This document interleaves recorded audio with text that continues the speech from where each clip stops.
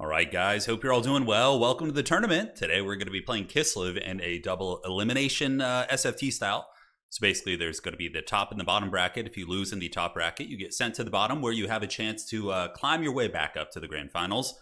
But you play one faction the entire way through. So it's a little bit longer than the Swiss format, but it's also fun because there's like a narrative of somebody climbing from the pits to challenge the champion, which I think is pretty fun. So I've been playing Kislev a little bit the past few days. I hadn't played them for months.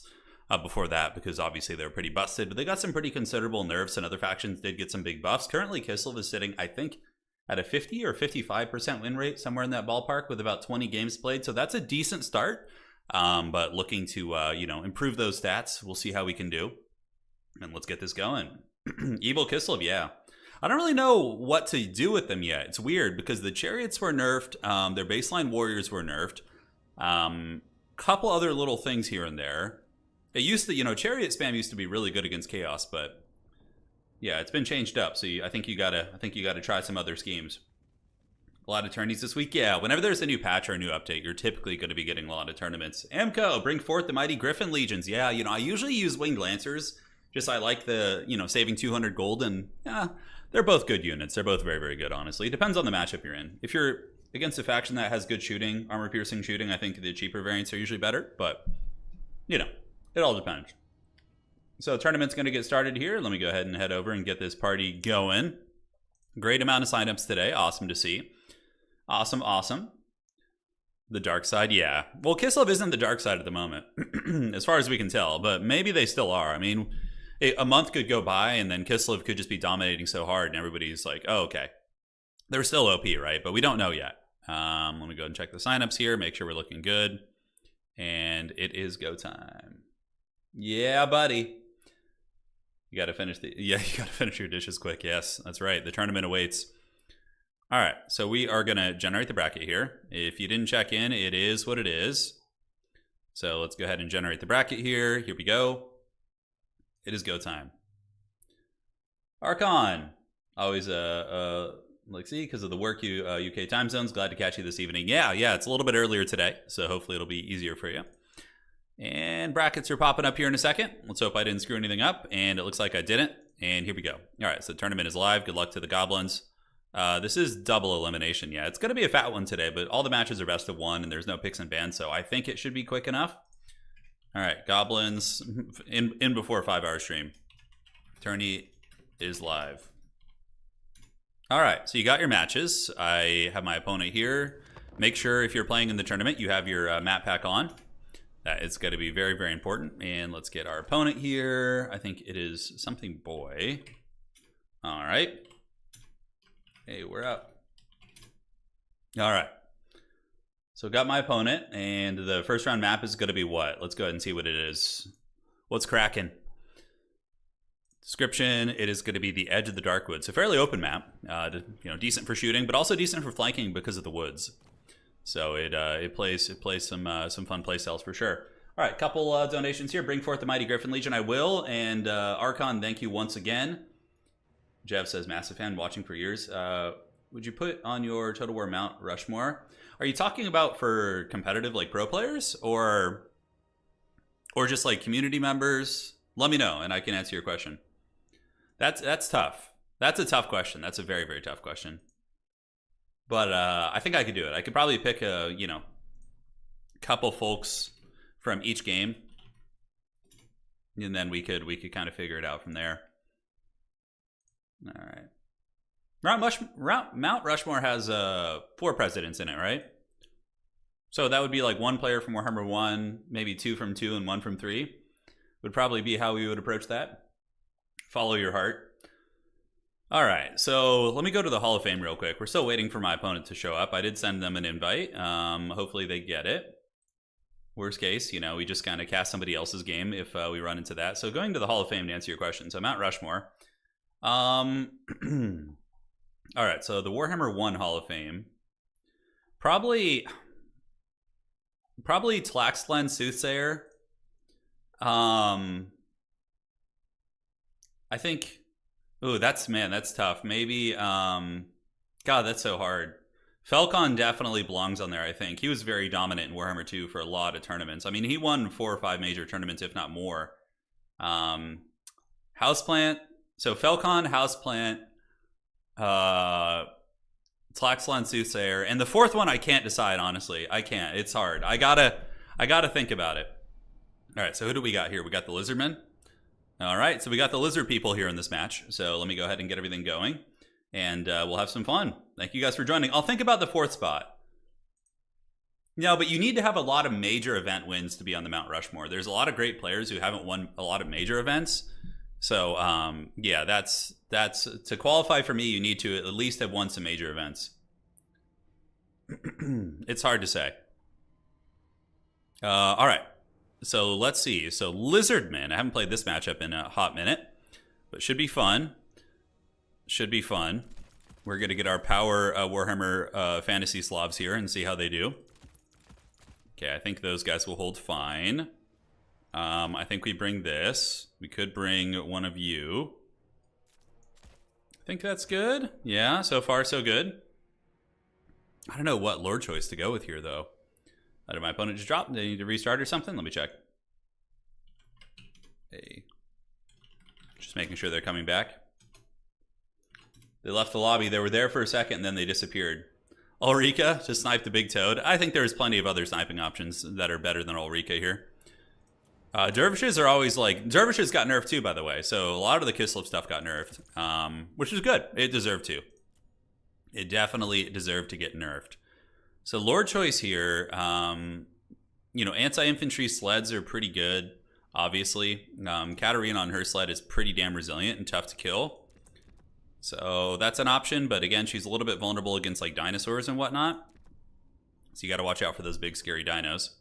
Let's cut that. Cut this.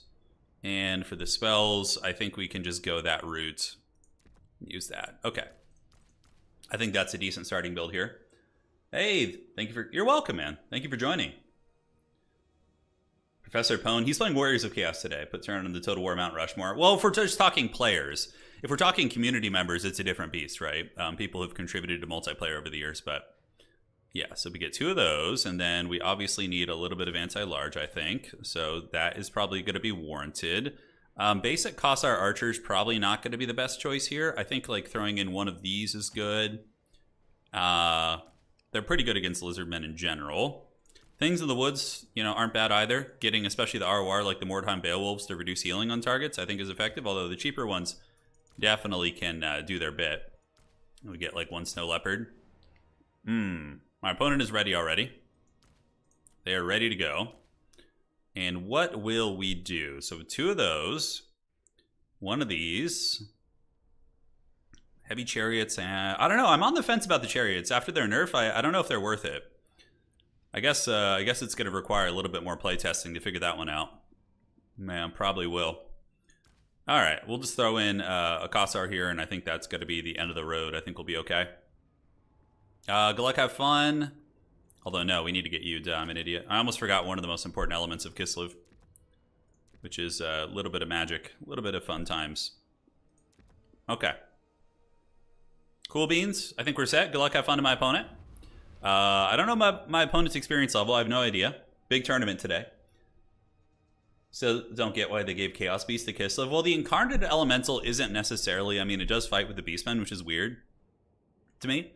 But it feels as if it's more of a kind of a neutral beast. Like it's just kind of a manifestation of nature with like a more grim, dark vibe to it. So I can see how like the Hag of Witches and kind of the Kislevites who are very in tune with the old ways could harness its power. That makes sense. You know, Kislev does have many things that, you know, other Order-Tide factions might consider heretical a little bit, like the old ways. And it's kind of like a reflection of...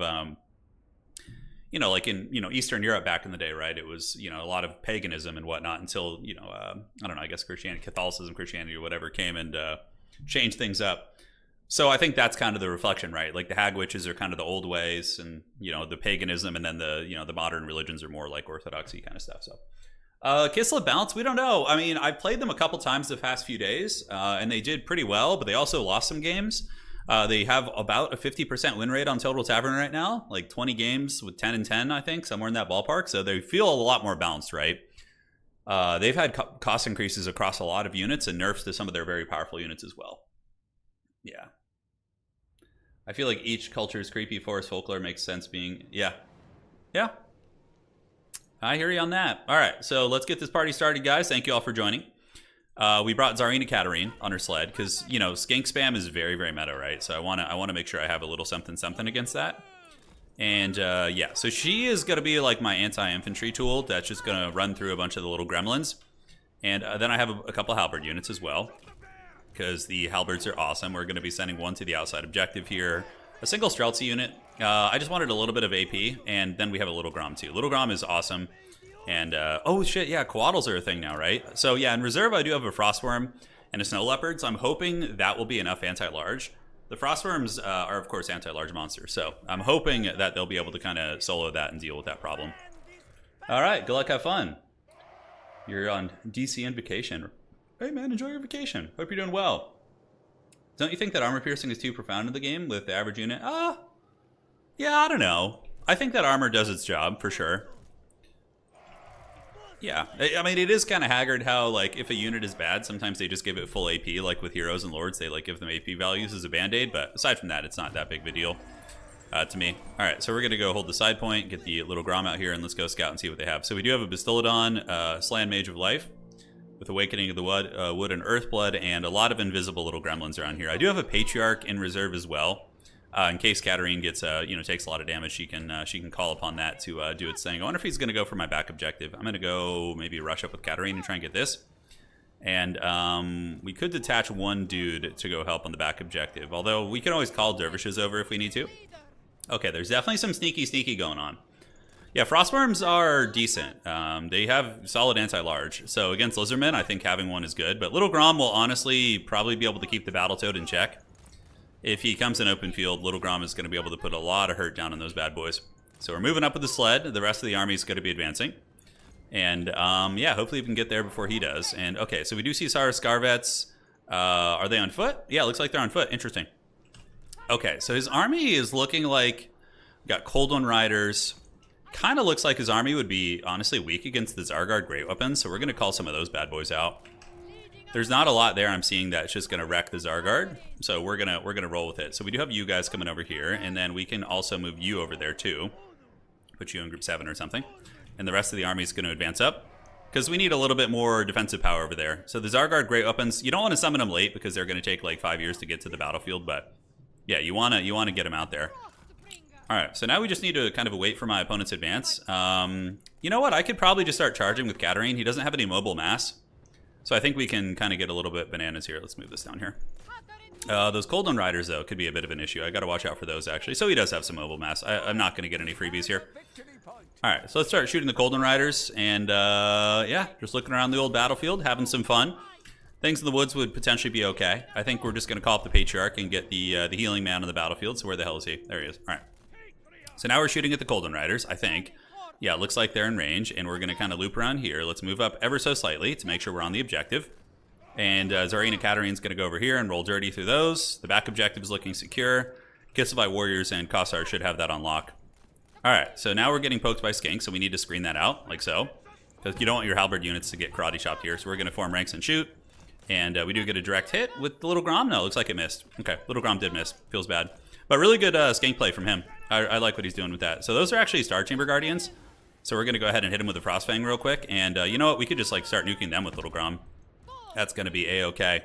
Streltsy can also start ripping shots at them. Let's move here. We do nail those guys right there, which is good. And yeah, we can start working on those Star Chamber Guardians. Let's get you up, provide capture weight, and keep rolling. So we do have an Ice Maiden's Kiss. But yeah, if I could just keep shooting those guys with Streltsy, that's going to feel great. And now you guys can engage here. And we are hitting them with Little Grom. So we have plenty of time to value trade, right? I would imagine my opponent might do something going for the backfield. We'll have to see. Let's get that hybrid shooting going. And great. So now the skinks have arrived. We have the Saurus Scar veterans in here. I could go for like a little bit of Death Frost action. But I think, yeah, wearing those guys down is probably worth. All right. So how's the Streltsy doing? Is it shooting effectively? A little bit hard to tell. All right, let's turn about face here. Those are Saurus Warriors, so we can run in there. Let's call it some Griffin Legion to start running down all these little gremlins on the side. And outstanding. All right, so we get a nice charge there with Katarine, so she's going to pull through. So far, it's very nice. Let's get these guys back a little bit. And the Zargard Great Weapons, we want to get them up on top of the Temple Guard units And hopefully they're going to be able to hold. All right, so Tsarina Katarine doing a lot of damage. And the Zargard Great Weapons are now going to be cruising. We can summon a Snow Leopard out here just to go after the character. Little Grom is shooting at what? Little Grom is shooting at those characters. All right, so now we got Kroxigors coming in. That's for sure what we want to be blasting, right? So you guys go after the Battletoad there, and the Streltsy are going to reform ranks a little bit. Let's have you guys form up, and you Halberds can go help with those Cold One Riders here. All right. So far so good. We're hanging in there. We're going to get you back, and the Streltsy are going to form ranks, start shooting at the Battletoad here, and I'm happy to put the Zargard on top of the Saurus Garvets. That's actually going to be uber cost effective. All right, so these guys can engage there.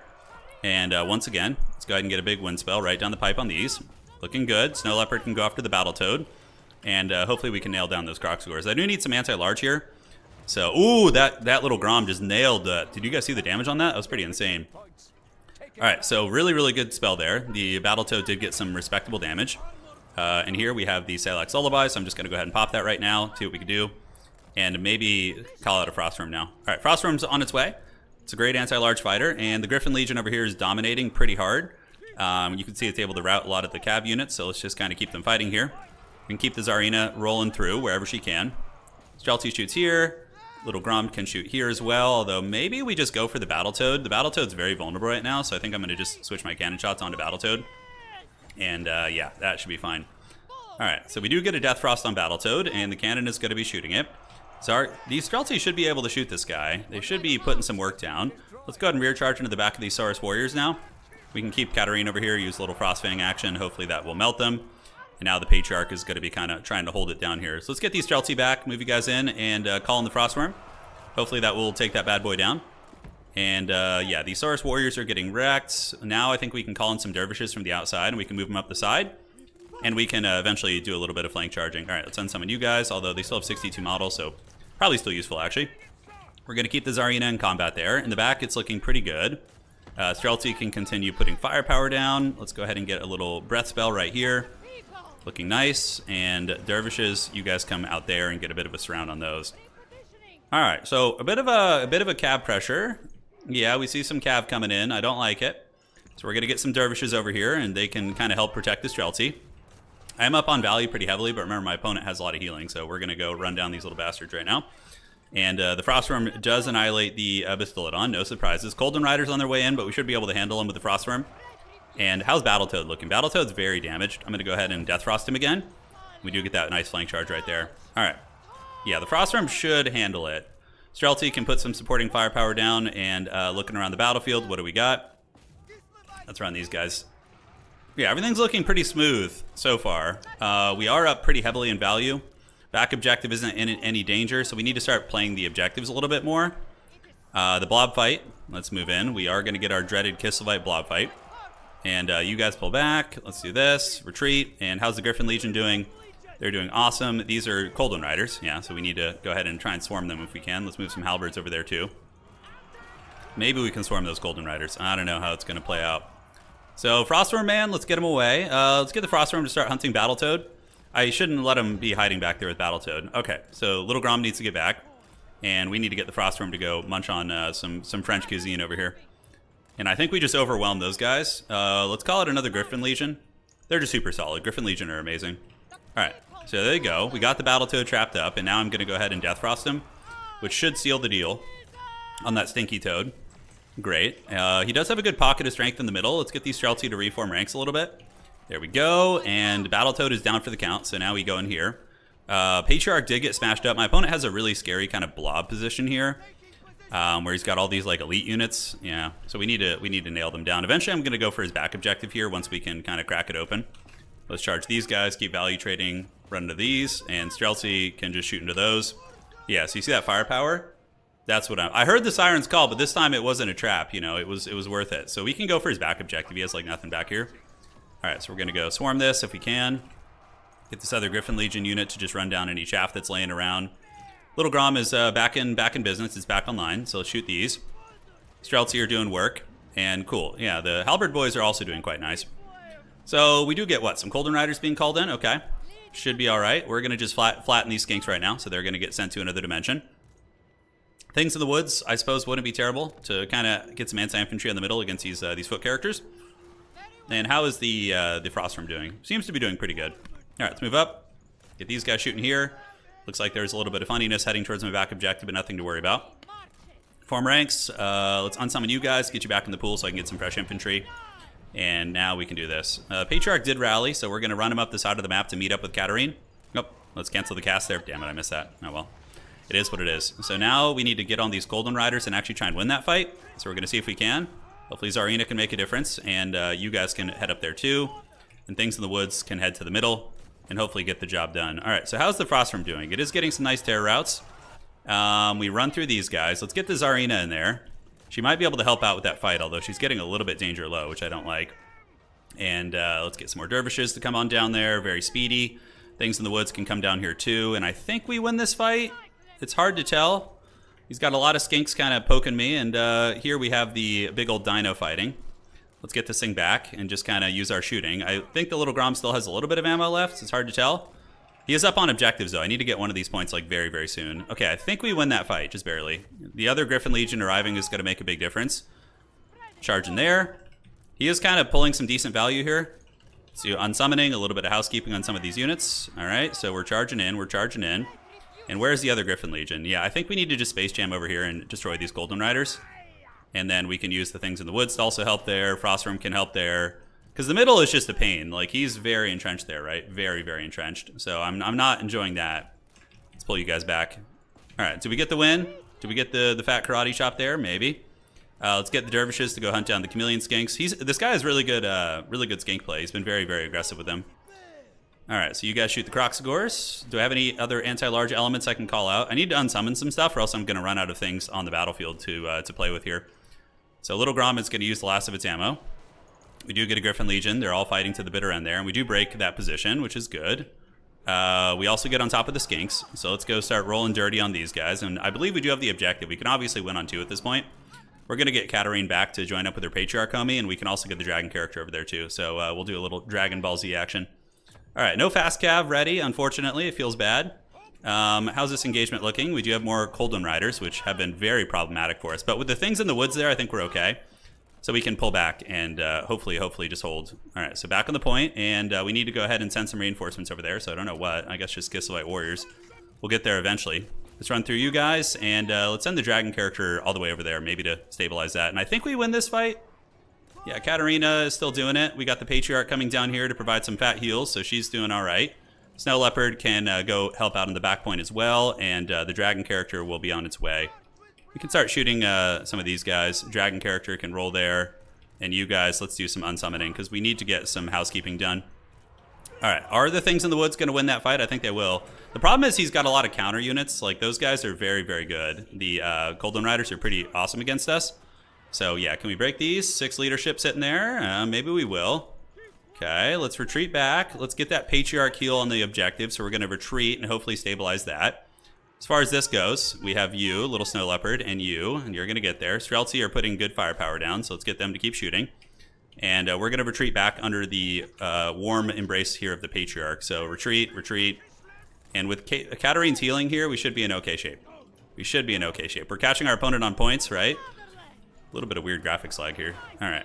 So let's get into combat and wait till we get everybody buffed up here, and then we can go ahead and use the prayer. And I think we stabilize the back objective, and there's the Salix Lullaby. So that's going to heal Katarine. It's going to heal everybody here, and it's going to be a good time for all. All right, so now how are the Streltsy doing? Yeah, they're shooting these Scarvats. We have you guys coming out. Let's go ahead and get some of these big boys on the way. And Little Grom is going to keep shooting here, but it looks like it just ran out of ammo, so we need to unsummon that.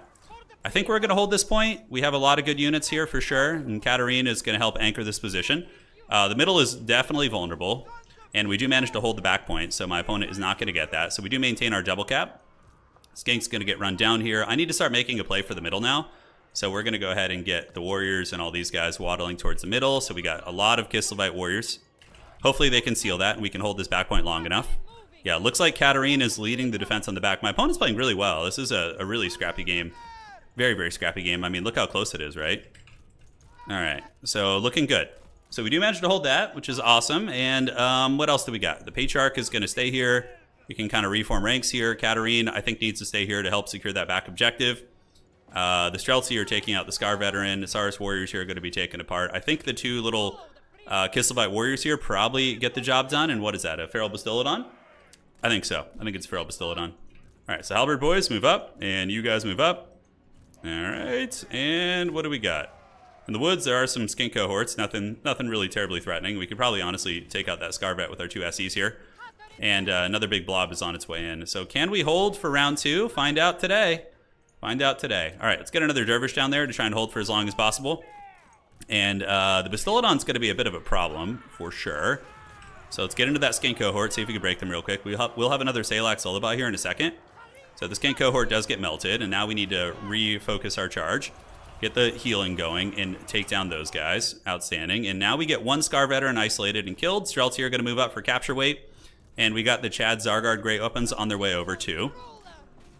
Okay, so they get smashed up. And on the back, what are we calling now? We have a lot of goodies to call in. So we're going to just call in Fast Cav and pretty much everything. Now this is where our value lead will probably start to show a little bit more.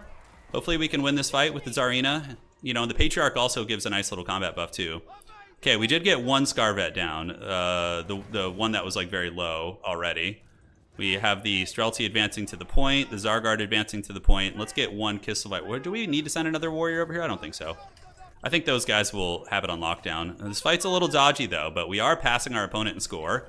Let's go out here and run down some of these little goblins. I don't know. Yeah, we might need to get the Tsarina out of here because let's call the Dervishes in to help. Yeah, but at that point, my opponent taps out. It's pretty much over, right? Because I get the middle, I hold the back. Even if, you know, they manage to win the back, which is still up in the air, I have the 2 cap on them. I think we got it. GG, well played. It's a cool game. Katarina was pretty good. I see you dropping a couple frames here. Yeah, okay, so maybe it's an internet thing. But yeah, Katarina was awesome. Streltsy did really good, actually. My positioning with them was kind of poor in the beginning, but from there, we did an okay job at repositioning and getting the full value out. GG, well played. Talking to my opponent here. He played really well, honestly. Yeah, like that game, I thought I had it in the bag early, but then like the game started to progress, and I was like, wait a second, my opponent has the objectives, and it's getting kind of late game. Kislev Warriors, I don't think are too cost-effective anymore. You know, they... Like, personally, I think, like, a State Trooper is a more cost-effective unit than a Kislev Warrior now, you know? Strange. I hear, like, road work going on outside, like, so hopefully they're not messing with the internet, but we'll see. Yeah, I think we're all right. So, looking at what got value, none of the Kislev Warriors paid for themselves except 1. He was fighting Cav. The basic Warriors did fine. Little Grom was a big carry piece that game. I kind of wish I had brought 2 of them. Streltsy got 1,700 value too. Tsarina got 26, so she just about, I don't think she paid for herself. Frostworm is pretty damn good, 1,600. Griffin Legion, big performance, is always really good against infantry. So, you know, what's not to love?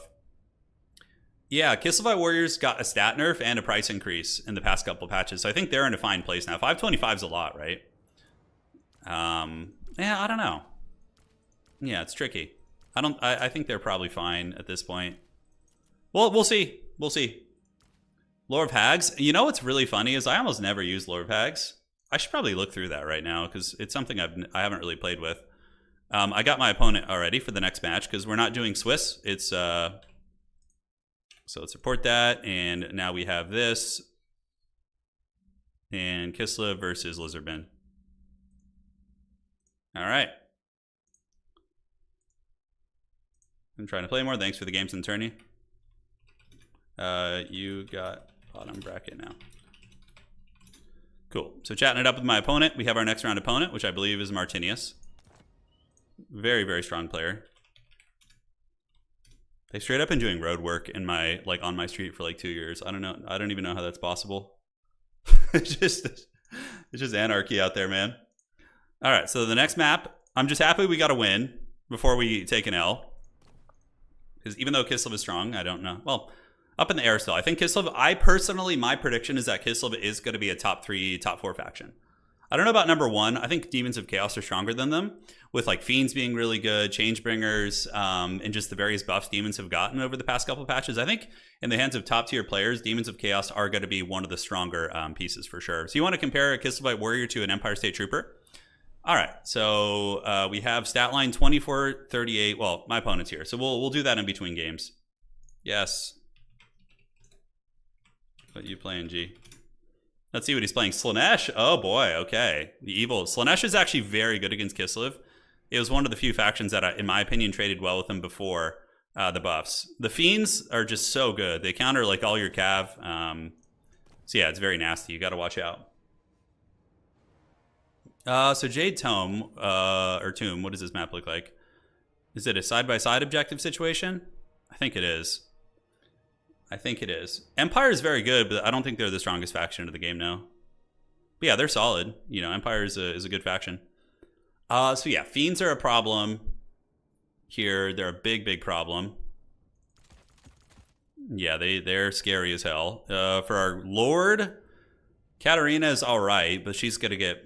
We have to watch out for like rampages, right? Because if she gets like rampaged into a bunch of AP units, gets karate chopped, that's gonna feel bad. So I think like a traditional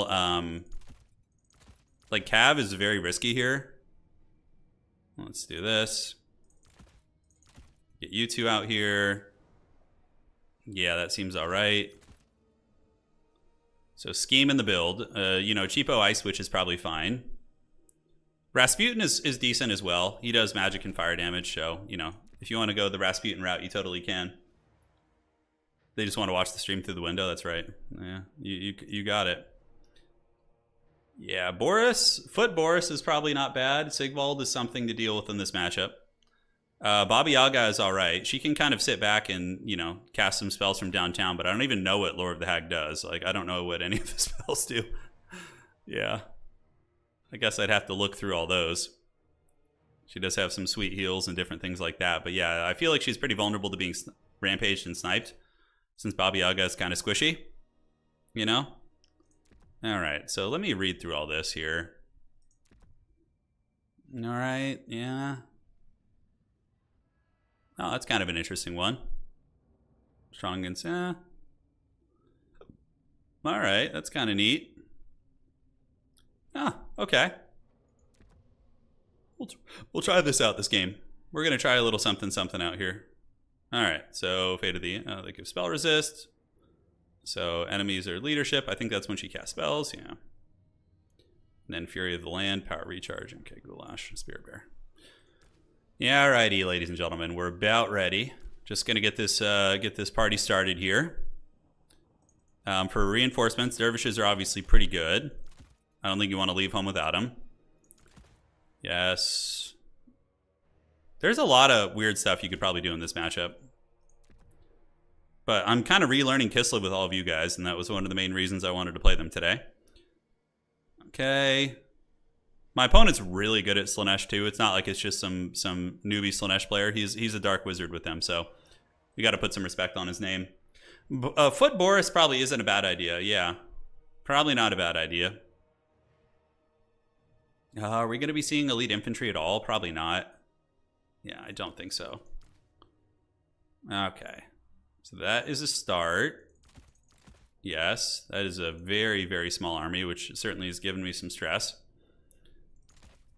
Okay, and then we got 900, so we can just kind of slam jam you guys in there. Oh my god, just barely short. Feels bad, man.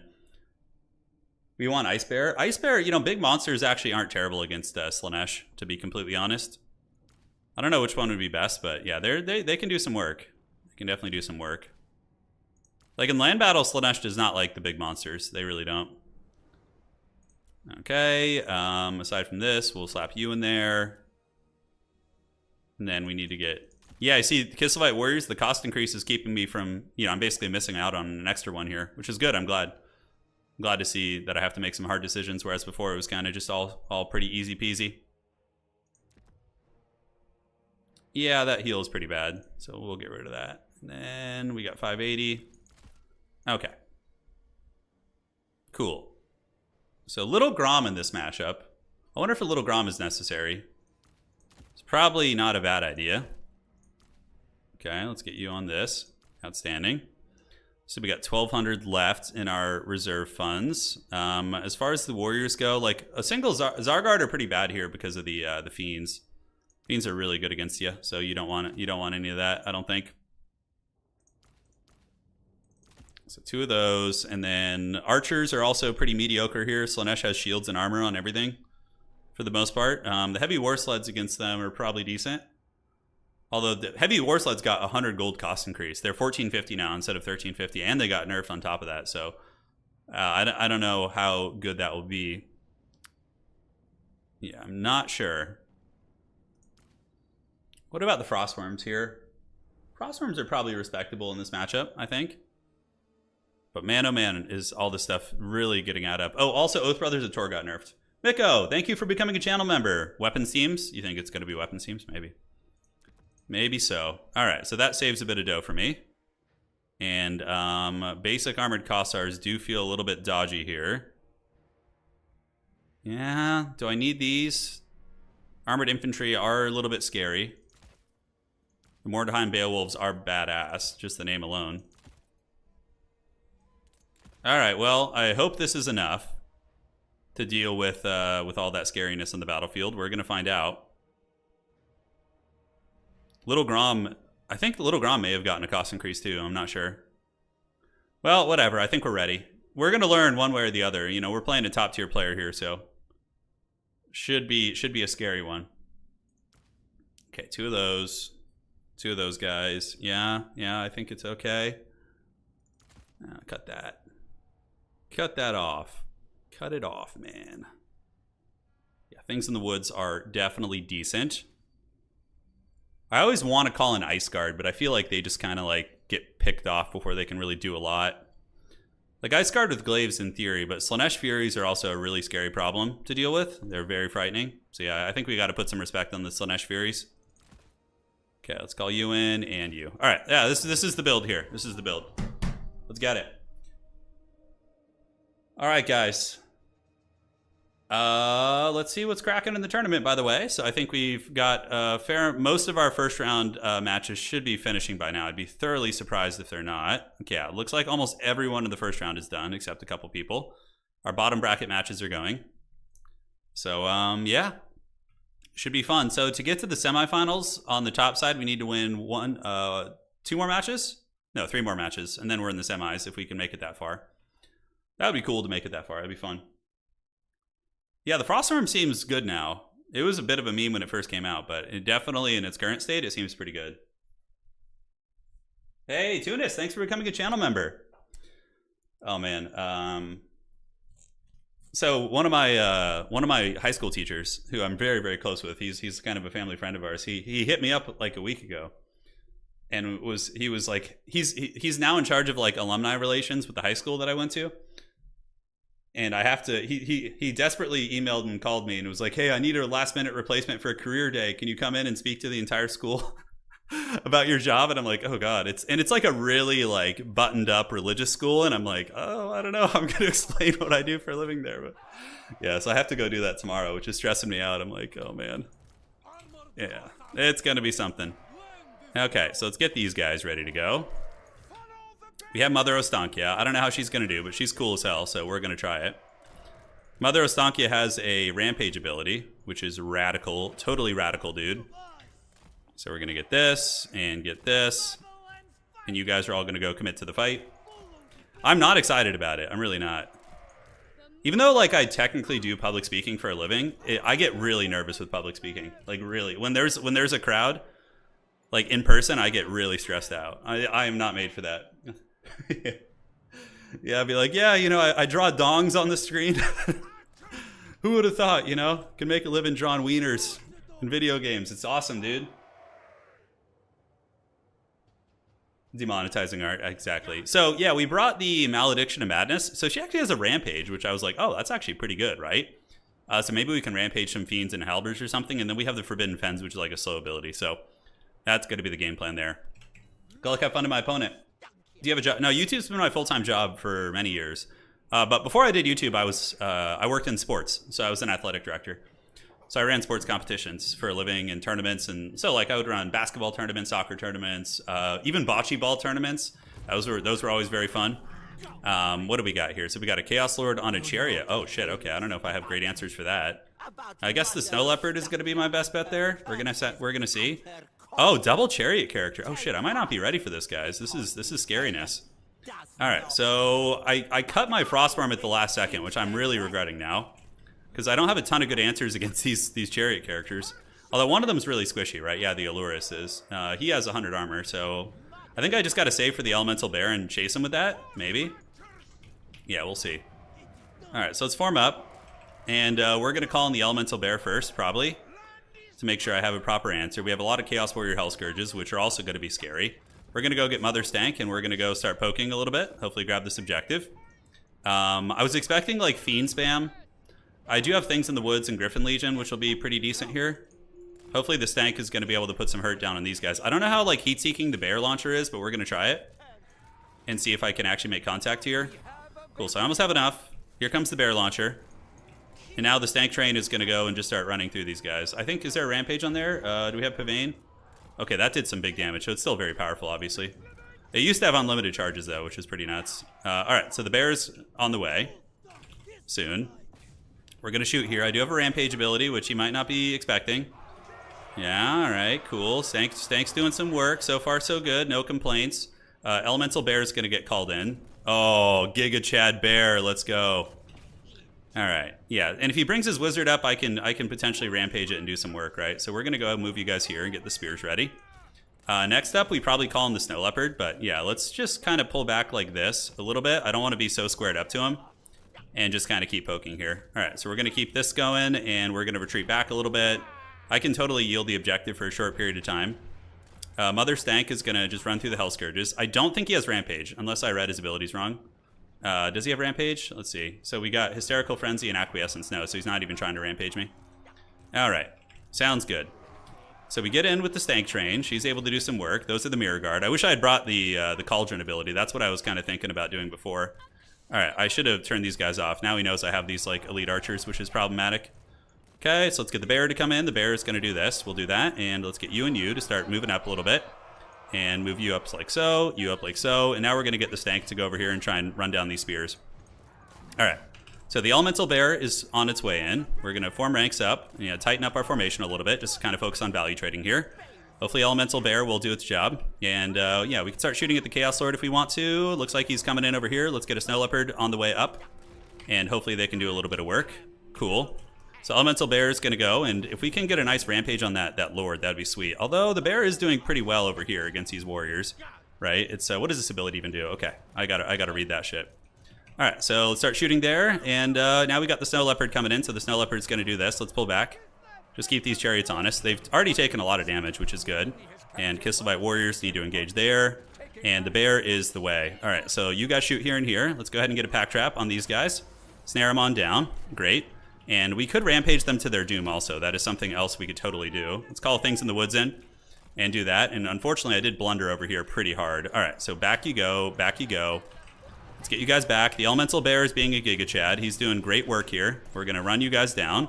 And we're going to shoot here and get these guys going here. And Snow Leopard on top of the Wizard, if possible. All right, so now what we can do is we can do the Malediction of Madness and rampage that character, which is going to be very strong. Do I have any mobility out here? Yeah, that's it. You see the nerf's coming into play, right? Like it took me a little bit longer to get that thing out there. All right, so we're going to go ahead and start shooting the Seekers, and we're going to put a slow on them too to lock them down here with the Malediction of Witchcraft, whatever the hell that is.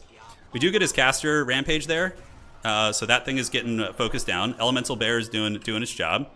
And we do manage to get the Seekers really, really smashed up. That's great. So we do take down one of the elite cav units. And where's the Elemental Bear now? He's doing all right. I don't know what kind of damage we're seeing here. Value trading, we're up in value, of course. I'm not surprised about that. That was to be kind of expected. And his caster does get away. So now let's get the Stank Train to go here. She needs to roll through this. And Things in the Woods and company there. And you guys can just keep doing your thing. All right, but he does have the objectives, right? So that's the scary part. As far as getting the objectives back, what do I call out? Probably Oath Brothers would be good next. Archers are still doing a lot of damage. We do have the Lord here. How's the little Snow Leopard doing? It's chasing his wizard into the Shadow Realm. And the Elemental Bear is it killing quick enough? I don't know. Hard to say. Hard to say, my friends. So side objective is in flux. We are starting to capture that again. Let's go chase that Allurus if we can. In the backfield, we are being compromised a little bit. So you probably need to pull the Elemental Bear back here and try and get this Chaos Sword offline if we can. Things in the Woods. Yeah, next we need to call out the Elite Cav because he's going to start catching up in value if I'm not careful. All right, so the Halberds and company are fighting. The Snow Leopard is going to chase these guys. We do have you guys parked on the objective there. I could call it Griffin Legion. Griffin Legion probably would be pretty good against like the swaths of infantry all over the place. Let's get you guys back, and we can go ahead and pack trap you. So we're going to pack trap that homeboy there, and Mother Ostankia has certainly been doing a good job wearing things down. Snow Leopard is hunting effectively, but Oath Brothers are just really good in general, so we're gonna hopefully get them out and do some work. All right, so how are we looking here? Yeah, we do have these. We could rampage them, but I don't know if that's worth. Mother Ostankia can have Mortal Wombat here. We'll see what we can do. The objective situation is looking a little bit dodgy. Let's get this Elemental Bear over there to go maybe grab an objective, because we need to get the points. And now I might be able to kill his Chaos Sword. If he blunders here, and Mother Ostankia and company are able to really cackle with a rampage, then that would be very, very good. So is he going to try and run? We need to wait till he tries to run before we do that, right? So head over to that objective. And the Chaos Lord, let's go ahead and do this. And we can go ahead and rampage him. So we're going to rampage that Chaos Lord. And we have the Oath Brothers hot on his tail. So that's going to bring him down here, maybe. We're going to see. Yeah, so now he's fighting us. So we can go ahead and surround here. And if we kill that Chaos Lord, man, that's going to be just a huge breadwinner. That's going to be really nice for us. And we still have some warriors fighting on the point, which is outstanding. And yeah, let's go ahead and drop a little slow here. He's coming in hard, but I think the Oath Brothers can maybe carry this situation. Let's go ahead and get these archers to try and snipe that wizard there. And we can do the bear launcher point blank. All right, so the Chaos Lord is broken. That's actually really, really massive for us. And we're going to get an objective back up here in a minute. Yeah, just in a hot second. Just need to get those Chaos Warriors to do that. So we do kill the Chaos Sword, which is outstanding. So that's really, really good. So now we call in some mobility on the outside, grab this point here. The question is, do we have enough time to win on the points? With the Chaos Lord being dead, maybe so. Maybe so. So we need to just ignore these like very static warriors and run over here. Yeah, get you coming in. He's doing pretty good. And those are the Bringers of Beguilement. So those are very scary demons. So let's come across here and just smash up whatever we can and just secure one objective at a time. And go for the backside there, I think. Yeah, so you guys come back here. You come in there. You have a couple warriors who can move up and help. And a couple of you guys who can also move up too. And let's get you guys going here. All right, so we do have a rampage ability. Yeah, let's go ahead and rampage the healthy one. These are what? Entourage. Oh, those are Heartseekers, actually. Okay, so that's a little scary. We do get that point, which is outstanding. Those guys are maybe going to be pulled to their doom, so we'll have to see. Let's move you and just go engage here. And the Oath Brothers can now engage versus these Marauder Horsemen. You guys go engage there. And I think we call in Griffin Legion next. And hopefully they get the job done. Yeah, we'll see. We do get on top of one of the Rampage Cav units, which is great. And yeah, now you guys start grabbing this. And the bear can head over there too. And maybe we win this fight. I don't know. We'll find out on today's episode, that's for sure. Let's get those Heartseekers. And next we call out some Griffin Legion. We need the fast heavy hitters to come up and guarantee we don't lose. All right, so we're going to go ahead and do a curse here. Hopefully we win this fight. I don't know if we're going to. We are going to have the big AoEs here. The bear is going to get in, but those things are nasty, man. Those Heartseekers, the entourage thing, pure filth, pure nastiness. But the bears are holding, and it looks like they're starting to crumble down, which is really good for us, but we're going to have to peace out here in a second. So we're going to start shooting them with bows, and we then want to retreat back this way. Griffin Legion is on its way, so what can we do with the Griffin Legion? You guys need to move up here. And I think we just disintegrated those demons, which is outstanding. So let's keep the Elemental Bear fighting the Bringers of Beguilement. Mother Ostankia, we could rampage them, I think, maybe. We got Fiends coming in. So yeah, so Fiends are going to be scary. Both Brothers of Turin need to get back. And we'll try and get you to rampage in. So let's rampage here.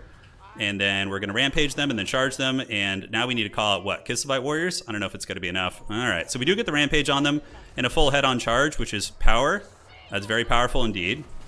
We have those guys capturing here and a little bit of pressure on the side. Did we call in a Patriarch? Patriarch probably would be pretty clutch right now. I think that would be very nice. So let's move you up and do this. And cool. So the bear is breaking some will here. I'm hoping it's going to be enough. But those Arwar units are very frightening. Yeah, let's get that. We do have a little sneaky going over there, so that's good. Now we can call out some dervishes as well and do this. Okay, so the Fiends have been broken. The bear is close to dying. Let's go ahead and drop a pack trap on these guys and see if we can disengage the bear and get it like stabilized with the Patriarch. That would be really, really clutch. And Mother Ostankia, is the bear going to get away? It's in negative. It's unstable. Unfortunately, the bear isn't going to live. Yeah, damn shame. It tried its best. It tried its best, Captain. Really close game, though, but I think he's going to maybe barely pull it out. It's hard to say. We do have this big man coming in, and the pack trap is offline right now. Bear launcher. Can we bear launch you guys? I think we can. I think we can bear launch them into orbit. All right, let's call it another dervish here. So we need to get this point and really just kind of crumble them down if we can. The Bringers of Beguilement are there. These warriors probably going to lose it. Mother Ostankia didn't feel like shooting her shot there. Okay, so let's charge and get a full sandwich on these guys and just karate chop them. That's going to destroy them pretty quickly. And then we just need to get that last objective, really. All right, so we drop the heal. Those guys are in trouble. Bear launcher, let's do this and start getting some Kislev warriors waddling up that way. Okay, great. So we get a decisive victory on that fight. It looks like the Chaos Sword has been called back in. We do get that objective. And now what we need to do is probably get some warriors waddling there because we have time. As long as we capture this other objective, we're okay. Bringers of Beguilement are still fighting in there, which I think is pretty nuts. All right, so Mother Ostankia needs to start loosening up that objective. Let's get you guys to hammer this down. And do we win this fight? How are those Bringers of Beguilement still fighting? Holy shit. We had like a full health Griffin Legion hammer them. That is pretty insane. All right, so we need to retreat back. Charge over there. And do we have any dervishes? We do not, right there. Oath Brothers of Tor are back in business. A couple halberd boys are ready too. The Bringers of Chad, man, they are just monsters. They might have actually straight up won him the game there. Maybe. It's hard to say. All right, so those guys are on the way in. Let's call in the dervishes. And you guys come up there and start working on that point. And then we need to just charge back in. So Warrior's here, and unfortunately he does get that point back. Do I have another heal coming off cooldown? Oh, we do in a second. All right, so up you go. And yeah, let's charge on with everything. Just try and hold it. You know, that's our only play here. It is our only play. All right, so we do keep him from getting it, and this objective is probably going to be ours too. The Stank is going to get it. She's pretty good at killing infantry. Griffin Legion, we do get a head-on charge into those units, and we need to get these ambushers trying to snipe that wizard, maybe. I think that's the play. Okay, so a couple dudes are on the way. So we are going to get the side point here. The Stank is going to get it. It's only a matter of time before they get cleared off. Then I have some time to come back here and, I guess, grab this one again. Bringers of Beguilement have 19 freaking models left. Crazy stuff, huh? Absolutely crazy. All right, so we're going to try and snipe you down. We got a lot of warriors up there, so what can I get that's good against warriors? I don't have a whole lot, honestly. Yeah, it's going to be a nasty bump and grind. All right, so let's come here. We do manage to hold on to the point, and we do take down the Bringers, I think. We're going to pop Salak's Lullaby. Both Brothers of Tor maybe finish that wizard, and yeah, I guess it's just all hands on deck now. As far as this goes, yeah, he definitely wins here if it's just these points. And the wizard here is going to get Harry Pottered, I'm hoping. We have a couple of Kislev warriors on the way. And let's go ahead and charge here into the Seekers. You guys charge here and get Stank charging into. I think the Stank has been very good this game, actually. Unironically, she's been an absolute beast. But I need more anti-infantry, it feels like. These dervishes, yeah. Do we drag down those Seekers? Yeah, they're getting smashed up pretty good, but even still, we're also taking some damage. So let's pop this. I think that gives magic damage to nearby units. The Fury of the Land. Yeah, it's pretty cool. All right, so back we go. We have a couple archers here, and I do not have much time. I think he wins. It's been a really good match, though. Slaanesh was pretty good against Kislev before, but I'm very happy with our performance here. I think we've done pretty good, considering we're kind of relearning all this action. And now we got the horse archers shooting into those Bringers of Beguilement, which have been 100% the biggest menaces of this game. I don't know what spell he just cast on me. It was something or other. Kislev warriors have engaged. You guys are here. I think we just have to call in straight up only mobility, because we don't have enough time for anything else. All right. So, oh, we got silenced by something. Oh, narcissism. Interesting. Okay, that's cool. So on the backside, can we kill these damn Bringers? Yeah, let's see if we can just charge those down. I think that Mother Ostankia is going to be all right.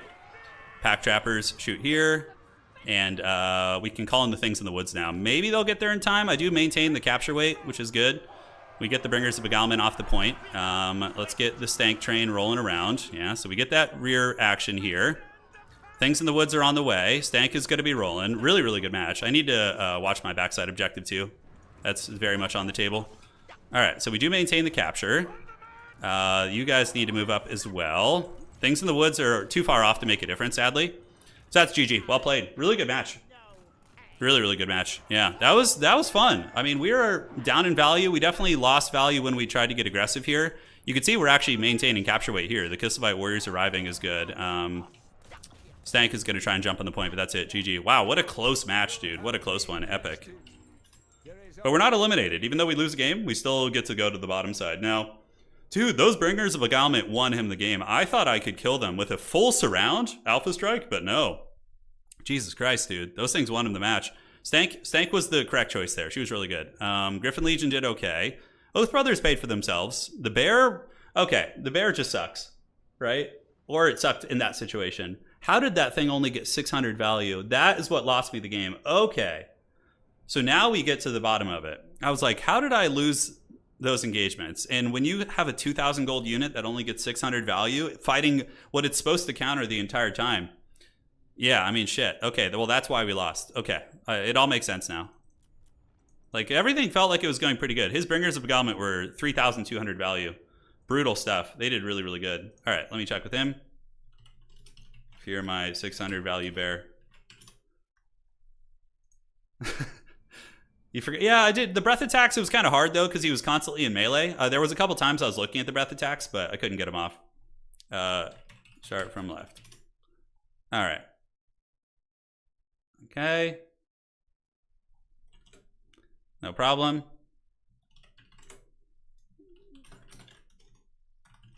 Martinius is saying, he's like, I was afraid of that thing for no reason. Yeah. Damn, dude, I was hoping... Yeah, the Elemental Incarnate would have been better. That's what I was going to use in my initial build, but I changed my mind at the last second. I was like, no, let's give the bear a shake, and see how he can do. All right, so now we're going to go to the bottom, to the pits, and we're going to climb our way up like a true champion. Let's report the score. Let me tell him to report the score. He says, oh, my opponent says, overall, your build was good. The bear is good in theory, just seems to be weak. Yeah, I agree. Agreed. Report that score, my friend, and we'll see who we're playing next. The Mother Stank was good. I liked the Stank. It was the best part of the build. So now we're going to go down here. We might be able to cast a couple other players' games. We'll have to see. But yeah, I had a lot of fun that game. Kislev seems strong, but Slaanesh has really good answers against their cav and stuff. Fiends are so powerful. The bear was in hibernation. Yeah, Frostworm would have probably been even better too, even though it's an anti-large fighter. But hard to say, because it would have given me tech against the chariots. How good did his chariots do, by the way? I couldn't tell. I mean, we killed the Chaos Lord really well, and his caster seemed to not do much either. So I think overall his hero core didn't win him the game. I think the Bringers really carried that for him. Yeah, Griffin Legion is typically pretty good. But yeah, Winged Lancers are also good. It depends on the matchup. You may have a point that the cheaper variant might be better there, just Winged Lancers, because Slaanesh's AP is such good quality. Always. All right. Who do we got here? Okay. Dropping them. Got to do a little admin work here. And where's Puggington? Reginald. So now we only have one life left. Unfortunately. Which feels bad. Okay. So that opponent is a drop.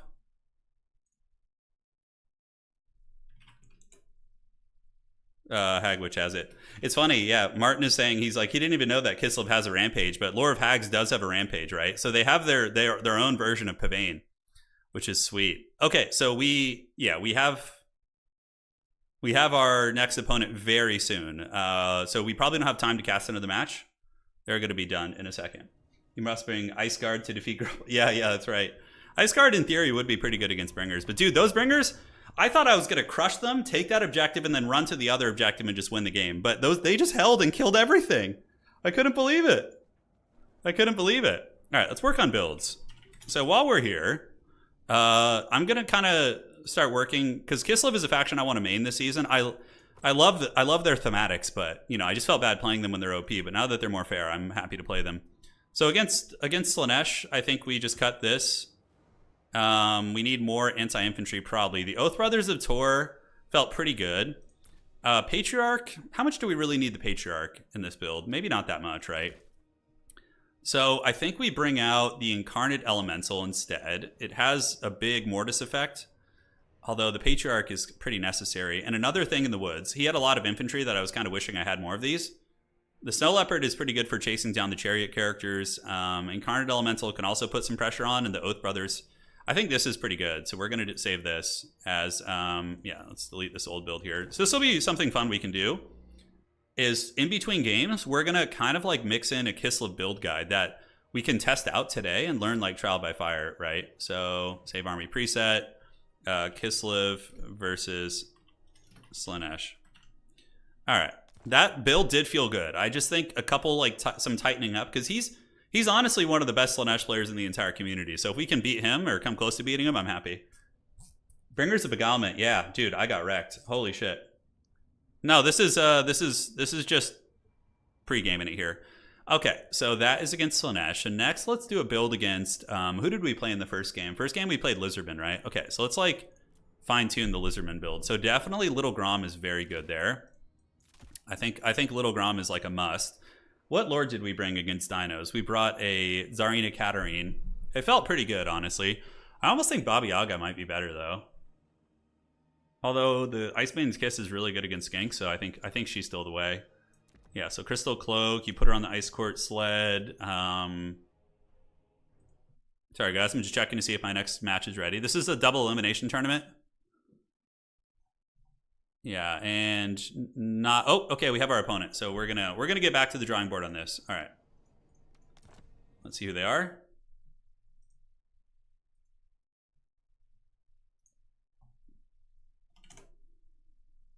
And something is. I think this is my opponent. Aren't you in the Discord? Killer 2020, is that his name? Okay.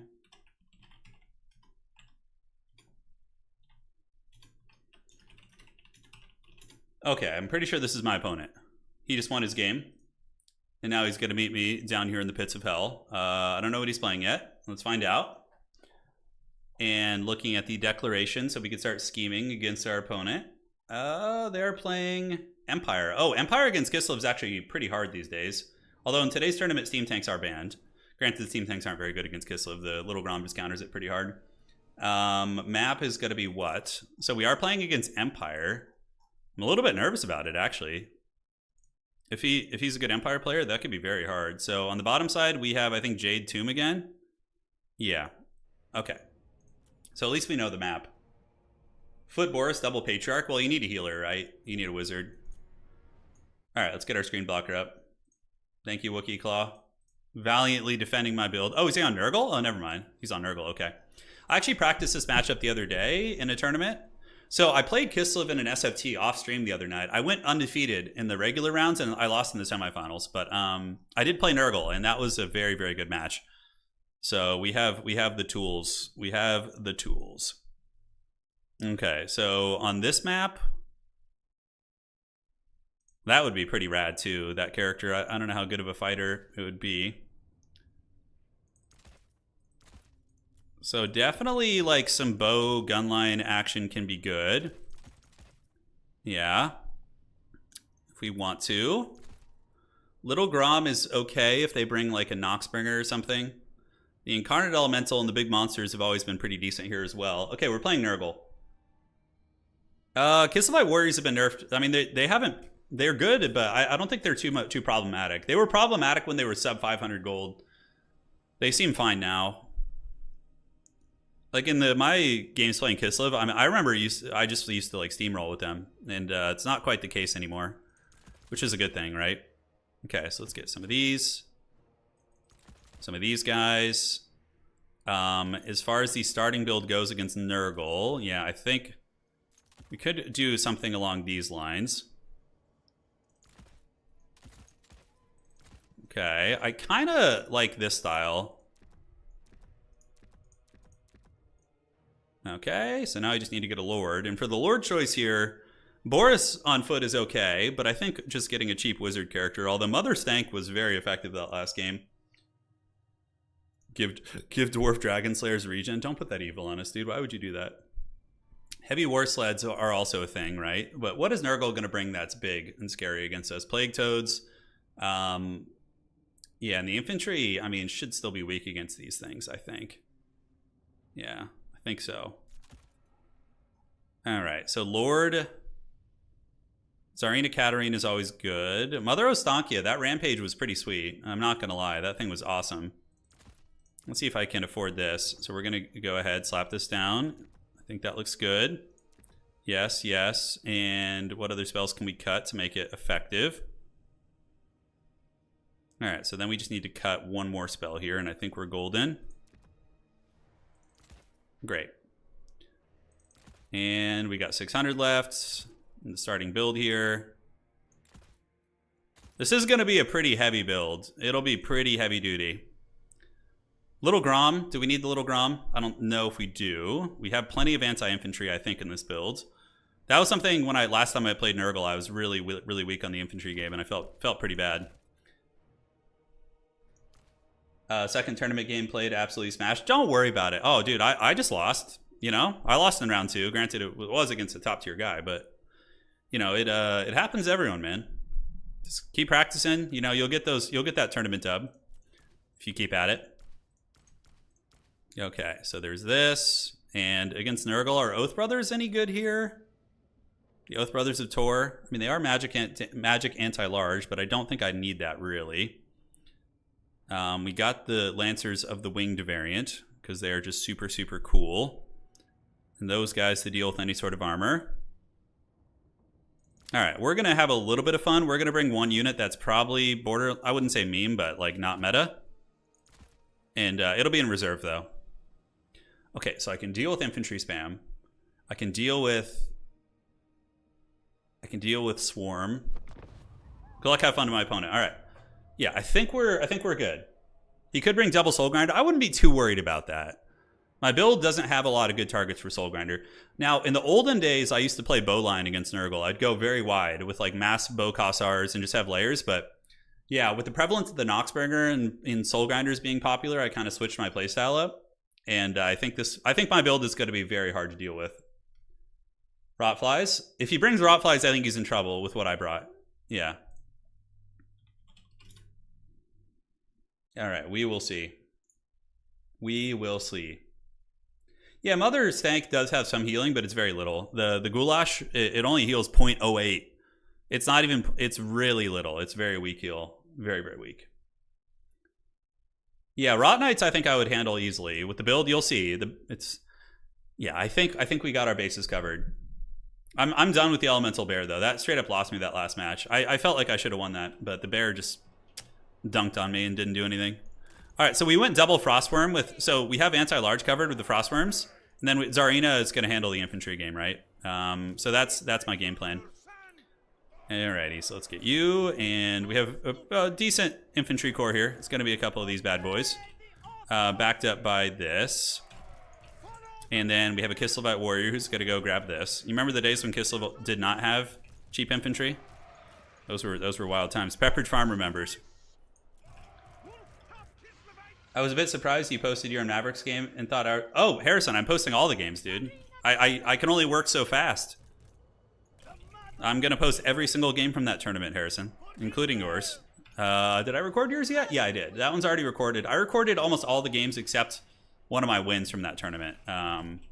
So yeah, every one of those is going to get, collision attacks galore, right? We'll see. My opponent has 9 models, so pretty small army too, right? But I think that the Frostworms are going to do some work here. Monster Mash returns. Yeah, well, Kislev Monster Mash is very good. But yeah.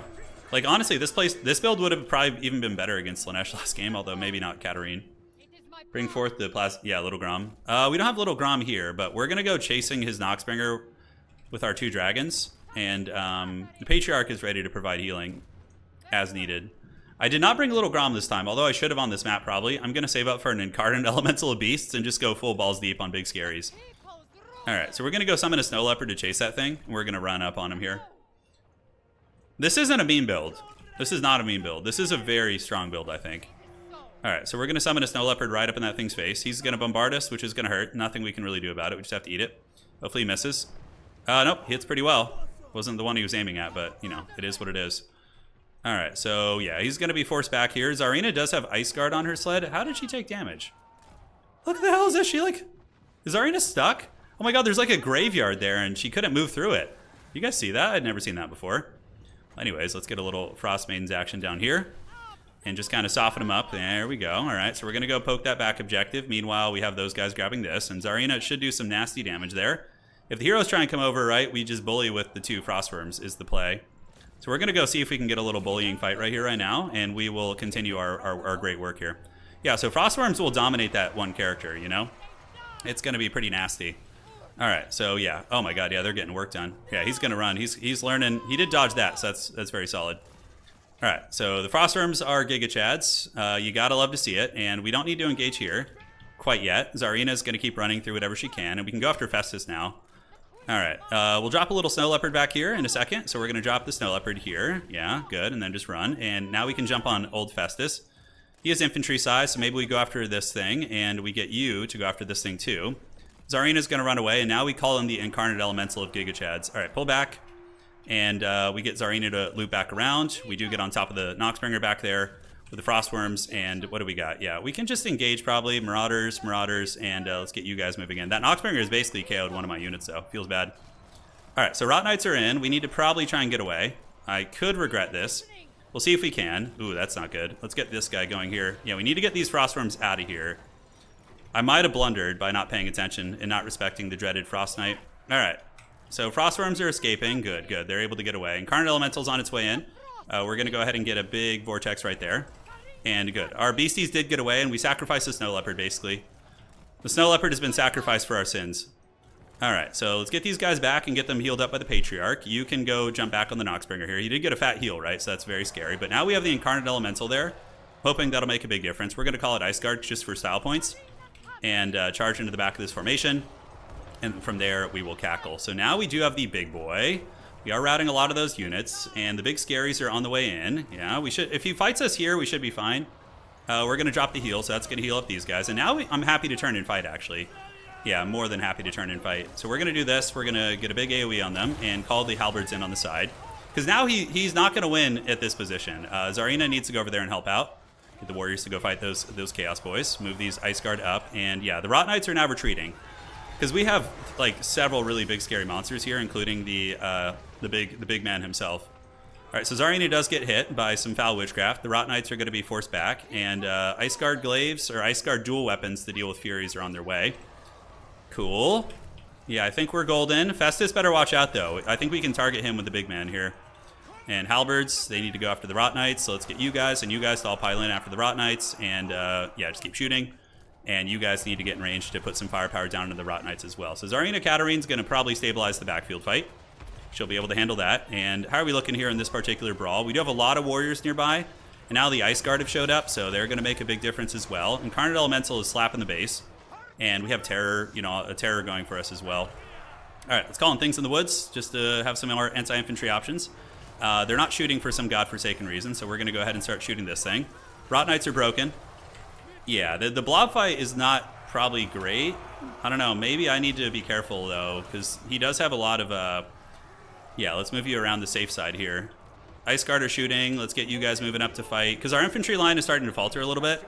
So we gotta watch out for that. So we're gonna kind of reconsolidate all of our beasts back here and get another heal. And maybe we'll be okay from there. All right, Things in the Woods are on the way in. Let's get another one. They're pretty awesome. So let's get you guys to hunt these hounds down. And Zarina Katarine has dealt with the backfield. So now we can turn around, go after you, and you can turn around and fight this character here. Let's get you going there, and you coming over here to provide the heals. All right, so we're back in business. We have our big scary beasties on the way, and Zarina Katarine has successfully stabilized the back objective. Let's move you around. And the Incarnate Elemental isn't designed to fight like these type of things, but I think it's going to be okay. Let's get on the back objective there and get you moving here. Great. Okay, so there's a lot of heavy fighting over here. So Rot Beast, let's go. And Ice Guard, we just need you guys to shoot the trolls if you can. Although, let's get you back, bring you in here, and get you over here before we use the big heals. All right, so Zarina Katarine's going to move in and do a fat Ice Maiden's Kiss right there. I don't know why that didn't work, but it is what it is. Okay, it's very buggy right now. Big old heals and big old heals. Let's go. All right, so we get the heals going. Holy shit, what the hell just happened there? Did you guys see that? That was weird as hell. All right, but the Ice Guard are now getting good cost-effective shots. We have all our monsters stacked together to kind of split the damage we're going to be taking. We'll call in some Winged Lancers now. All right, this player is really good, man. It's like the quality of player in the community is going up. Like, I don't know who this player is, and they're playing very, very well. All right. Like, honestly, this game is really close. Was pretty... I mean, with healing taken into account, there was a couple points where, you know, I could have lost the game with a slight blunder here and there. But we do get the big man surrounded, so see the dragons and the Elemental Incarnate going to be surrounding the Noxbringer here.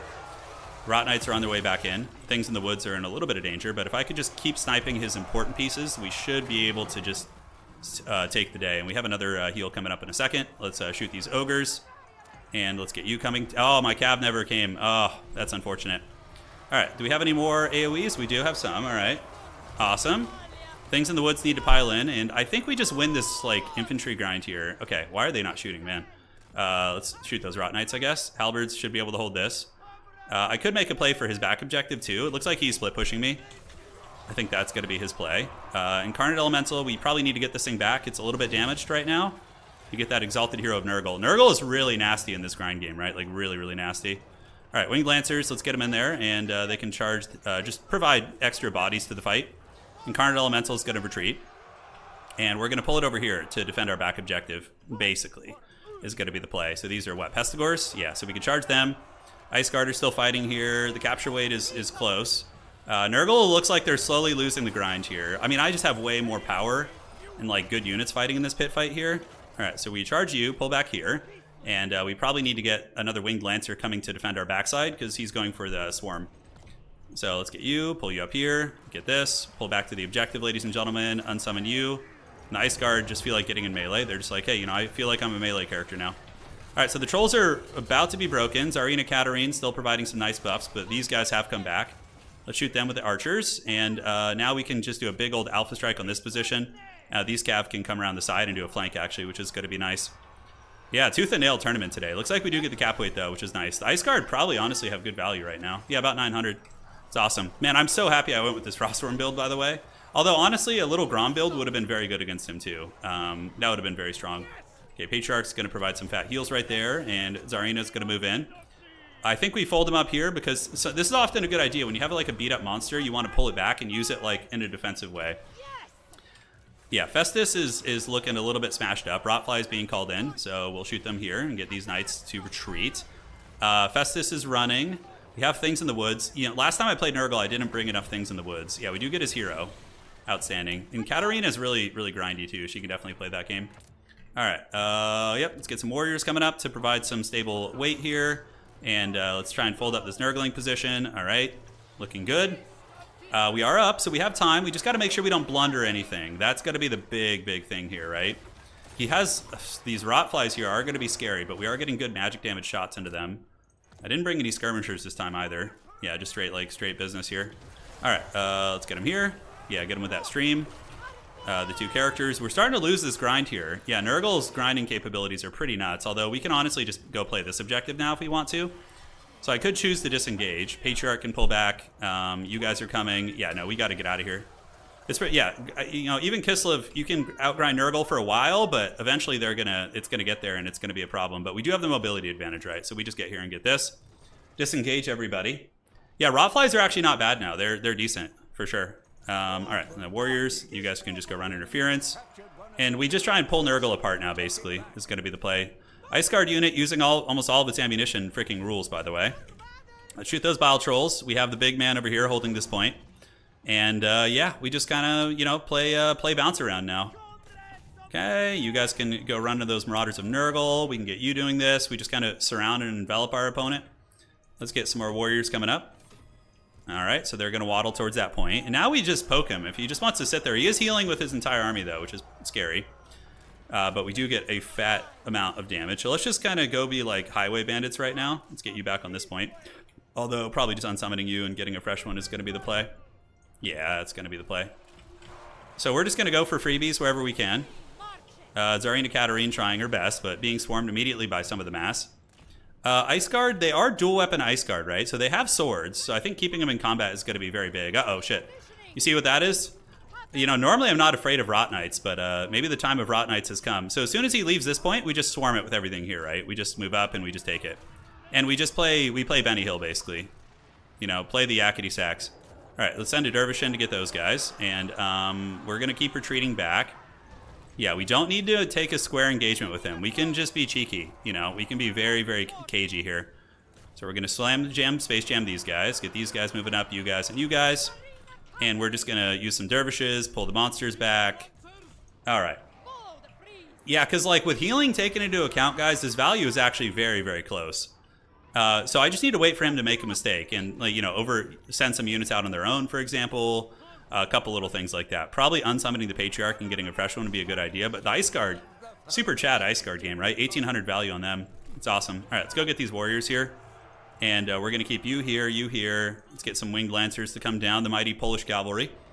And yeah, we just run, like, just running down random shit in open field that isn't in his big blob is the name of the game here, right? So we get a big charge there, and then we just retreat. All right, retreat the cav, retreat him, sound the horn. Uh-oh, Incarnate Elemental. Oh god, the attack animation might have screwed the pooch on him. He's probably going to be able to get away, though, I think. Yeah, so now we're ready to make a stand on this objective. I'm happy to take a fight here now because I have infantry support. So let's keep calling in infantry here. Let's get you going. See if we can escape with this. And now it is go time. All right, so we're going to go ahead and just get these cav back. Tsarina is going to keep waiting in the wings. And yeah, now we just kind of press up on this point. And, you know, Nurgle does not like being Benny Hilled. They don't. But it is going to be their fate from time to time. Okay, Rotfly's moving in, isolated. That's really good for me. I just take my 2 beasties over there and go get them. We can even charge with the dervishes. Tsarina can help. And the Ice Guard are going to hold for a long time, actually. So now we move you guys up on that point. And another Rancid Visitation. All right, let's do this and get a little bit of that going here. We do kill the Rotflies in isolation in the backfields. And this objective should be ours now. So we got a couple Houndos over there trying to guard that one, but I think we got it. And I think, yeah, I think we're in good shape now. Nurgle is like back in another blob fight with us, and I think we have the superior force. Maybe. Let's take these guys around the back, go run into those Pestigors. You guys put supporting fire down on these. And the Tsarina, where does she go? Yeah, Tsarina, we can just have the Elemental Incarnate hang here with some Winged Lancers. And although these Winged Lancers would be very useful over here right now. All right, so let's slam into these Pestigors, get a full surround. Frostworms, I'm so glad I brought the Frostworms, by the way. Man, it would have been a disaster if I didn't. We're holding that point. Nothing really crazy going on. I think we just start reinforcing our back point now. Yeah, just get the goodies over there. So we're just going to call these just cheap warriors out. I wonder what kind of value we have. Yeah, Rot Knights are going to feast on a couple of my Haggard units. Unfortunately, one of them is a Winged Lancer, so that feels kind of bad. Let's stay over here. Yeah, those Rot Knights, I'm happy to see them being a menace. Like pre-patch Rot Knights, you know, were a bit of a meme. And the Ice Guard, how much value have they gotten? Yeah, they're grinding here, but Festus, unfortunately, is mortising me down, so that feels bad. You can see a lot of nasty witchcraft going down, and there's still a fair bit of Nurglings here. Let's go ahead and get them with another Icebane's Kiss. Things in the Woods, call out, Armored Cossars, whatever. We're just going to call it Armored Cossars. And we do have some Houndos over there on the outside, so we're going to go charge them. Get the Incarnate Elemental and the Warriors on this, and they should be able to take that down. And I think we got this one. Festus is broken, so even if we weren't Benny Hilling, I think at this point we just have our opponent dead to the rights. With Festus finally, yeah, we sniped Festus. That's 100% GG. He's going to the old can right there. All right, that was a really tactical game. That was a really tactical match. All right, so Nurgle has fallen. Slaanesh gave us problems today. I think Slaanesh is the hardest of the Chaos Gods for us. Khorne is pretty difficult too. I mean, but I think that's more even. Yeah, so we took that man down, and wow, really strong play though from my opponent. He was very, very, very menacing. All right, let's get these guys, and we got the game. All right, cool Rot Knights, but the Ice Guard might have actually gotten the most value in my army. What a match! Yeah, that was a really good match, wasn't it? That was very scrappy. Okay, so what did well for us? 3,000 and 3,700. Jesus, those things farmed. To be fair, you know, he had all these big things that they're like trolls, rotflies, rot knights, like holy shit, Frostworm carry. Tsarina got 2,200, and the Elemental Incarnate got 3,500. I mean, mass Nurgle infantry in a blob fight, Mortis Engine. Isvar, was that you? Did we just play you? You're really good, dude. Seriously, that was a close game. So Festus got 2,300 value, which is really good. Noxbringer got 14. Bile Troll 600, 1,400, not bad there, and 2,600 by the way on the Rot Knights, which is awesome. Yeah, cool to see. I think they were summoned twice though. Yeah, the blob was good for us. Zarina did fine. I don't know if Zarina's the best choice there. Boris might have actually been better on a blob, but the problem is that Boris, if I lose a fight, he just dies. You know. GG, well played. Hopefully you guys can't hear that road work out there. It's pretty egregious. Dude, yeah. Oh, Ice Guard value? Shit. Oh, that was the one thing I wanted to check. I think the Ice Guard got like 1,800 to 2,000 or something. Still pretty good. I just got hyper-focused on the monsters. All right, so let's refresh the brackets and see if we have our next opponent. So 2-1 so far today. I'm happy. If we go 50-50, I call it a win. With factions, we're kind of learning. We don't have our opponent yet, but we will soon. They've been playing here. So let's get old Kislev versus, that was against the forces of Nurgle. Plague Toads would have been maybe useful. I know. Laughs in 500 elemental bear value, right? Screw the bear, dude. It sucks. The bear is so cool too, but yeah. Ice Guard got double their value. Yeah, they had 1800 while they were fighting. Yeah, Ice Guard did good that game. They're actually very useful. Okay, so we got our next match, which is awesome. Soon. Boss Toss versus Attack Speed Enjoyer, so we're going to see who wins that one. We're the king of the bottom brackets. The king of the pits. All right, top side is looking good. We got Martin. So the Slaanesh player actually doing really well, the player who beat us. If we take a look, let me show you guys real quick. So over here we have Martin. So he defeated Alexander Nuts, who's also another top tier player, really good Vampire Coast player. But here's Martin. And then here we have Barst versus Reginald, Soy Bacta versus Hassini, and Chibambu versus Hitman Hippo. And then the bottom side bracket still has a ways to go, obviously, but here I am. So we won our first bottom side game. We're going to play the winner of Boss Toss and Attack Speed Enjoyer. And here, yeah, a lot of really strong players down here. They got to lose eventually, right? Poison also has been winning a lot of tournaments. So Poison defeated Pone, Isfar, and Golden Floof. I think Poison already won a tournament this season, so yeah. Yeah, but yeah, best of one goes quick. I really like Double Elim. I think it tells a really fun story. And typically the games are a little bit faster, like back to back. You don't have as much downtime. Seriously, really close. I was kind of sweating when Nurgle defeated me in the blob fight that game. Like when I got pushed back and they were like AoE healing their whole army, I just could like see the value growing on their side. That was very stressful. Yeah. Unlaunched bear was janky, expensive, bad, and sounds like it's not really better. Yeah, the bear seems weird. The Frostworm, I think, honestly just has better attack animations. So that build against Nurgle did feel pretty good. I think that build is probably worth saving against old Nurgle, so we're going to go ahead and save that. So that is going to be Kislev. Oh, no, hold on. We got it. That's a search feature. Okay, so where is that? Save army presets. So Kislev. No, wait. Oh, no, I'm typing the wrong area. Okay. Kislev. No, that's... Is it trying to overwrite that one? Hold on. Save.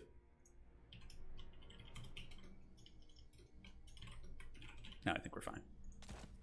Okay, so now I got 2 builds saved, which is cool. So yeah, we're going to slowly start building up like a build guide of sorts here, which is fun. I don't know what my next round opponent's playing yet. My opponent's saying he thought I was going to go more missile heavy, which is what I would have done back in the day, but I was expecting him to bring the Noxbringer to counter my archer line, so I was like, we're not going to go missile heavy. We're going to go wide. Frostworm's doing that long surf so brutal if it goes through the whole formation. Yeah, I think a lot of Total War is animations. So our next opponent is Attack Speed Enjoyer and Boss Toss. Oh man, Attack Speed Enjoyer defeated Via Anime, who's a really strong player too. Okay. So we have some scary opponents coming up in the next round. They're probably almost done.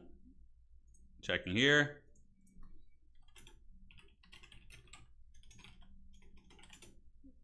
Just doing some admin work here.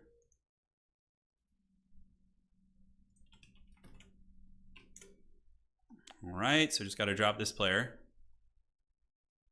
And there we go. All right, admin work is done. And where are we go? Okay, I think we're all set. I don't think there's any more admin stuff we need to do. Yeah, I haven't tried the new Tomb Scorpion yet. That's been something that I've been curious about. Okay, so let's work on a build for another matchup. So we have, what would we do against Empire? Let's come up with like an Empire build. Yeah, maybe. Or we could just see, yeah, Empire. Let's do Empire. So against Empire, let's see. State Troopers, Kislev Warriors are probably pretty cost effective with the prevalence of Cav. But they are weak against like Free Company Militia. So I think you need an Armored Kossar. Like armor checking Empire has always been pretty good, right? Bowline is interesting. They're going to probably have some sort of artillery against you. Little Grom will usually be outdone by cannons. Although 1-to-1, Little Grom, yeah, probably loses to a great cannon, right? Do we bring a foot character? I really don't even know how to approach it. I think just a cheap Ice Witch against Empire is probably your best bet. I mean, you could go with a Drugina and do like a restock kind of build, but he can also do the Blessed Helm of the Oblast, which this one will give missile resist to your little Grom if you want to try and trade with enemy cannons. And if you want to grind Warhammer 3 just a turn, says you're one of the best players. Yeah, I'm sure. I'm sure people do. Skirmishers. Okay, so against Empire, do we do Skirmishers? Could even do like a heavy war sled build, although with their new cost increase, I don't know how good that's going to be. Things in the Woods are probably really solid because I feel like they'll trade well into the Empire Cav, despite being like a monstrous infantry unit. Same reason Dowie beats Empire mass armor and Warriors crush state troops. Oh yeah, but Empire's pretty different now. They can bring in things like land ships and stanks. And Knights of the Black Rose really help with that because Knights of the Black Rose are just like the masters of grinding down your infantry. I think like 2 Snow Leopards in reserve. Maybe 2 of these guys is enough. And do we bring a Frostworm in our mainline build? How much armor do they have? They have 110 freaking armor, which is crazy. And 25% Fizz Res, is it? Or missile resistance. Yeah, that's really strong. You know, the problem is it depends on the map. It really depends on the map if we're playing against Old Sigmar. Okay, let me refresh this. I'm just seeing if my opponent's ready so I don't leave him waiting. Not yet. Okay. So Poison won their match in the bottom versus Golden Floof. And then over here, what do we got? Yeah, Sunshine's up there. Alexander Nuts. We're almost at the top side of the bracket. Martin and Reginald Puggington are playing. That's going to be a great match. And so back to Hasnina. Chibambu, Hitman Hippo, likely going to make the top. Yeah, you need Kislev Light Cav for sure. Now back to the build. Sorry, I was doing more tournament stuff. I think like I don't know. Yeah, the new Griffin Knights are going to be scary. I would bring 1 little Grom in reserve against Empire. I wouldn't start with it and read the field. If they have cannons, you're more cautious with it. But if they don't, you just call it out right away. And then who do we want? Do we want Boris? I think Mother Ostankia and the Chariot characters are too vulnerable to being sniped by cannons, right? So you could even do like a Foot Boris build. He's actually pretty good at grinding, or a Foot Rasputin build.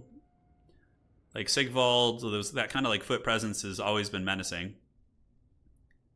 The Hagwitch Abyss is incredibly good, but again, she's a Chariot character, so I don't want to just like lose by getting it sniped. I think just a very wide battle line is going to be good against Empire. So what shooting will they have? Hochland long rifles, yeah, that's problematic too. So I think for archers, you go with the Akshinas because they have stock, so they're going to get value before they get nailed down, and they can also net down big cav units that are charging you. So I think we go cheapo Ice Witch against Sigmar, and we do Ice Maiden's Kiss to clear state troopers and Death Frost to snipe like whatever we need to snipe. Cut those abilities, cut Frost Shield, cut Ice Shards, and just throw on a Warhorse. And I think that is the path of play. So do we bring in a Frostworm? Katarina with Worm? No. I think cheap Ice Witch against Empire. Empire's really good at sniping. Luminarch, Silver Bullets, Nets. You don't want to present to them a really big target. I think we max out on Dervishes. They're just really cost effective. A single, like what are Griffin Legion and Winged Lancers good against here? I guess they're good against it. State Troopers often have spears too, so that feels a little bit tricksy hobbitses. I don't know who's playing Ogres. Yeah, Royal Altdorf Griffites are really strong now. They've been seeing a ton of action. Heavy War Sleds. Do we do Ice Guard? I think, like, honestly, a Streltsy aren't bad against Empire, but we do need some, like, infantry killing power. So I think 1 Griffin Legion is probably necessary. Do we really need the Streltsy? I don't hate Streltsy. When there's Cav running rampant in your backfield, just calling out a Streltsy feels really nice. And this army is really good anti-light, but it's going to be weak against armor. But that's what the little Grom is for, I suppose. Yeah, so 1 Griffin Legion I think is good. That will help hammer down state troopers. Heavy War Sleds. I don't hate 1 Heavy War Sled, actually, but it's kind of hard to fit into the build financially. I kind of like the direction it's going. We have a very odd amount of money in our starting build, so probably what we're going to do is just throw in his Argard with Shield to try and surprise our opponent. And yeah, let's just throw in his Argard here. Okay, so for reserve, we have what, 875? What can we possibly get out here? We could get another Streltsy unit. If Empire goes like pure artillery spam, we could get Scorched Earth, is my only concern. Although Dervish diving is really hard to deal with. Little Grom wouldn't be bad. We could even switch this character to, instead of Ice, we could go Tempest, right? We cut Freezing Winds, we don't need Conduit, cut all these. And then for the spells, Hailstorm is always good, and it's probably better against, yeah, and then we go Gust of True Flight. So if we want to, we can call out Little Grom. And Hawks of Miska is also not bad. We could just bring those 3. Yeah, I think this is better. That feels pretty good. All right, so let's save army preset. So that's going to be Kislev versus Empire. All right, so now we got 3 builds. Working on my build guide here. Hey. Oh, we got Boss Toss in here. The Norskins. Oh, this is going to be fun. Good luck, good luck. All right, my opponent found me. They have emerged. So let me get my blocker up. And now we're going to work on a Norskin build. All right. No, the Steam Tank's still pretty oppressive, unfortunately. Yeah, it's very, very good. All right, so we're going to try something very fun here. The map is going to be... Oops, wrong one, sorry. Map is going to be what? Where is that? Description, Glade of the Everqueen. Okay, pretty good Norskin map. A lot of trees to hide in. So we can't just shoot them to pieces. Yeah, this is fun. The Ice People Rumble. Yeah, basically, this is the Royal Rumble in the ice. So against Norska, there's a couple ways you could play this. I don't know how much I care about that. I kind of like this guy. We're going to do something a little off meta here, guys, but it might be good. Okay, and yeah, that seems fun. And then we're going to get this. Okay. Right on, right on. I dig it. I dig it. Okay. So what is Norska going to bring to the table, huh? Yeah, Steam Tanks are banned today, yeah. They're pretty oppressive. They've been very nasty in a lot of games. The heavy war sleds used to be pretty good against Norska. Norska, what do they have? They have Condom Wolves. So Skin Wolves are Norska's thing. That's potentially good against us here. Character-wise, Mother Ostankia is probably respectable in this matchup, right? They have, like, Marauder Champions and various other infantry of good quality. The Kislevite Warriors are good, and honestly, Kossars with Spears are pretty damn solid in this matchup, too. So I dig that. So we're going to call you in, and I think one of these in reserve. We're going to get this guy in reserve, too. Okay. So far, so good. You always want to max out on Dervishes here. Oath Brothers of Tor, probably pretty good against Norska, I think. The Armored Kossar is always a fun choice. So let's throw one of these in.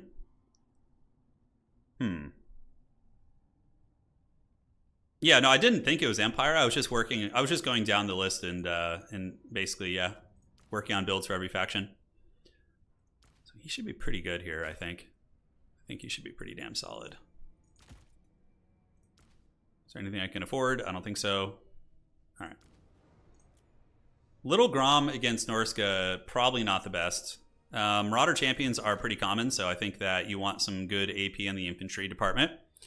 Heavy Cav have always been pretty good against Norska. Granted, you got to watch out for Condom Wolves. They're very problematic. They can do some serious work to you if you're not putting respect on their name. My opponent already has a build ready, which makes me kind of nervous. Granted, my build is so unorthodox and weird that I don't think that they would be prepared for it, unless I forgot to put a screen blocker up, in which case they could be screen sniping. No, I don't think so. I think we're okay. So what does Norska have? Javelins? Yeah, javelins are a thing. Lots of infantry. Those guys are going to come out and do some work.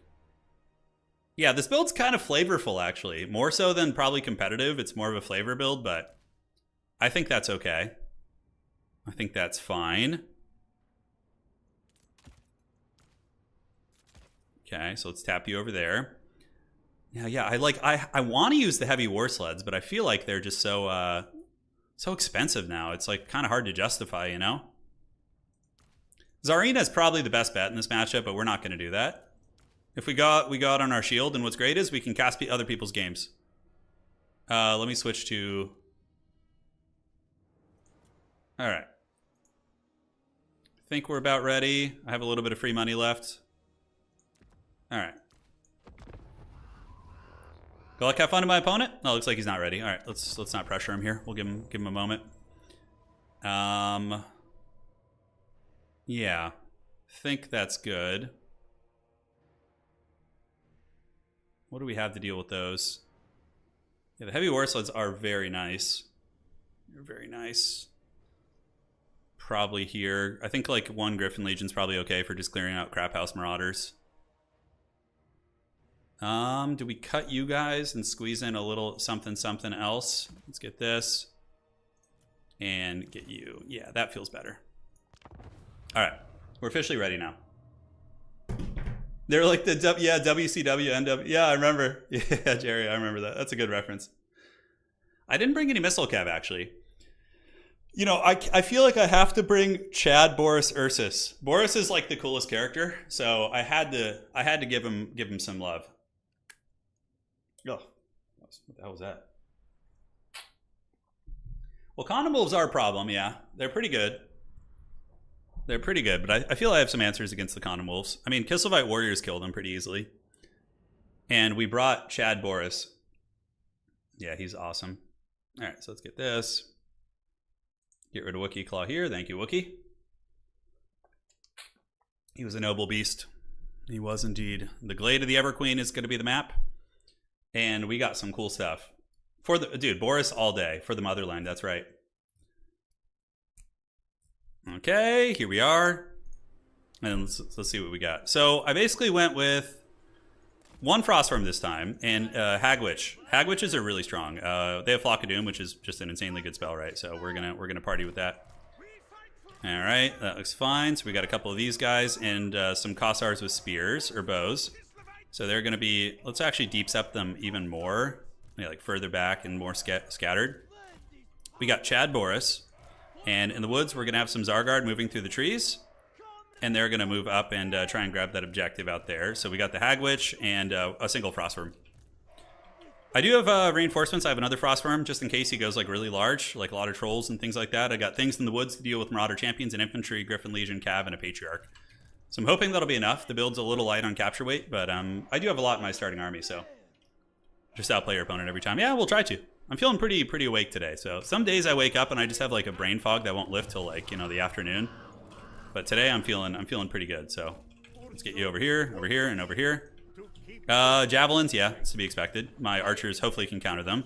Boris is there, Flock of Doom, and the Hagwitch also has a summon of Cold Juna's Spirit, which is super cool. So yeah, you gotta love it. We're gonna move you up to get this point quick to try and get on the board fast. And yeah, I think with Dervishes and Griffin Legion, we can hammer in there. Front line is what? Yeah, we got some Marauders with Grey Opens, and Boris is looking for his heroes, which is probably hiding in the trees, to be honest. And we have our Hagwitch, who's just going to be using Fat Flock of Dooms on his army. Yeah, she's pretty awesome. I don't see his caster. It's probably in the trees also. All right, so that's going to get captured here. We're going up here. We got the Frostworm of Doom.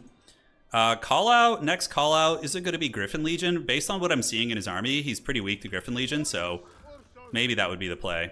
All right, so we do get the side objective, and there's Chadrick. Okay, what is Chadrick going to be on? He's on horseback? Okay, Boris will beat the brakes off Wolfric in a fight, which is awesome. And those are Marauder Champions. Cool, which we should have good answers for here. So let's just go after them, right? Yeah, let's just go. Let's go attack. Attack. Things in the woods.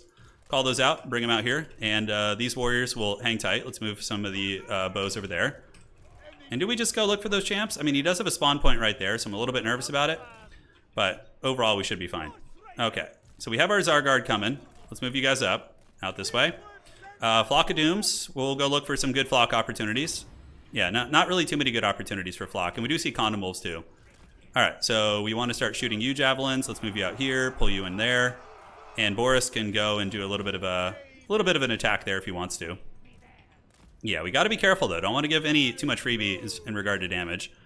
All right, so we are getting some good focus fire there. We need to focus you guys. Things in the woods come over there. And let's get these good guys coming around the back, and you guys come over here to reinforce. Because it looks like this is where the action is going to be right now, right? So that's what's going to be going down. All right, so Wolfric is maybe going to be doing a Seafang. I'm not sure what his plan is. Perhaps so. Let's go after the Marauders here and get the Skin Wolves to go. So then we get the Frostworm over there. Javelins and Javelins. We want to go after you guys. And the Hagwitch, we need to get out and just start dropping fat Flock of Dooms over here. All right, so let's get on these guys. And now we get the Flock of Doom and outstanding. All right, so far so good in the fighting. We do get a nice little engagement there. Boris is going to move into the front. And we need to call in, I think, some Griffin Legion just to hammer down crappy infantry. And we do sacrifice one of our dudes back there, which is unfortunate, but it is what it is. And if we could just kill the Javelins, then we're going to be doing pretty good for ourselves, right? That's going to be really, really money. So that's going to be another AoE there. And the Hagwitch, we have a Coljuna Spirit, so we're going to summon that like right here and have it go after the Javelins. All right, so one Javelin is down for the count. We're going to get you moving into the secondary and jumping on the other Javelin unit. So now our big man is going to be safe, right? Let's get these Kislev Warriors down and under, and it might be time to maybe call in a Patriarch. All right, Zargard versus Marauder Champions. Going to be a glorious fight, and I think we've dealt with both of those, so now we can just start shooting at the Condom Wolves. You turn around and go there. Let's charge into these guys. They're a little bit overextended. Let's get Boris Ursus over there. And, yeah, we're doing okay. We need to get some healing out, though, too. Yeah, the Skin Wolves do get bashed up. Frontline fighting is going pretty well, I would say. We do have things in the woods tearing it up. And the Griffin Legion can now retreat, so let's pull those guys back and restructure. Let's get our character out here. Where's the Hagwitch? She needs to go ahead and drop a Flock of Doom, so we're going to go ahead and do that right. Yeah, back there is probably good. All right, awesome. So let's get this Griffin Legion back. And Boris and company are doing very, very well, dominating most of the Skin Wolves. Let's get these Kislev Warriors moving up and go after the Skin Wolf Blob if we can. Archers and archers need to do their thing, and then you in the front can just charge these guys down. All right, so Kislev Warriors, let's move back there. And hopefully Boris and company can do a little bit of work here. So we're going to take the fight, which I think is going to be favored for us. What do we got there? Yeah, and these Kislev Warriors need to cruise up. Let's get the Patriarch coming out there. And yeah, we have a pretty advantageous fight here. Oh, the Red Tsar, baby. He's getting in there, big old fight. And now we are rampaged, obviously, on our own accord. Let's call in some Dervishes. Dervishes come back here, and we can get the Hag to go run those over as well. Let's get these halberds going, and you can see the Skin Wolf position is folding up pretty hard. Boris is just kind of rampaging through them and causing a ton of mischief. So let's get you to go there, you to go there, lady, and we can go ahead and do a Flock of Doom back there too. All right, so archers, let's get these Javelins offline. The Hagwitch, unfortunately, is going to be not able to stop them on her own, but I think this fight for us here is very good. We do start to lose the side point, but I'm more concerned with value trading right now more than anything. And we do break open the position pretty heavily, right? Yeah, Dervishes have arrived, so Dervishes should be able to peel for our archers. Hagwitch comes up here and looking around. I think we're winning this. Boris really provides a lot to anti-large conflicts. But we need to get the Patriarch over here to provide those fat heals. You know, that's going to be the play. So now I think we call out the things in the woods. And, you know, they're actually going to come from the woods, which is super cool. This pit fight, yeah, we need to get those damn things offline. Those Javelins are the scourge of our existence. So let's get you up. Dervish is able to break it open. Let's go run some shit down here. And in the backfield, we probably actually run down you guys. Yes. So now Boris is fighting against Wulfric here. Patriarch needs to get a little bit closer. We've almost gotten the Javelin offline. Let's go ahead and get into the Flock of Doom there. Keep our Hagwitch alive. And how are we looking? Yeah, so we do clear those guys out. Kislev Warriors can go run interference here. Let's get some fast cav running up there. And it looks like Homeboy's going to run away now. But we need to get that Frostworm back. We're definitely, I feel, winning. A lot of leadership issues on my opponent's army. We're going to get that Hag running away there. Patriarch's going to drop the fat heals, and now we are really cackling on the value train. And Warriors can scoot up, put a little bit of firepower down there. Let's pull you over this way. And I think now we're finally kind of stable for the first time in the game. It's going good. Things in the woods. Oh, man, okay. Hagwitch is getting hunted really hard by the Hunter of Champions. Let's run an interference. Let's go get this. See if we can stabilize this Hagwitch. And Boris needs to save that witch if she can. You know, Boris is making new friends. You gotta love it, you know. Zarina would be very happy to see her dad making buddies in his older years. All right, is the Hagwitch gonna die? Yeah, it is. Well played. Good hunt. I'll probably need to resummon that Hagwitch, though. That'll need to happen. The side point, we do take that pretty well, I think. Boris is hunting, and we do route some of these trolls. Kislev Warriors are gonna pull back this way. Let's get you guys and get this big man going here and get these cab to head down that Norskin right there, run back onto the objective, and I think we just saved to resummon the Hagwitch, honestly, because we're doing pretty well in most of the fighting, so I think we can get away with that. All right, let's pull you back, you back. We do get these hounds headed off. My opponent's caster is actually surrounded by Dervishes, so this is an opportunity for me to even the score. Let's unsummon you. We need to get that back online here. And the Marauder Chad champions are doing great work, but I think we got to be careful not to overextend. you know, that's one thing that could be a disaster. So let's get these guys and the Frostworm coming over here. And Boris should be able to kill this character. We use Colossal Strike here, and we're going to trade Harry Potter for Harry Potter. So now the Hag Witch is still on cooldown, so I think we just call in another big dragon, and my opponent's going to be sweating bullets. Let's get things in the woods to come over here, do this, and commit you to the fight over here. Boris does get his caster, I believe. Yeah, the caster is going to die. It looks like it's at the very least going to shatter. All right, I don't want to use Fury of Urson. I don't want to be rampaging right now. Oath Brothers of Tor would be okay here. Not amazing, but they would be okay. Frostworm is fighting Skin Wolves, which is acceptable. We do get the caster down, so now we need to get Boris Ursus out of there. Value is close, but I do have some healing on the Patriarch, right? But he does get overextended and is now getting sniped. So maybe we'll be able to stabilize that. I don't know. It's going to be a problem. In the backfield, though, do we hold this objective? I think we do. The Hag Witch is next on the docket for resummons, I think. We need to get this going here. And the Patriarch does manage to get away, which is very fortunate. If he had died there, that would have felt pretty bad. All right, so we're going to go help. Frostworm needs to pull back at this point. The objective could flip here, although we have a huge points lead, so I need to play really conservative and just make sure I don't give up, you know, ground for no reason. So we're going to pull back. This Frostworm needs to retreat. I don't know what it's stuck on, but something's giving it problems. And let's go get these javelins here. Pull back this way. Use Boris Ursus to go ahead and overrun here. Yeah, we get a lot of doggies coming in now, but let's go ahead and sweep back to the point and head those off. Boris should be able to chase those back, but we have a lot of time, right? We have a second Frostworm out. So we just resummon our Hag, get those Flock of Dooms back online, and then I think we're golden from there. All right, so what do we got? Yeah, Boris is there, being an absolute Giga Chad, but we don't want him to fight completely alone. Let's get that Frostworm out there, and we do have a lot of Kislevite units here. So let's move up, pull back, and Hag Witch time. So let's get that Hag Witch. You don't want to be losing out on magic for that long of a portion of the game, right? That's just going to feel bad. So, all right, I think we take this fight. We have Frostbite, right? So we do pretty well for ourselves here. A lot of Condom Wolves. Do we have the healing ability coming off cooldown here? We got both of these archers. And yeah, where do we go from here? Tricky. I mean, the home objective is definitely possible. My opponent did the same thing by resummoning their caster, which is fun. Let's get a Vanguard Dervish, and they should be able to head off these Hound units. Great. And I think we can head here. You know, I think we can head here for now. Yeah, let's take the fight. And we got the Doggos coming out, and Flock of Doom is going to be very useful too. I'm pretty sure our blob beats their blob just because of leadership. I think that's going to be a big variable for them. And now we need to get these dervishes coming out here to head these guys off, and we can take the fight. All right, so let's take this fight here. And what we want to do is just call it another dervish here in a second. So let's do this. And we can get a big Flock of Doom right here on these guys and take the pit fight. All right. So the pit fight is on. We're happy to take it. Let's go ahead and move back here and get both Frostworms engaged in action. Get a big leadership break on these guys. Boris is going to go after you and use Colossal Strike.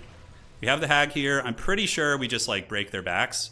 We need to call out some warriors to go move over there, start heading to that point. But we are ahead on points pretty heavily, and we do see big men running because Boris is much more Chad than Wulfric.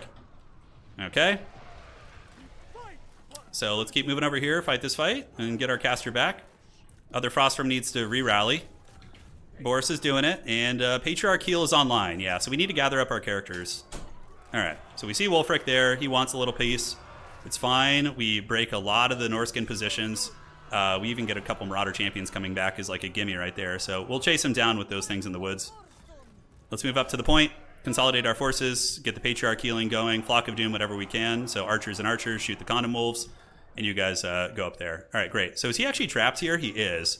So I can probably come kill him with Boris if he's not paying attention and trying to escape. All right, Frostworm, go get this. Let's get Patriarch and Patriarch. We could just use the heal here. It's fine. Boris is healthy enough. I don't want to wait. Let's get this guy going, get a couple halberds moving in, and Flock of Dooms. Yeah, he's probably going to escape, unfortunately. He's probably going to escape. All right, things in the woods, moving on up, and halberds cruising for a bruising. I think we got this game, though. I think Norska is just running out of steam, and we're enduring. Bear versus monkey, that's right. It is bear versus monkey. It's the duel of fates. Yeah, he can't handle the Frostworms. They seem to be very, very good. I think I'm starting to figure out the meta for Kislev here. Okay, so we break those guys. Do we want to get another Flock of Doom? I think we do. Where's our Hag Witch? Need to control group her. All right, so that objective is going to flip to us. And for the call-out, I think we just call it Oath Brothers of Tor to try and finish the game here. He's sacrificing a lot of Hound units into these mobile fights, but this guy is really good micro. It's very impressive, actually. Like he hasn't slipped up too much. Like other than his caster dying, he hasn't made too many mistakes. All right, so back objective. Let's hit you guys back here. We'll keep chasing there. Let's get the Frostworm to just go here. And things in the woods can sweep across. We got the 2 objectives. So now we just defend the 2 objectives, right? Like whatever he does, we are chilling. No sense in overextending onto his 3rd point. We need to make him come to us, right? So that's the play. We do manage to catch his Norscan Ice Doggies. And Frostworm and company are going to come over here with Boris. Let's just control group like all our big SEs in one control group so I can Unga Bunga them a little bit better. And yeah, one Frostworm's actually very heavily overextended. Things in the woods. You guys get on him. You come back here. Let's call it Griffin Legion. I think Griffin Legion will be really good against like this Hound spam. And we're going to leave a couple of you guys to defend the point and call up the Hag over here. All right. So how are we looking? Yeah, looking pretty good. Let's get you back this way and call the big man in. Yeah, again, you guys just stay on the point here. Get you there. And everybody needs to kind of get over here and pile in for a big fight. All right, so things in the woods have cleared those out. We do have a bit of a pit fight here. I think Boris will do very well. Flock of Doom is going to be good here too. Kislevite Warrior, let's move him up. Griffin Legion will be here in a moment, and I think we just bunker bust their position. Because Boris is dominating a lot of the fights. He's having to run from like every time I show up, you know, to commit to a big fight. He has to run, which is a really, really good sign for us. So the Warriors are anchoring it. Griffin Legion will be very excellent against those swaths of infantry. Wolfric, we could attack with things in the woods, no problem. Let's retreat back. And we could drop a Koljuna Spirit right here. That's going to just summon a unit of things in the woods to just fight against these guys. So yeah, should be okay. So Wolfric's kind of getting smashed up a little bit. Let's go see if we can get him here. A good mel cost from my opponent. Very nice. Let's get our 2 casters, or 2 big monsters to fight there, and we can use the Patriarch. Boris, maybe you can get a pick on Homeboy. Let's get these Griffin Legion to head you off. And we could go like kind of... No, I don't want to risk an overextension, you know? All right, we can charge those Marauders. It's totally fine. Wolfric is going to try and run. He should be able to get away, honestly. He's faster than me, so I'm happy to chase him. Flock of Doom here. We don't have enough for Overcast, so it's just going to be standard. We almost killed his Wizard again, actually. He keeps leaving his Wizard overextended. That's the only mistake he's really making. All right, so Boris is going to keep chasing. Just keep Wolfric out of the battle. Kislevite Warriors are arriving, and I think that is it. I think we got this. This was a really good match. Very strong player, man. This guy's got incredible micro. Very scrappy to play against. But I dig it. I dig it. Yeah, you see Boris just dominating Wolfric in a fight. Honestly, Boris felt pretty good this game. Like, I thought he was going to be more of a meme pick, but he did pretty good. He did pretty damn good. Boris is on an absolute roll today. He is. Yeah, that game was great for him. He didn't get a lot of value, but he was a bully, you know? 1100, Flock of Doom spam is good, but remember I summoned it twice. Frostworms, once again, proving to be invaluable. One of them only got 800 value, but the other one got 1900, which is great. Against Norscan Skinwolves, I feel like they're very good. Zargard, 1100. My archers were clutch as hell, too, by the way. The fact that I killed his javelins so quickly in the beginning of the game allowed my monsters to really shine. If his javelins had stayed online, we would have been in trouble.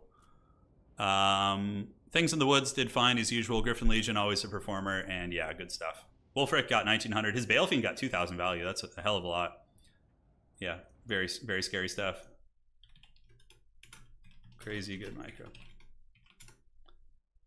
All right, let's check it out. And perfect. So let's see what's cracking here. And yeah, he's very good. His micro is intense.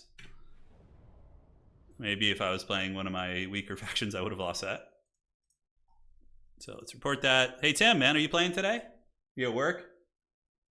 I think Kislev is top 5. I think Demons of Chaos are better than Kislev. I think the rest we have yet. I mean, Kislev has a 56% win rate. They're currently 1, 2, 3, 4, 5, 6, number 7 on the faction win rate. Almost tied with High Elves, as a matter of fact. They're definitely a lot weaker, but still are very good. Fundamentally, they have some very strong mechanics. Cheers, man. All right. So let's go to the leaderboard and update that, see if we have our next opponent. Cossars with Spears? Yeah, the Archers? Yeah, they're pretty good. If they get tied down in melee, though, it feels bad. They're pretty bad at that. Okay. I do have my next opponent. All right. I love how there's no wait time, like barely any wait time in between matches in double elim. Unless you're on the top side, then you have to wait like 2 hours. In the pits, though, you get back-to-back matches. I wonder how Norska is doing this season. Norska definitely needs an update. They have not got any milk in so freaking long. Boss Sauce just became a dad. Congratulations. All right. So what's it going to be now?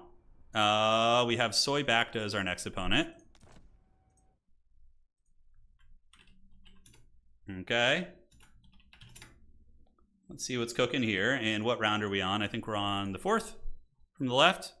1, 2, 3, 4. So map number 4 on the tournament is Borderlow Landing. All right. Cool. I don't know what Soy Bacta's playing, but we'll find out in a second. Thank you guys for joining. It's been fun. Pwn, I brought out the Ice Bear. It was the one game I lost today. It was the stupid Ice Bear, dude. It literally was fighting heavy armored infantry for like 8 minutes and it got 600 value. Speak Total War. That last faction war was insane. It was very good. He has dad micro. Yeah. Yeah, he does. He's very good, man. Boss Toss, I think if he plays more Dom, he's gonna be winning a ton of tournaments. We playing Bretonia? No way. Holy shit, there's a Bretonian player in the wilds. Okay, I have some fun ideas for this matchup for sure, but I'm gonna pull out some forbidden tech here. Does that actually do damage? No, it doesn't, but okay. Oh my god, they're literally just like grinding road out there. Yeah, we don't need that. We don't need that. Okay. So against old Bretonia. Dude, what the hell? A Bretonian player in the wild. Apparently he's won a couple games though, so shout out to them, huh? Okay. I don't see how they deal with this build, but we're gonna put their name to the test. See if they can. Do we want one horse archer? Sure, why not? Just to kind of move up and poke a little bit. Then we get a patriarch. You have to bring a patriarch if you're going to be bringing these other beasties. Yeah, Bretonia has not made an appearance in a hot minute. That's for sure. For the lady, hey, don't you root against me here. Come on now. You got to be for Urson. Who is putting in all the heavy lifting? Okay, the Bretonians down south. They're you know, having fun battling with some local greenskins and a little bit of vampire action, but like literally Kislev is like in a living hell fighting just all the chaos gods at once, mostly by themselves. Come on, man. You gotta put some respect on Urson's name here. Okay, so I think that's fine. And now for our next disappearing act. Infantry. What infantry do we want to bring in this matchup? Probably just like basic freaking armored Kossars are fine, but also just the great weapon versions probably are a good choice too. Standard Kislevite warriors, I think you want to max those out. Yeah, Bretonia got some minor nerfs. It was mainly for land battle people. Yeah, I don't think any Dom people cared if Bretonia got nerfed, but the land battle people wanted it, so it happened. Dervishes, yeah, we need to max out on dervishes. They're just like at least 3 dervishes in like every build. They're just so freaking awesome. Against Bretonian Cav, Oath Brothers are pretty good, but they, again, just got nerfed. The Griffin Legion, they know how to party too. Do we bring a Griffin Legion against Bretonia? What is it good against? Probably not much. Okay. So now we got 250 left. Let's go ahead and put the... Do we want to get the ROR of that version? Man, they're expensive as hell. For the bear, that's right. I was feeling the betrayal in chat, but now we're back on track. No sleds today. Man, I want to find an excuse to use sleds. But like I can't lose. If I lose, I'm eliminated from the tournament. But we're actually kind of far in now. We're making progress on the bottom side of the bracket. Let's refresh this. And yeah, so we still have Puggington awaits us a little bit higher up in the bracket. It's a killer's row of players. Things in the woods against Bretonia. Do you need any of those? How much am I going to have? 775 with that? Yeah, it's an awkward amount of money. Armored Kossars are cool, but I think we're fine. Things in the woods against like foot guard, but they have so many cheap spears. I feel like they're just jank. If anything, maybe you. Yeah, that feels slightly better. All right, guys, let's get this party started. Good luck, have fun, and let's rage it. Can we get a palp scackle? Sure, I got you, homie. Hold on. That's the I'm playing Kislev cackle. Oh shit, I should have taken Boris. It didn't even occur to me how good he would be in this matchup, but I think my other character will catch people off guard. And Akshina back cap could be fun. Yeah, Akshinas are very vulnerable to being run down by heavy cav though. So I didn't bring Akshina. Streltsy are good in this matchup.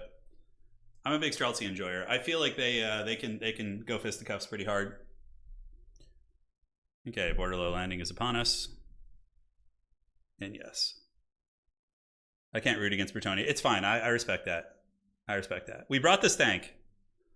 Because Stank has Rampage. And if the Bretonian Cav aren't expecting a Rampage and he has like a Grail Knight that just gets Rampage to its death, that's like a huge win for me, right? So Kislev doesn't feel super OP. They feel top strength. Like, I think top 5 factions. Maybe like number, I don't know, 3 or 4. Maybe number 3. I think Demons of Chaos are the strongest faction right now. Like, in the hands of good players, they're just insane. They have so many good units. You know, they get all the best of the demons. And Fiends getting buffed really tilted them over the edge. And Skull Cannons are also really good now. So I think Demons of Chaos are probably number 1. Kislev is, I think, it's somewhere in the top 5. Yeah, very good. But not like as broken as they were before. Very, very good, though. All right, so what am I playing? Bretonnia. So their back capping potential is going to be pretty limited. Usually Bretonian players don't do that. So we're going to lead with our warriors. And of course, Frostworms are amazing against Bretonnia. Heavily armored against missile. They have missile resist, heavy armor, so archers can't like really kill them. And they can, but it's going to take like 5 years. And they counter heavy cav, right? So I'd be an idiot to not bring Frostworms. This is what they're designed against, is Bretonnia. Where do you put Vampire Coast? Vampire Coast is like a mid-tier faction. Yeah, they're like... Kislev is, I think, an S-tier faction still, but there are several S-tier factions in the game now. I think that Coast is like a B+, somewhere like in the B tier. Yeah. Empire, if you allow Steam tanks, I think Empire is actually S-tier also, in the hands of really good players. All right. So we got Lewin, and what the hell is that? Oh my god, is that double hippo? Holy shit, I don't know. Actually, you know what? I can take double hippo with my Frostworms, right? I should be able to.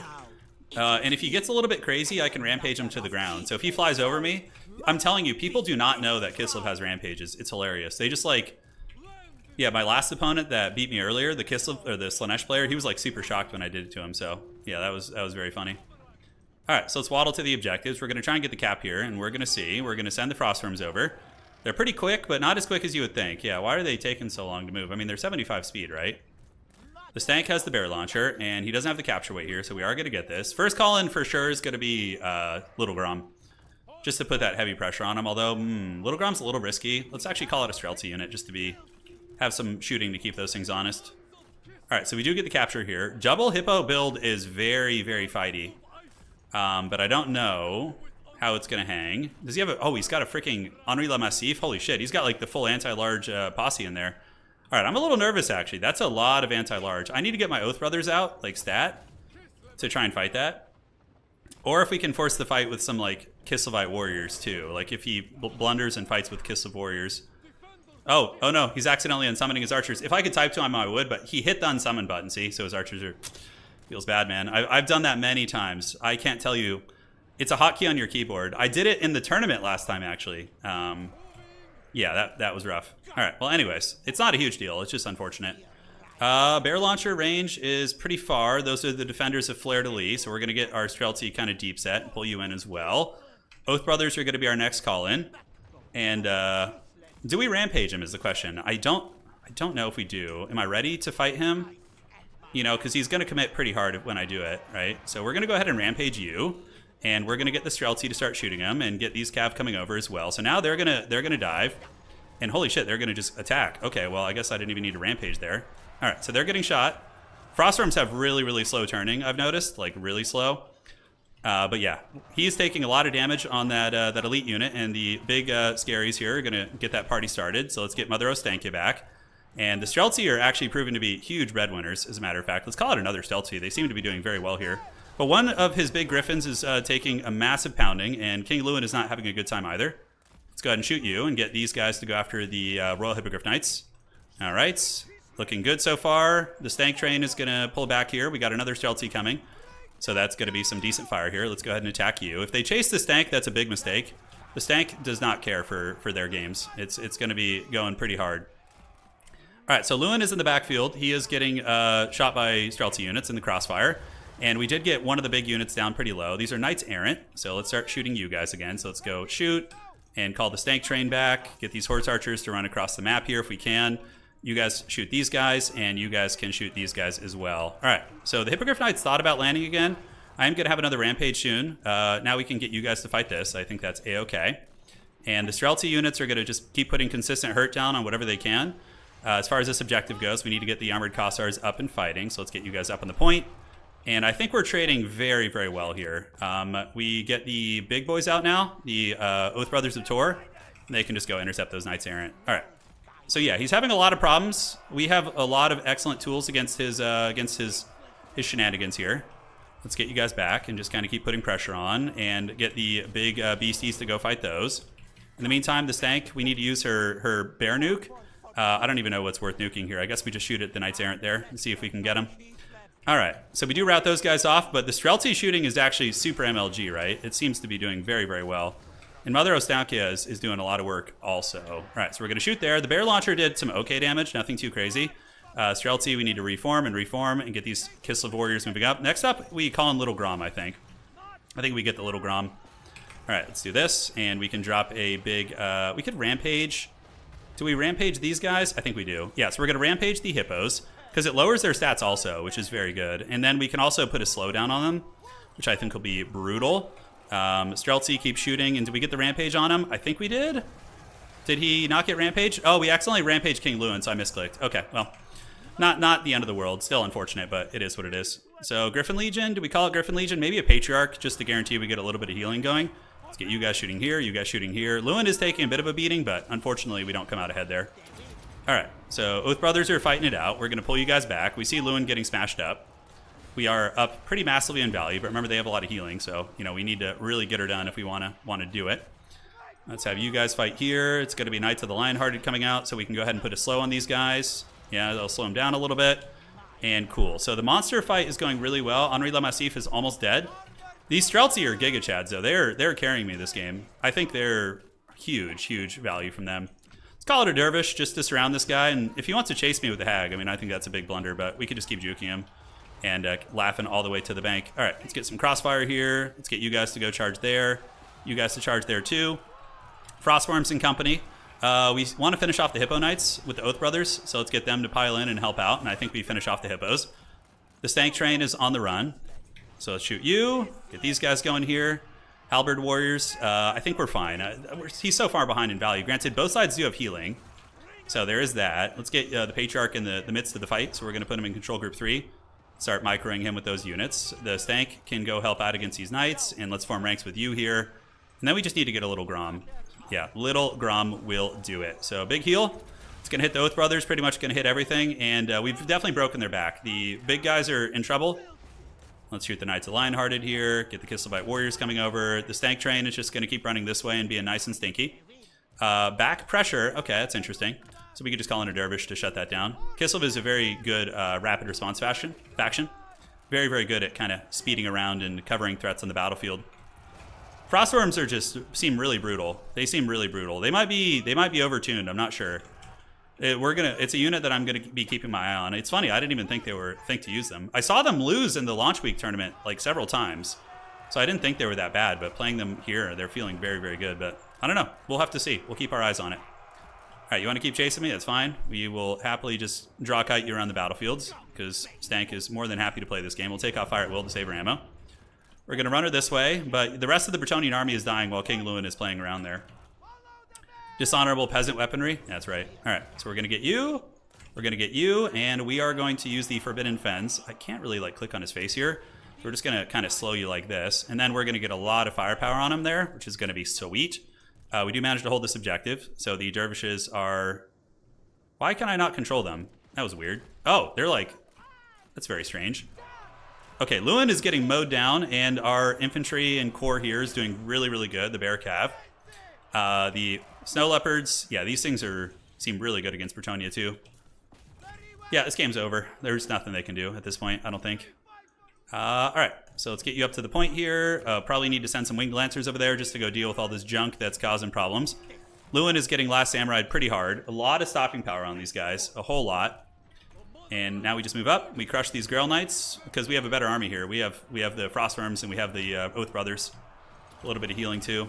We need to get those Frostworms coming up. All right, so the Stank Train is there. She's going to go ahead and rampage the Grail Knights because the Kislev Rampage actually lowers stats like heavily. It doesn't do damage like the Slaanesh one, but it does do some work aside from that. So let's put Fire at Will back on. How are we looking over here? There's a Hippo Knight coming in. All right, no problemo. And you guys do this. Chase him down. And I think we win this fight here. Yeah, Bretonnia did get some random nerfs. The land battle guys karate chopped them a little bit. But, I mean, I still think Bretonnia is fine. Definitely going to be a hard... They're really hard to play. But I think against Kislev, I think you need, like, double Paladin Fae, maybe? Is he going to shoot the bear? Okay, I can't afford to shoot the bear now. I gotta run. Gotta run! All right, Streltsy. Cover the old hag. Grandma's in trouble. All right, so Frostworms keep going after Knights of the Realm. These Streltsy are going to set their sights on King Louis once again. We do manage to catch some of these gremlins in the trees. And now we can do a bear launcher. So we're going to do a big bear launcher into the Knights of the Realm here. And keep the Oath Brothers of Tor doing their thing. Let's move you guys up in combat, yes. Value is pretty big. That bombardment going to do some fat damage to the chaff units, which is exactly what we want. Grail Knights have come back. So now let's call in a little Grom just to really add to the pain. All right, you guys go fight these guys off. On the back objective, how are we looking? The Winged Lancers have caught most of their prey, so let's call these guys over to the middle. And yeah, now we got the dreaded blob fight here. Lewin has just been getting... I honestly think the Worms probably got insane value this game, but the Streltsy, they must have gotten even more. Very good against Bretonnia too. Pretty resilient against charges and things like that, right? All right, so they're going to get mowed. Let's do another... The slow ability is pretty clutch for the hag. GG, well played. Guns destroyed chivalry. Yeah, makes sense. Makes sense. GG, well played.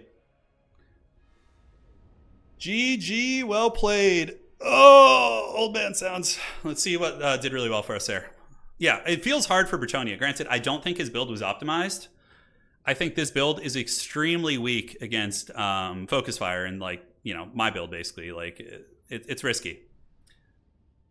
669. Some other Ostankia got shut down pretty well. She didn't get a lot of damage that game. The Frostworms did really good. It makes sense. They're farming expensive elite units, so of course they're going to do well in their anti-large. Streltsy 2,000 and 1,200, so Streltsy Giga Chads. And the Bears also did very nice. All right, let me say GG. Oh man, they accidentally unsummoned 2 horse archers. And look, that could have made a big difference in the beginning. The fact that they unsummoned a couple horse archers definitely is a big setback. All right, so I'm very happy with our run today. We've done well. We've beaten some good players. So win or lose, we're doing good. Is the Lore of Hags meta? I think Lore of Hags is very good with that Rampage, but I don't know about the other spells. All right, so this is going to be Kislev against what? Kislev against Norse? No, he wasn't Norse against Bretonnia. All right. I've accidentally unsummoned my wizards in tournaments, and I was like, it feels so bad when it happens. All right. So now we got Chibambu. All right. The dreaded Chibambu. I love that name. Chibambu. There we are. I don't know what they're playing. Your ride is over today as well? Oh no! My Polish brother has fallen. It's okay, man. I got you. I will try and take your people to victory. All right, so looking around here. Don't know what my opponent's playing. What is Chibambu playing? Okay, that tag is from a while ago. I don't think we've had any admin issues. It's funny because the player I just played was like linking the Bretonnians to like the fact that they're doing so badly. Right now they're rough. They have a 30% win rate right now, but it's only 10 games played, so we'll have to see if that's going to stay the case. All right, let's see if Chibambu is around. I think I messaged the right player. And the map for the next round is going to be what? I mean, I guess it's just Frostworm games today. They're very good. Ragnarok Lair, which is a brawler map, so shooting is going to be not as good on this map. Thankfully, Kislev is like a very brawly faction. If they want to be that way, they can play that way. Cathay is incredibly OP in land battles because they could just box and easily maintain harmony. Yeah. Cathay has been getting crushed. Not crushed, but they've been losing in the faction wars. They don't seem like unbeatable. But yeah, they're good in land battle. They're much... Lewin was a tank, though. He's a raid boss. All right, let's see what Chibambu's playing here. Is it Dark Elves? Shit, what do I do against Dark Elves? I know not. I know not what witchcraft to do against the Elves of Darkness. I haven't played against Dark Elves in ages. They do have a lot of good AP against me, so gotta put some respect on that. Definitely not a Frostworm matchup. I don't think. I don't think you bring ye old Frostworms. As far as the skirmishers go, I think we do want Skirmish Gav in this game. Turn needs versus a green. You want me to play Greenskins? You should play Bretonia for an SFT and pump those numbers up. I'll play him next time. Yeah, I suck at Bretonia, but I'll play him. I'll do it for all of you. You guys deserve it. Huh. Now, the Stank is probably not bad here. She's been pretty menacing today. I'm trying to think what other spells might be good with the Stank train. I mean, she does have a huge nuke as well. You know that Ostankia also has a silence ability? She has a spell that silences its target. It's pretty rad. Curse of the Ancient Witch lowers armor and missile block chance. I mean, maybe that's even better. Don't know. Lore of Hags is so all over the place. Anyways. Yes. No, I'm done with the Elemental Bear. It betrayed me for the last time, dudes. Feels bad. That Elemental Bear was such a meme. Oh god, it felt so bad. How evil are we feeling? I think we're feeling pretty evil, right? I mean, we could go with that. Stank in the Gold Knight, just to bully the enemy caster. Yeah, Narska isn't terrible at hunting down wizards, but Dark Elf players pretty much always bring like a Dragon Lord. That's like the meta. I mean, you could see something a little bit different, but I would be thoroughly surprised. Okay, I'm gonna like test something here that's a little bit risky, but it could pay big dividends. I may regret this. Pretty hardcore. Okay, yeah, that's good. And then you definitely want some things in the woods, I think. I think they're pretty good here. Coldwood Knights are very excellent against Kislev Cav, though. So you got to watch out for that. That's like one of the elements of this matchup that is very precarious. Are those bad boys coming in after you? I think 3 of those is probably enough. Whether to play... Oh, man, Christian, that's hard. Probably the first option, yeah. True melee might suffer against fire, yeah. Heavy war sleds against Dark Elves feel pretty good.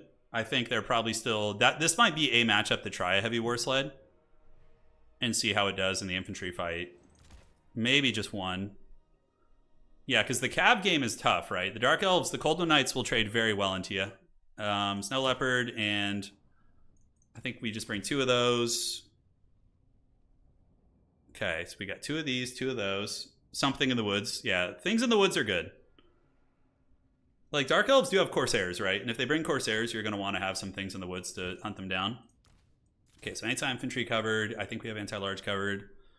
Kind of doing all my checkboxes right now to make sure we got everything where it should be. Zargard in this matchup, reasonably resilient. They do have silver shields, right? Yeah, they do. I think a Winged Lancer is also welcome here. Yeah. It could be that Frostworms are going to be like the new Kemrian War Sphinxes. I don't know. But these things are anti-large, so they shouldn't be good against Druid infantry. Maybe they will be, who knows. If I do bring a Frostworm, but I'm kind of thinking maybe I won't. Yeah, let's delete that. Okay. So I think we're ready. Let's pick a cool banner. Brotherhood of the Bear is always a good one. Yeah, I forgot to delete those. We got this. We got you. A little bit of shooting here and there. And, yeah, dealing with the Coldwood Riders is going to be a pain, but we'll see what we can do. All right, good luck. Have fun to my opponent. I think we're ready. Cold One Dread Knights. Yeah, they could be a problem. They could be. 100%. Got some cool units though, man. Foster Men. Yeah, I think they're good. They do impact damage now, right? Nate says, I bought Legion Tower Defense 2 this past week and loving it. Yeah, I'm going to stream it again soon. I play that game every day. I tanked my elo 150. I went from expert rank down to Diamond 3. But it's all good. It's all good, you know.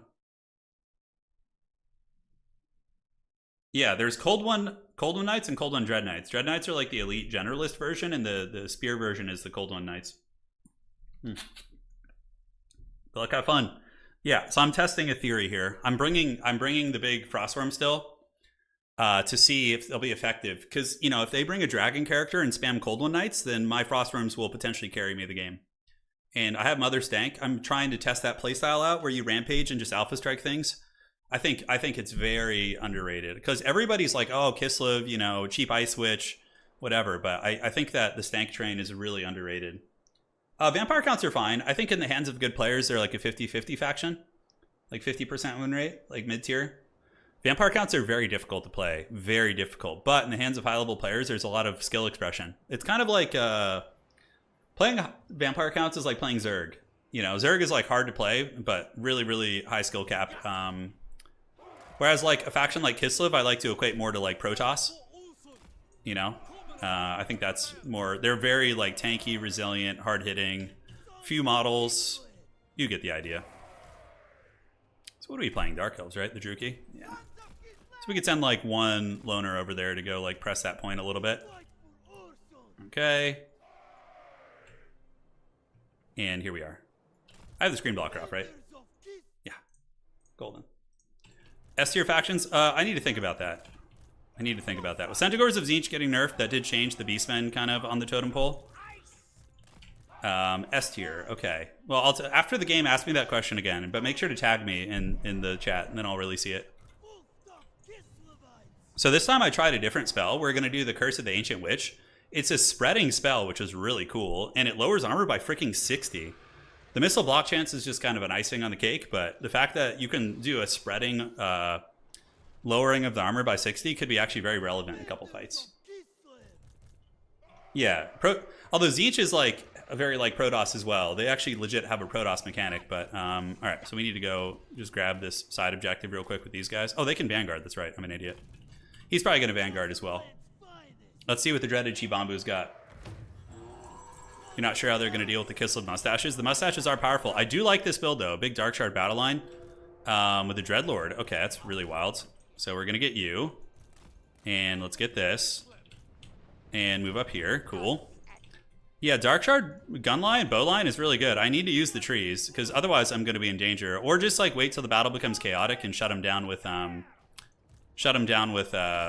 dervishes, right? That's going to be the play. So he's going to get this objective, but I should get it back almost instantly. Could rampage something, but I don't feel it's worth it. And we do manage to get that point, which is great. And let's get the Stank and start dropping some bombardments out on those big uns over there. As far as the rest of the build goes, I think we definitely play the sides. Let's go rush and get the middle now. Stank is going to drop her bear launcher on these. And what do we call out against this army? We might need to just fight in the pits down here, right? Yeah, like get real grimy down here. Yeah, so let's call out a good fighter unit. Yeah, let's get the Watchman in the Night. And the bear launcher is coming. All right, so these guys can grab this point. And then let's get you guys coming across. Seems like his army's more consolidated on this side. The bear launcher did some great damage, and now we get Cold One Knights coming out, but the Kislevite warriors should be able to hold that just fine. I could rampage this lord. What is it on? Is it on horseback? I think it is. Okay, so we're going to try and get that. We're going to hold this for as long as possible, just kind of park on the sides and call out some more stopping power there. Wow, that was a lot of damage on this tank. I got to be careful. That could be very, very nasty. So we're going to run and honestly try and get a rampage. No. All right, so let's roll this way. We can kind of rotate you guys up the top, yeah, and call the Stank over here. Now we need to get these horse archers back a little bit, so let's get them back, and you guys engage, and then we come around the outside with those. And yeah, this is going to be a hard fight, for sure. It's going to be very, very difficult. Do we call in Winged Lancers, Things in the Woods? I'm not sure how we want to play this, but let's just retreat you guys back. We got the big uns coming in, and a couple of these spear boys are going to kind of position up in the trees and see what they can do. So now we need to find a way to penetrate into the secondary. What do we have back here? So we got these. Our warriors are obviously having a bad time, which is to be expected. And do we have any like solid... Yeah, we can get some like bear sleds coming out. I've been wanting to try those things out. So we're going to try and fight that. The arrows there, the shooting is very nasty. The Stank can try and push through if she wants to.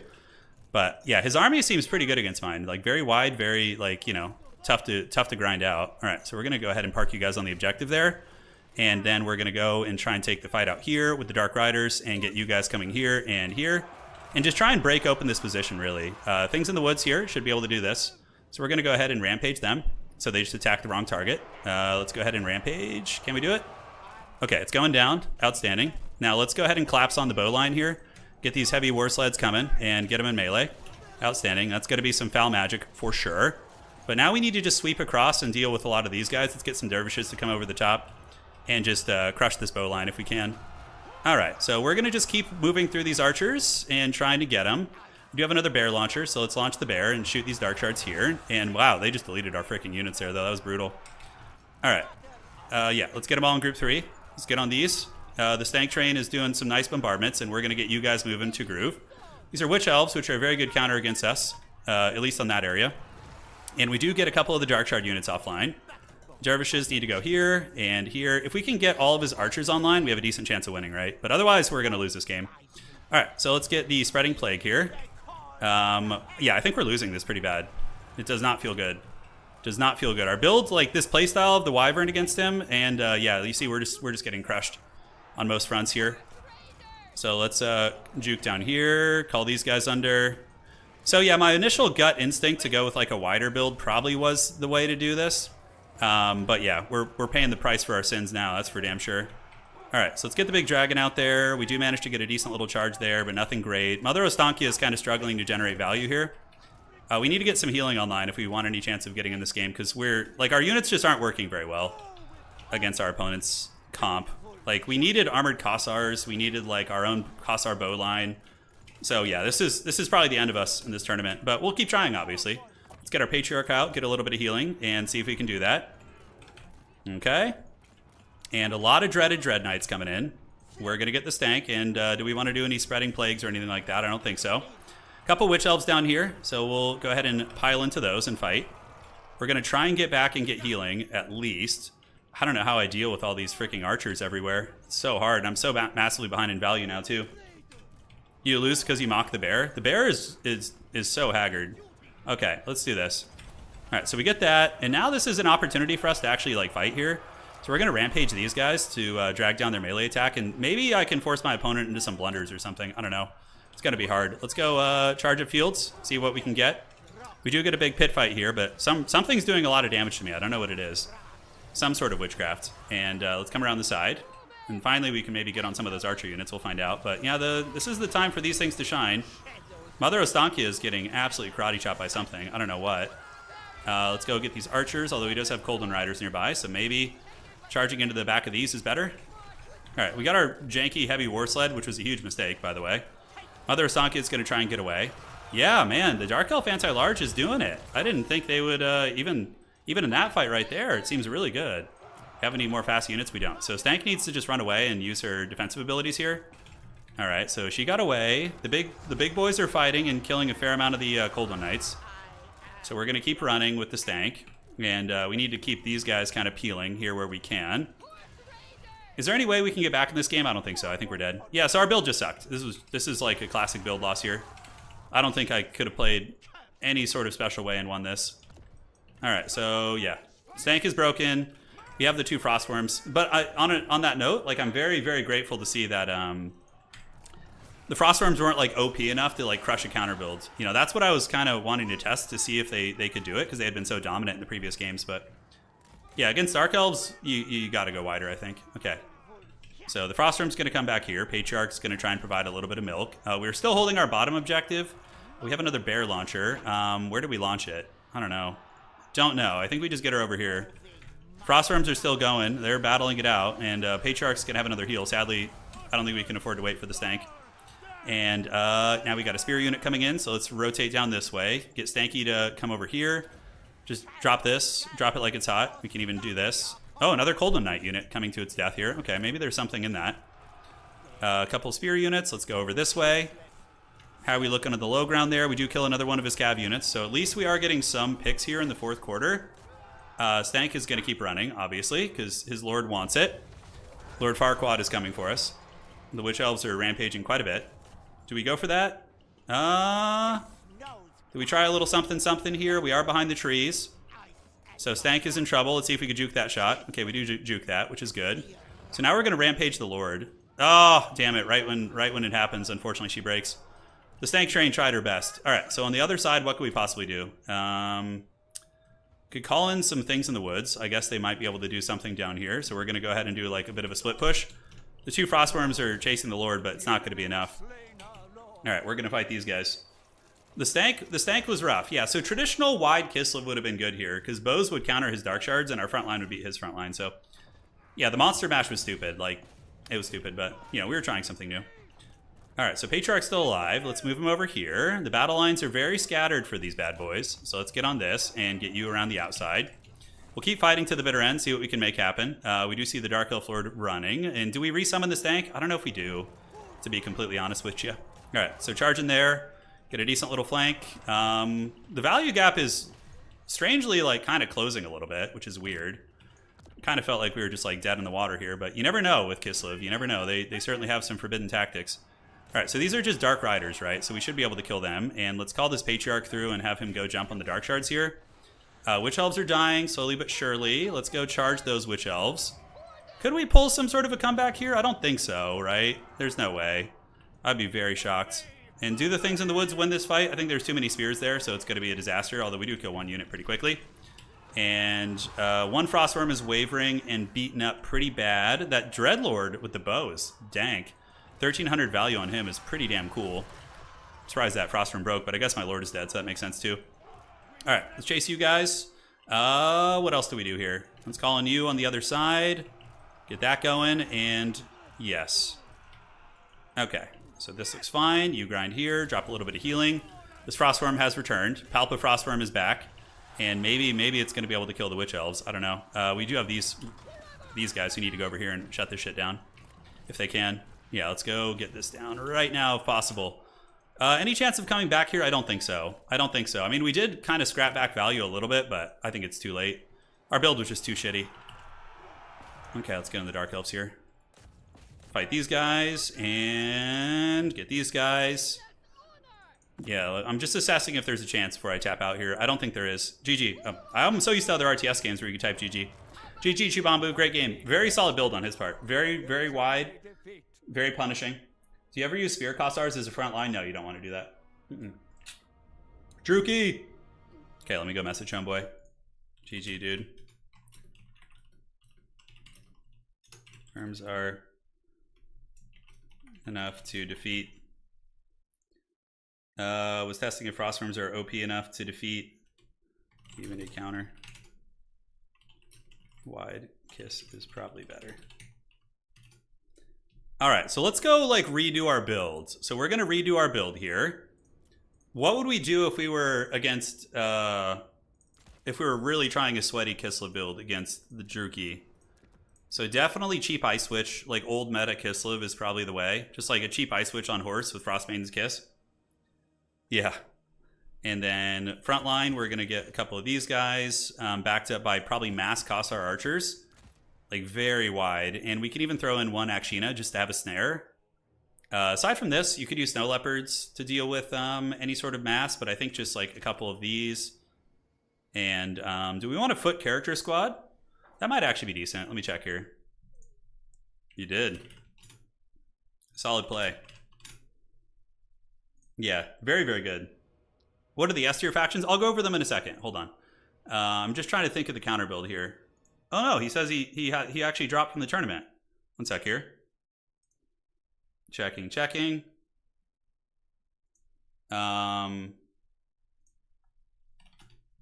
Triple black rare. Sounds good. He dropped from the guy that just beat me dropped from the tournament. But for the sake of, he wants me to advance on, but I think it's better if I probably just give Pug. I mean, let me ask Puggington. I'm gonna see what he wants to do.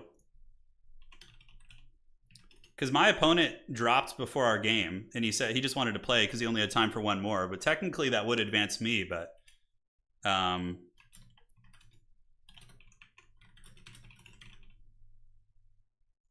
gonna check here. Let me see. You sure? You can't? I want to make sure you can't continue. My work here's done, yeah. The Rampage wasn't as useful against Dark Elves. It was okay. Oh, good man. Okay. Chibambu dropped before the game, I guess. So technically I should advance by, I mean, I don't know. I could just give... Let me ask Pug if he wants to play. I had the drop, but wanted to play a game. To just advance you as if he dropped. Or do you want... Alright, I'm checking here with Homeboy.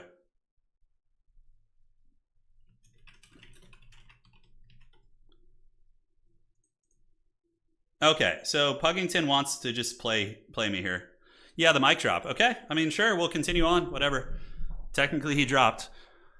But yeah, cool to be able to get a test build in there. So I'm going to report that as a, okay, report score. I'm trying to think at how we would do this properly. So Chibambu gets advanced.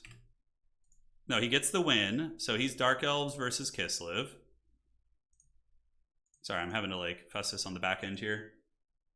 Miscarry. I'm going to carry Chibambu's hopes and dreams. I know.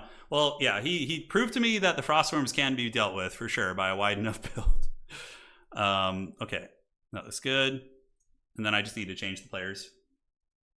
Warriors are probably worth it. And yeah, the Warriors as a flank unit, not as like a front line. I think just Armored Kossar is the way in the front. For sure. Okay, so he's on High Elves. Okay, so we got High Elves this time. Enough memeing about. We're gonna try a sweat build. We can't mess around too much here against Pug. So it's Kassar's Cursed Oasis. Actually, this matchup isn't terrible for High Elves, especially on this map. This is like a brawler map.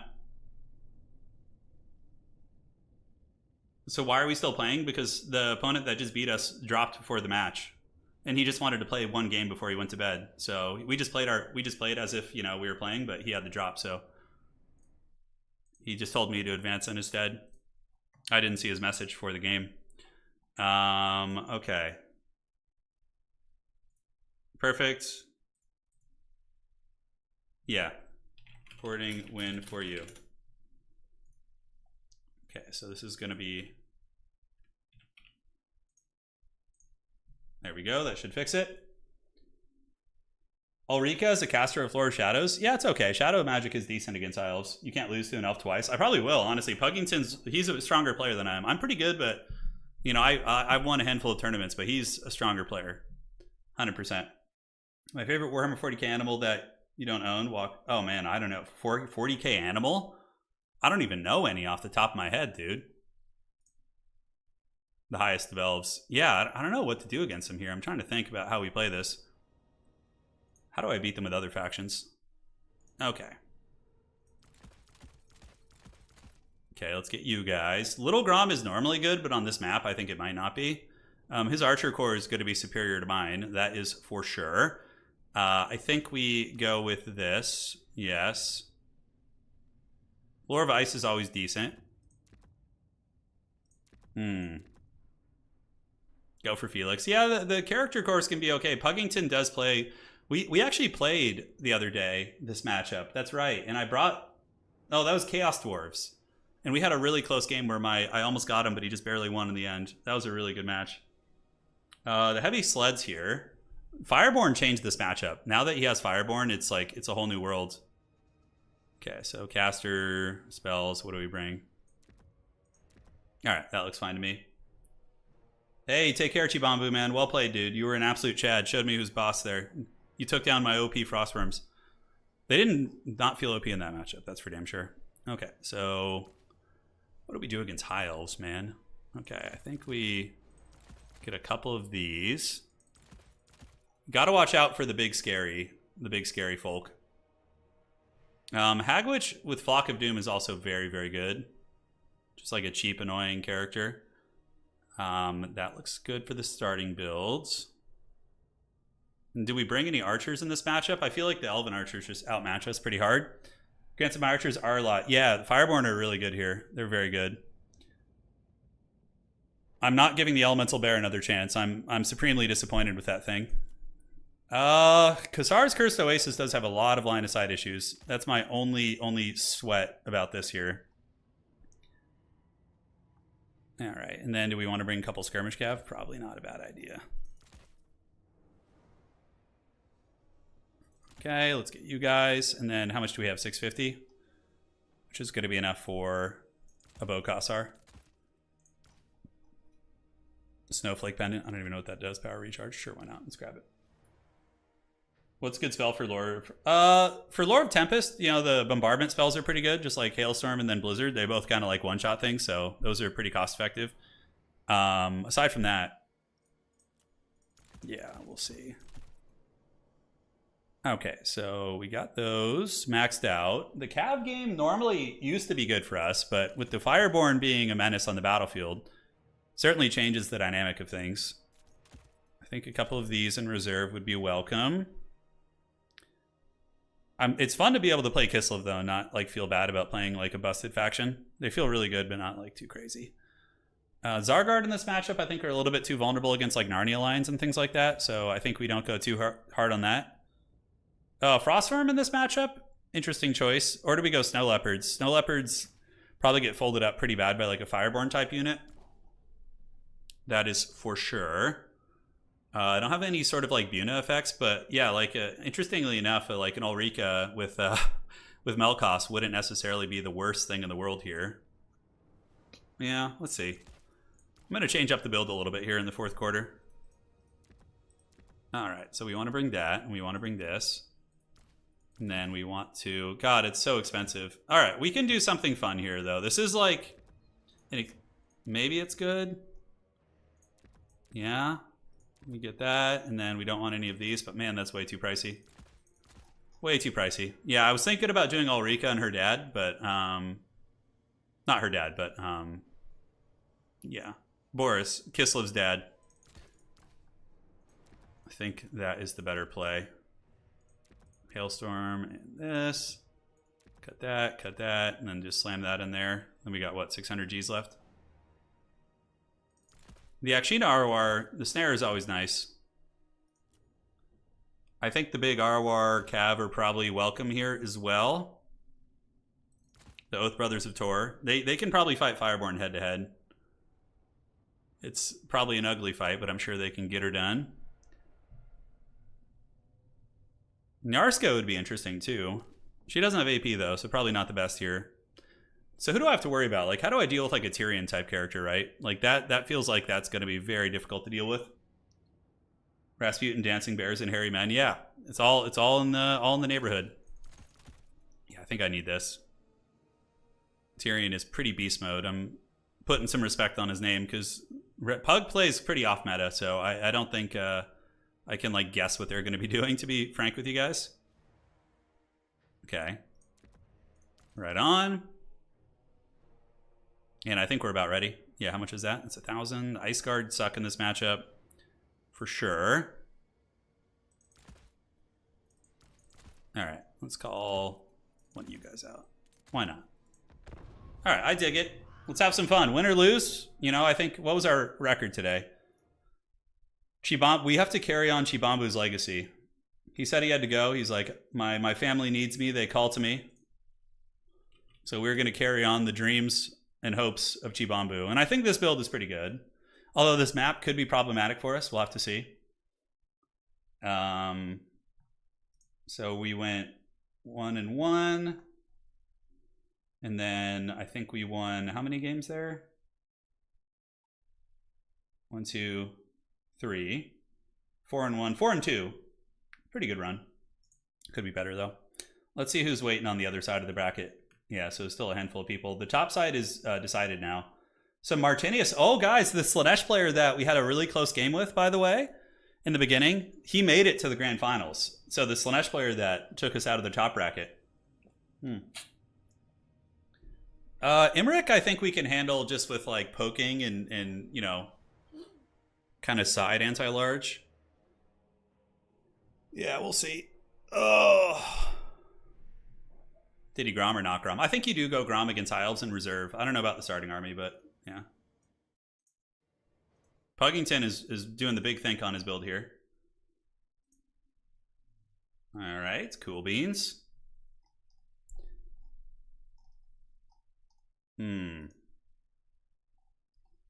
Let's see here. Did he Grom or not to Grom? That is the question. As far as units go, I mean, this matchup used to be kind of, even when Kislev was OP, High Elves had some play here. They have a lot of really cost-effective great weapons. And with Fireborn having AP now, that really helps them dominate the Cav game too, which is great. I want to see Kislev suffer a little bit, you know? Yeah, Martinius getting to the grand final is awesome, dude. His Heaven's Wizard was pretty... Oh my god, I know. Yeah, that's what he was doing last time. He was punishing us with the Randon's Thunderbolt and all that stuff. He's probably going to do the exact same thing here. Puggington is, if I were to analyze him as a player, he's a micro player. His builds aren't always meta, but he just micros like a god, and that's how he gets those fat dubs. Yeah, we'll see what he gets. What magic is best against Kislev? Probably not dark magic, no. Anything that, like, you know, can deal with elite infantry, like Pit of Shades, Shadow Magic's really good against them. Healing's good against everything, obviously. Death Magic isn't terrible. Abuna and Spirit Leech are both viable choices. I didn't bring any healing this time, so I'm not doing any sort of Monster Mash. Probably rather gonna play, like, out here and here. Did I get rid of the blocker? Yeah, I did. Cool. Alright, so here we are. And let's advance this up. So we got Great Weapon, boys, because obviously he might have some great weapons of his own. And we got one Kossar unit just to provide some utility. Homeboy's going to go out here on the outside objective.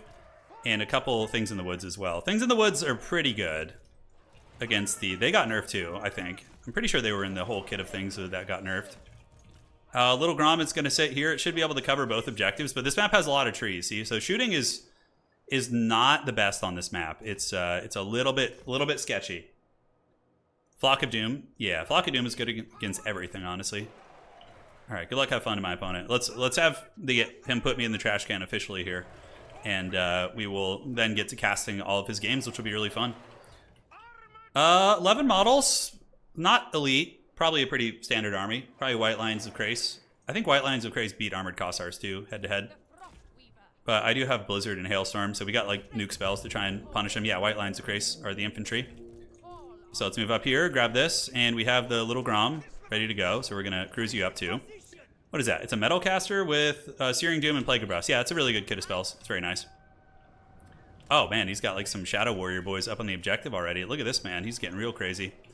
So we call out probably Heavy Cab, but the problem is when we call out Heavy Cab, he's gonna call out Fireborn and just counter us. So we need to be careful here, just kind of keep juking and grabbing this objective here. Juke. I don't know if we're gonna be able to juke. Yeah, he's gonna get us off that. Feels bad. All right, so we retreat. Little Grom is now gonna start ripping shots at, we could shoot at the Illyrian Reavers here, you know, whatever. And you guys need to come over here and grab this and this. Cool, so these Horse Archers are back. Against I think we need a Griffin Legion just to control tempo on the battlefield a little bit. Yeah, so you guys can be back to control group 1. Let's get you guys forming ranks here. You guys are cruising up, and you guys move up there. And now let's call it the Griffin Legion. All right. So Little Grom is generating value for us. We do get some Spearmen on the way out. Let's see if we could hit those Shadow Warriors or just whatever we can. A lot of firepower coming in, and we do get nailed by with our things in the woods. The Shadow Warrior play, very nasty so far. Yeah, very nasty. All right, so our boys are arriving. We should be able to at least flip this point against him. We do have our Heavy Cav, but we got to be careful. Let's get our Kossars back and just move up. Provide a little bit of supporting fire, but he's farming value against us pretty well at this point. So feels bad. All right, let's get into combat here, and you guys can form ranks there. In the meantime, we pull back our archers, and our Kossars hybrid shooting will hopefully get the job done. Do we have anything we want to shoot? Little Grom is generating pretty much all of our value for us. So let's call you guys over here. What do we have? Are they Fireborn? Just Silverhelms. Okay, so we can actually rampage through his lines a little bit here, which is going to be great. So let's get you guys in here, pull you guys back. Let's get the things in the woods moving up to help against those AP units.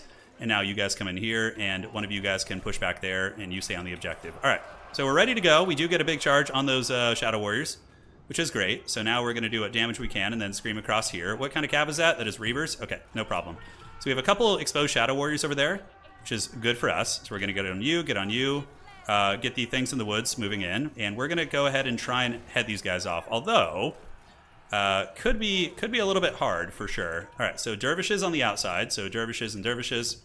Let's call them in. Let's go over here and force path onto the Shadow Warriors. And now we need to look for some bombardments, right? So we're going to go ahead and use a blizzard right here on the Pyramid Company.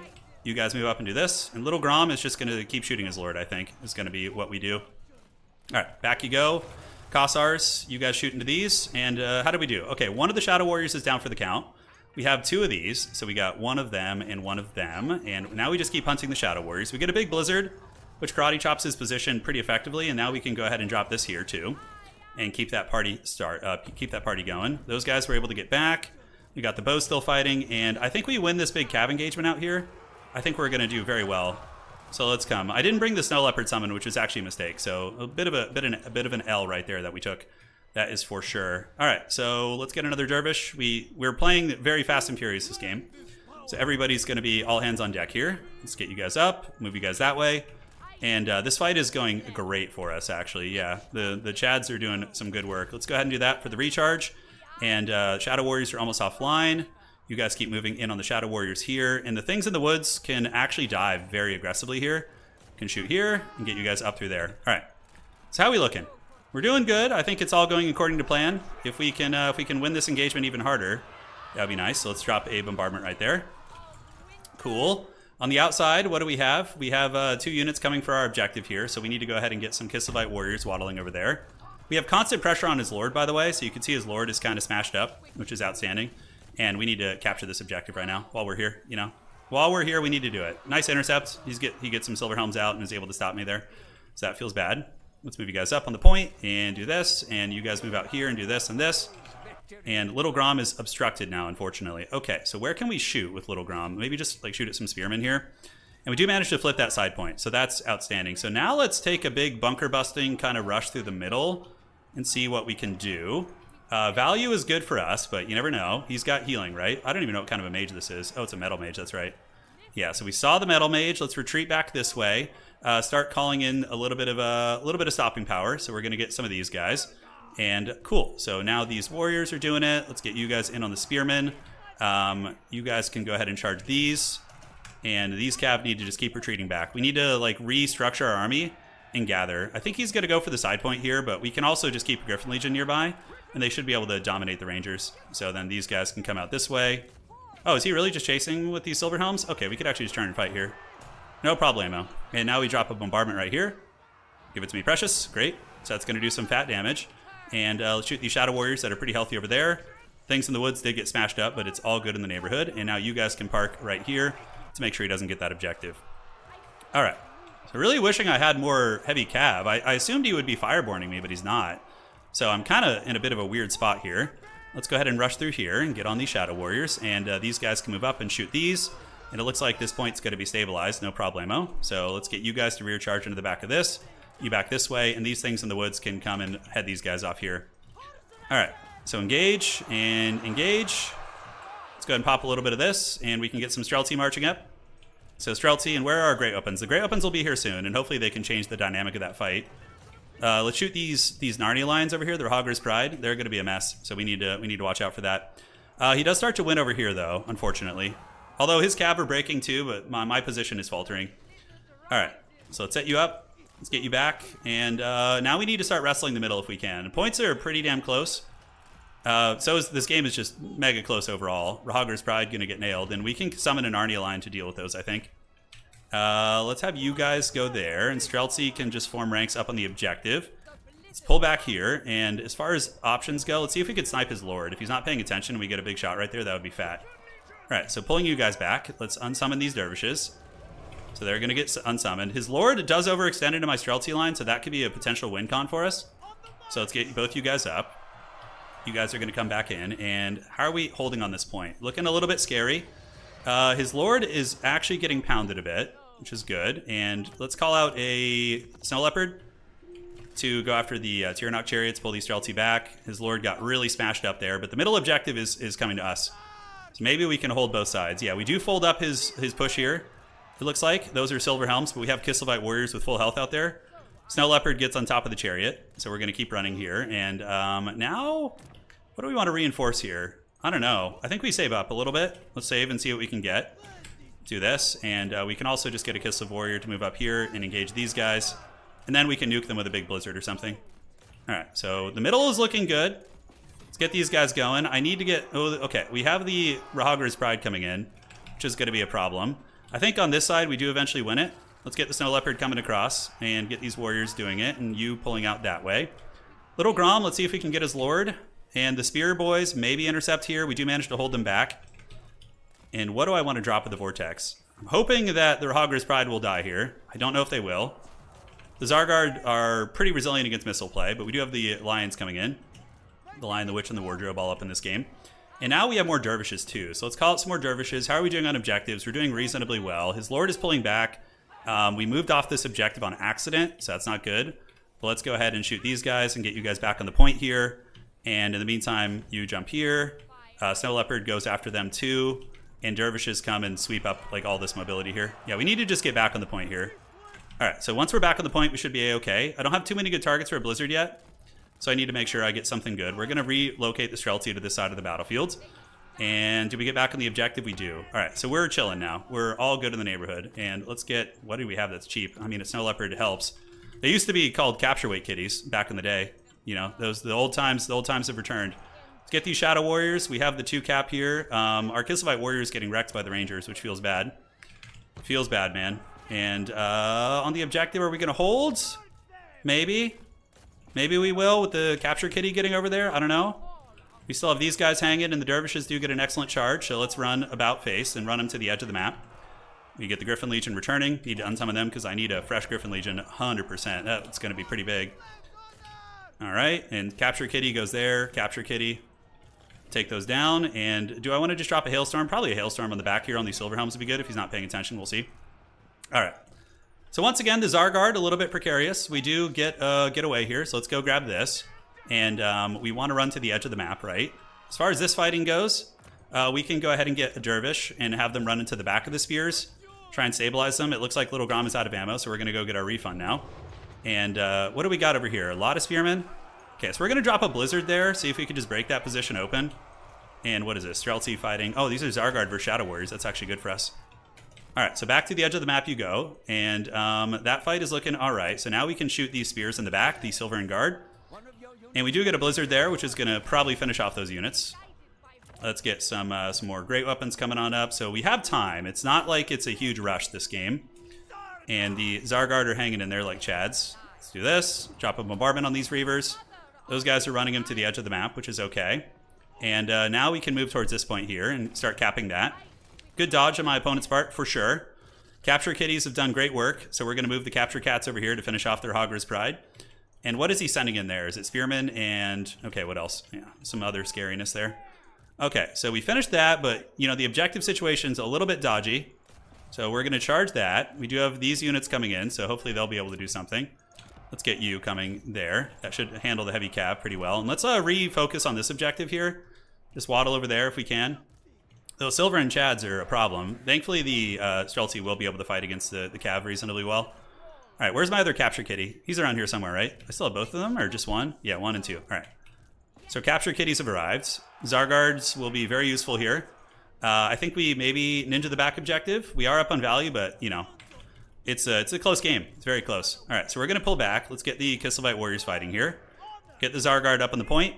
Streltsy back here fighting like absolute beasts. Let's get another great weapon unit coming over, and hopefully they'll arrive, you know, in a somewhat reasonable time frame. I think I have enough for another Hailstorm. Yeah, I do. Cool. All right, so on the side objective, we're going to get this for sure. We are 100% going to get this probably. Although he does have the Searing Doom over there, so that could be scary. Yeah, let's turn around and fight here. Streltsy are waddling up here to help out. Dervishes can keep chasing there. You don't have any like super fast units here, but those things in the woods are doing the work. I need these great weapon boys to hold these objectives. I think he's in a winning position. Just barely. Okay, what is he doing with these spears? I don't know what he's doing. He's doing something or other. We are routing off a lot of units, though. The Capture Kitties are doing great. So let's bounce over here. Get these great weapons moving that way. You guys chase here. And do I have any more mobility? I do have some mobility. Cool. So we can bring these guys in. Can't dodge that, really. Just have to eat it. You know, feels bad, but it is what it is. Okay, so you guys come here. Get you Horse Archers down there. Capture Kitties are hanging in there. We'll see if we can drop a Blizzard on the faces of some of these spear units that are advancing. Streltsy taking it like champs. We are up in value, but strangely enough, it doesn't feel like it, you know? I guess we have a lot on the field, but it's just kind of all over the place. All right, probably unsummon you. We need to get a healthy guy back in the pool there. Keep chasing you guys, and is there any way we can, like, play for a triple cap, right? That's what it's going to need to be, but I think... Are these Armored Kossars doing it? They're doing pretty good. Even with the Plague of Rust, they're hanging in there. Capture Kitties are grinding, and we do have some Kossars waddling up to the objective. I think we have to start sending some... Yeah, probably a Griffin Legion is our next best call-in. All right. So now we get into the back of these units. Yeah, with the Capture Kitties. And do we have any magic? I don't think we do. So let's loop around this way. A little bit of weird graphic lag lately. I need to really look at my settings because they have been very suspicious lately. Okay, so moving up. You guys getting this lag here? Because I sure am. Oh my god. I think it's just internet lag, actually. Is it me? Let's see. No, it doesn't look like it. All right, things in the woods to the middle. And let's hope we can grind it. Let's hope we can grind it. So we're going to move back. We're going to flank these guys here. And hopefully the warriors can make some progress here because it's looking a little bit dodgy. We're going to move you guys and pull you dervishes back. You guys can go here. You guys retreat out that way. Things in the woods should be able to get through those spearmen and start to threaten the middle objective. So maybe we run to the middle with our Capture Kitties and go take advantage of his weak point. Yeah, I think that's the play. Do we have any dervish? We do have dervish coming off cooldown here in a second. And these guys can move to the middle too. This one warrior unit is doing an excellent job occupying a massive amount of his attention though, which is good to see. Streltsy, shoot the Great Eagle. Whoa, holy shit, he called it a Great Eagle. He must be running out of things to call in. If he's calling in Great Eagles, you know, things are not looking great in the call-in situation there. All right, I think I got to stop spamming dervishes. I need to get something like with real substance out or else we're going to just fold. How am I ahead on value? Does he have healing or something? I don't know if he does. Because I feel like he's got way more stuff on the battlefield. I don't know what it is. Less warriors, more Kossars? Yeah. Kossars, we have mostly Kossars in this build. They've been pretty good. Zargard could have even feasibly been an option as well. So we are going to get this objective, and it looks like there's a Searing Doom coming, so we'll try and dodge that if we can. We do manage to get that objective there, which is cute. Is there anything I have that could just like fold this point? I don't think so. We'll try a Griffin Legion. I think we need big heavy hitters, and they're the one unit in my army that really performed well. I'm always like nervous against Fireborn to bring a lot of heavy cav, right? But I think I need to not be nervous, you know? Like, because they did, my Griffin Legion unit was my hardest carry piece. They did super well for me, right? So I think I need to just put some more respect on their names. All right, so the Griffin Legion's coming across. We'll see what kind of work it can get done. I don't have much time, so it's probably GG, but we'll play it out. It's a good match, though. Really, really fun match. We'll have a Snow Leopard fight here. You guys go after these archer units. In the middle, I think the Chad Griffin Legion will be able to help hold it. Rangers are arriving, but we should be able to counter them. And what can we do on this side? Just pull up some archers, maybe? I mean, we're just desperate. We just need to get things on the board. All right, so you guys move. We do start to steal this objective here. Let's move into the back of these. And the Griffin Legion does arrive. How much value did they get in their first life? Ooh, man, 1,600. Yeah, I definitely should have brought more Griffin Legion. Definitely should have brought more of those. God, this graphic lag is killing me, Smalls. I don't think it's making a big difference, but it's very, very weird. The Lancers will feast? Yeah, it's a good learning lesson, though, because, you know, I don't know how to play Kislev, really. We're learning today. So we're learning what's good in what matchups. But I think against High Elves, like, you need to go with a full kit of just heavy cav to press. They seem really destructive against High Elves. They always have been, but Fireborn are just so scary, you know? Okay, so we get that point. I mean, we would be getting this point soonish, maybe, but that's GG. Well played to Puckington. He definitely earned that. He played like a champion and advances on. All right. Has his lord living with a small amount of health is why you feel behind. Yeah, that's actually a really good point, Fidel. Really good point. Good scrap. Good, proper scrap. Things in the woods, maybe replace them with heavy cav. All right. Okay. Let me check here. GG. Well played. I'll cast your next games. Send codes, please. Okay, we're going to follow the Dread Pug. We're going to follow him into the sunset. The Great Eagle versus the Cats. I think the Cats win. Yeah, the Capture Kitties. Little Grom was wasted on not finishing the Mage. I tried. I was sitting on the Mage for like an hour. He was just sitting out of range. All right, so let's check, see if there's any admin work. So decent little Kislev run today. It was good fun. Still got to learn a lot. I feel like I'm better with Chaos Factions. The Chorfs must rise again too. I gotta redeem the Chaos Dwarves. They've been struggling in the pits. So what do we got here? So now we have. The hell is that? That's weird. Okay, somebody screwed up the bracket. What the hell? What are these guys doing? Oh, I think Opal Black Bear screwed it up when he reported himself. Okay. Great. So we got that. What type of targets is Leopard best against? It's good at sniping any SEs, really. I brought it as like an anti-character thing. So if you had like a powerful combat character of some sort, I could hunt it, or even have it nibbling at the heels of the Fireborn. I think that would be the way. Okay. So let me see if you report score. See if you did. I have to fix the brackets real quick. Yeah, Pug likes his eagles. He does. He does. Okay, so I'm just gonna, I need to fix this real quick. Reginald Puggington, fix that. Great. So while we wait for this, I'm gonna work out a build because I wanna develop builds. That's one of the main things. How did my caster do that game? I don't think. Like, what if we had a Killy foot character to grind through spearmen? That would have actually been really good. Like, the Kislev foot squad would have been a big problem for him. Yeah. You know, he would not have been able to deal with that, probably. Now that I think about it. Okay, is that fixed? Let's go ahead and refresh the brackets and check. Yeah, they're anti-large, the snow leopards. That's their whole point. They're just like monster snipers. Great. Yeah, fixed. Someone messed it up. Okay, so we got to learn from our mistakes. That is how we improve. So this was our build against them, right? I think we go back to the drawing board. I think we use a shielded front line instead of the great weapons because I think the sustainability against the missiles is going to be the play. And honestly, I'm starting to lean towards old Rasputin on foot. And we just bring him with Salix Lullaby. Probably not Blaze of Devotion because of Fireborn. And then you just do that. Like cheap foot Rasputin. You can get Felix Jaeger, so you have a lot of healing. You just cut his abilities. And then we need a wizard, right? So this is like a very good armor piercing kit. For the wizard, I think against elves, you got to watch out. They definitely have some good sniping, but a Hagwitch with Flock of Doom is never a bad idea. So you could go Hagwitch with Shadows, actually. That's really good. Then you cut this. Yeah, look at how much we're learning already, right? Melkos, and then you could just do Pit of Shades. That's a really solid kit. I did forget the Leopard Summon. It wouldn't have won me the game or anything, but... yeah, this looks really strong, at like way better of a start out of the gates, right? And then to contest mobility, we get like a couple of these guys, although, I don't know. I didn't feel like they were that good there. I did like the little Grom. I think that was keeping the elves like sweating a little bit. So we do that. Now, this is where we change our backfield, right? We go double Lancer and Dervishes. Like, the Cav were one of the biggest issues he was having. We do bring a thing in the woods to deal with like great weapon infantry. And now we need some like proper infantry killing power, which... we could get some of the... I mean, our character squad will kill the spears, probably. So I think that's fine. I don't hate, like, one Zargard Great Weapon, but they do kind of get folded up by the magic and stuff. So maybe just one of these. And then, aside from this, we need, like, proper anti-large. So maybe we bring in a Oath Brother of or Oath Tor Brothers, or whatever the hell they're called.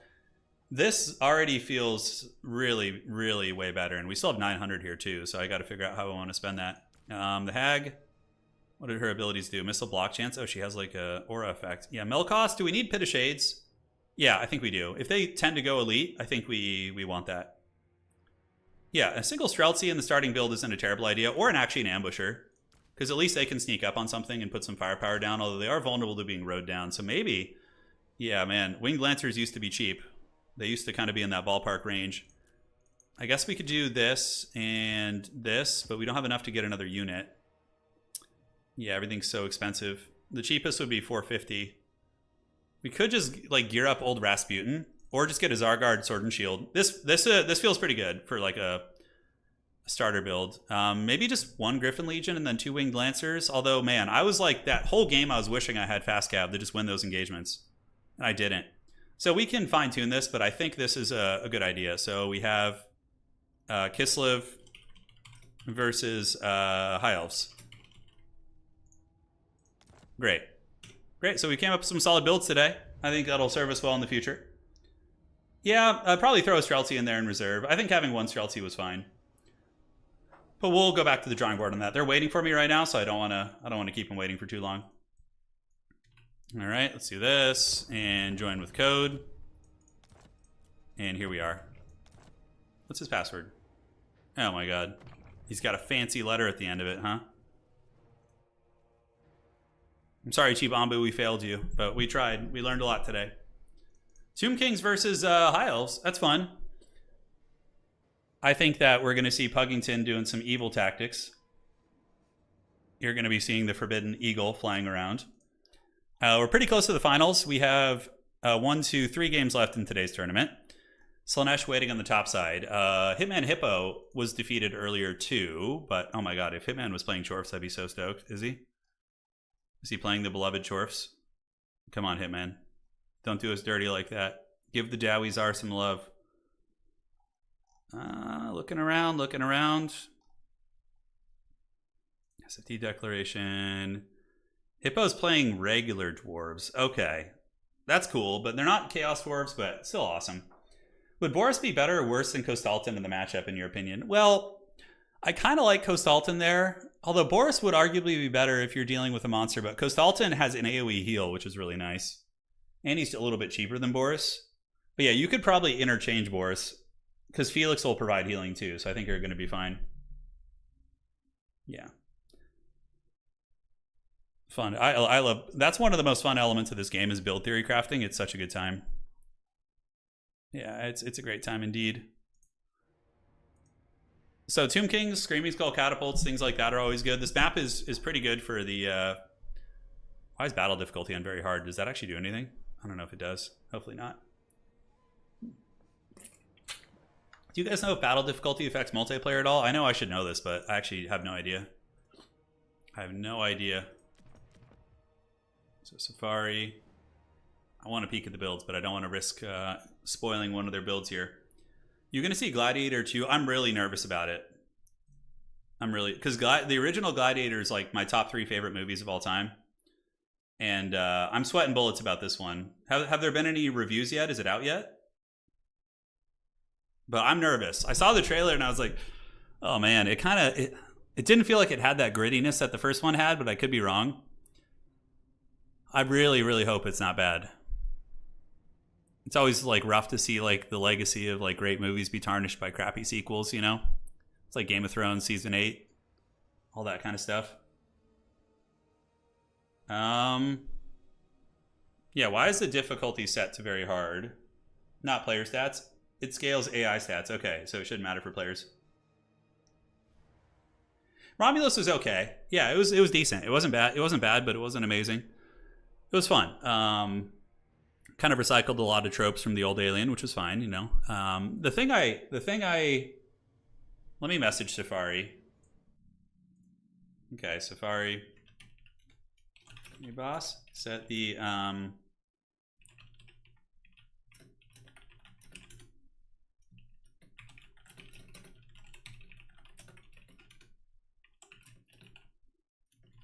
okay, cool, he switched it. I wasn't sure if it affected things, so just to be safe. All set, boss. Cool. So here we are in the tourney. And it's time. They spent a ton on costumes and set. Yeah, let's hope it's good. Senator Gracchus returning for Gladiator 2 as well, though. Oh, really? That's fun.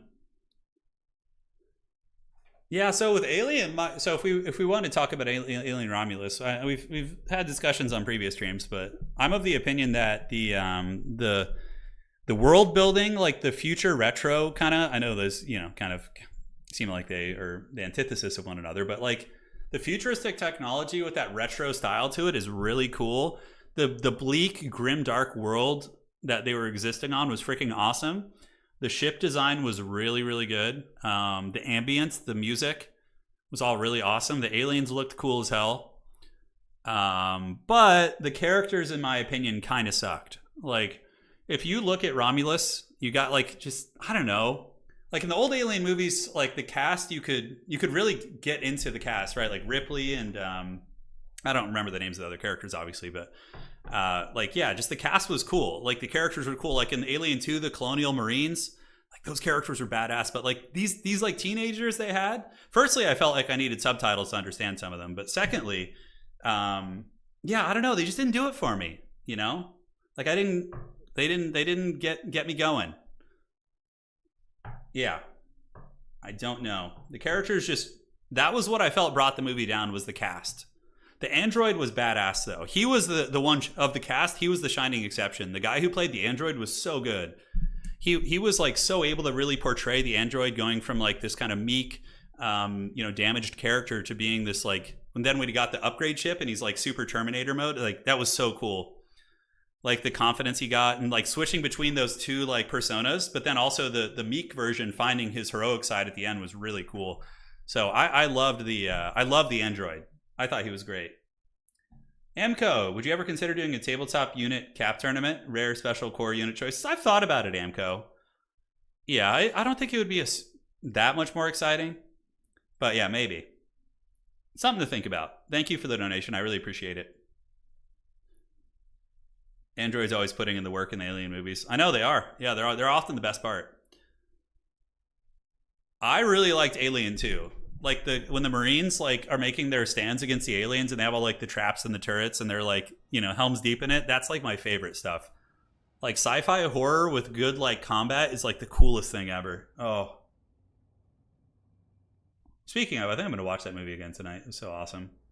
How would I be able to participate in these tournaments? If we have a mod in chat who could drop a Discord link for you, that'd be great. But basically, you just need to join our Discord, and we announce these tournaments several times a week.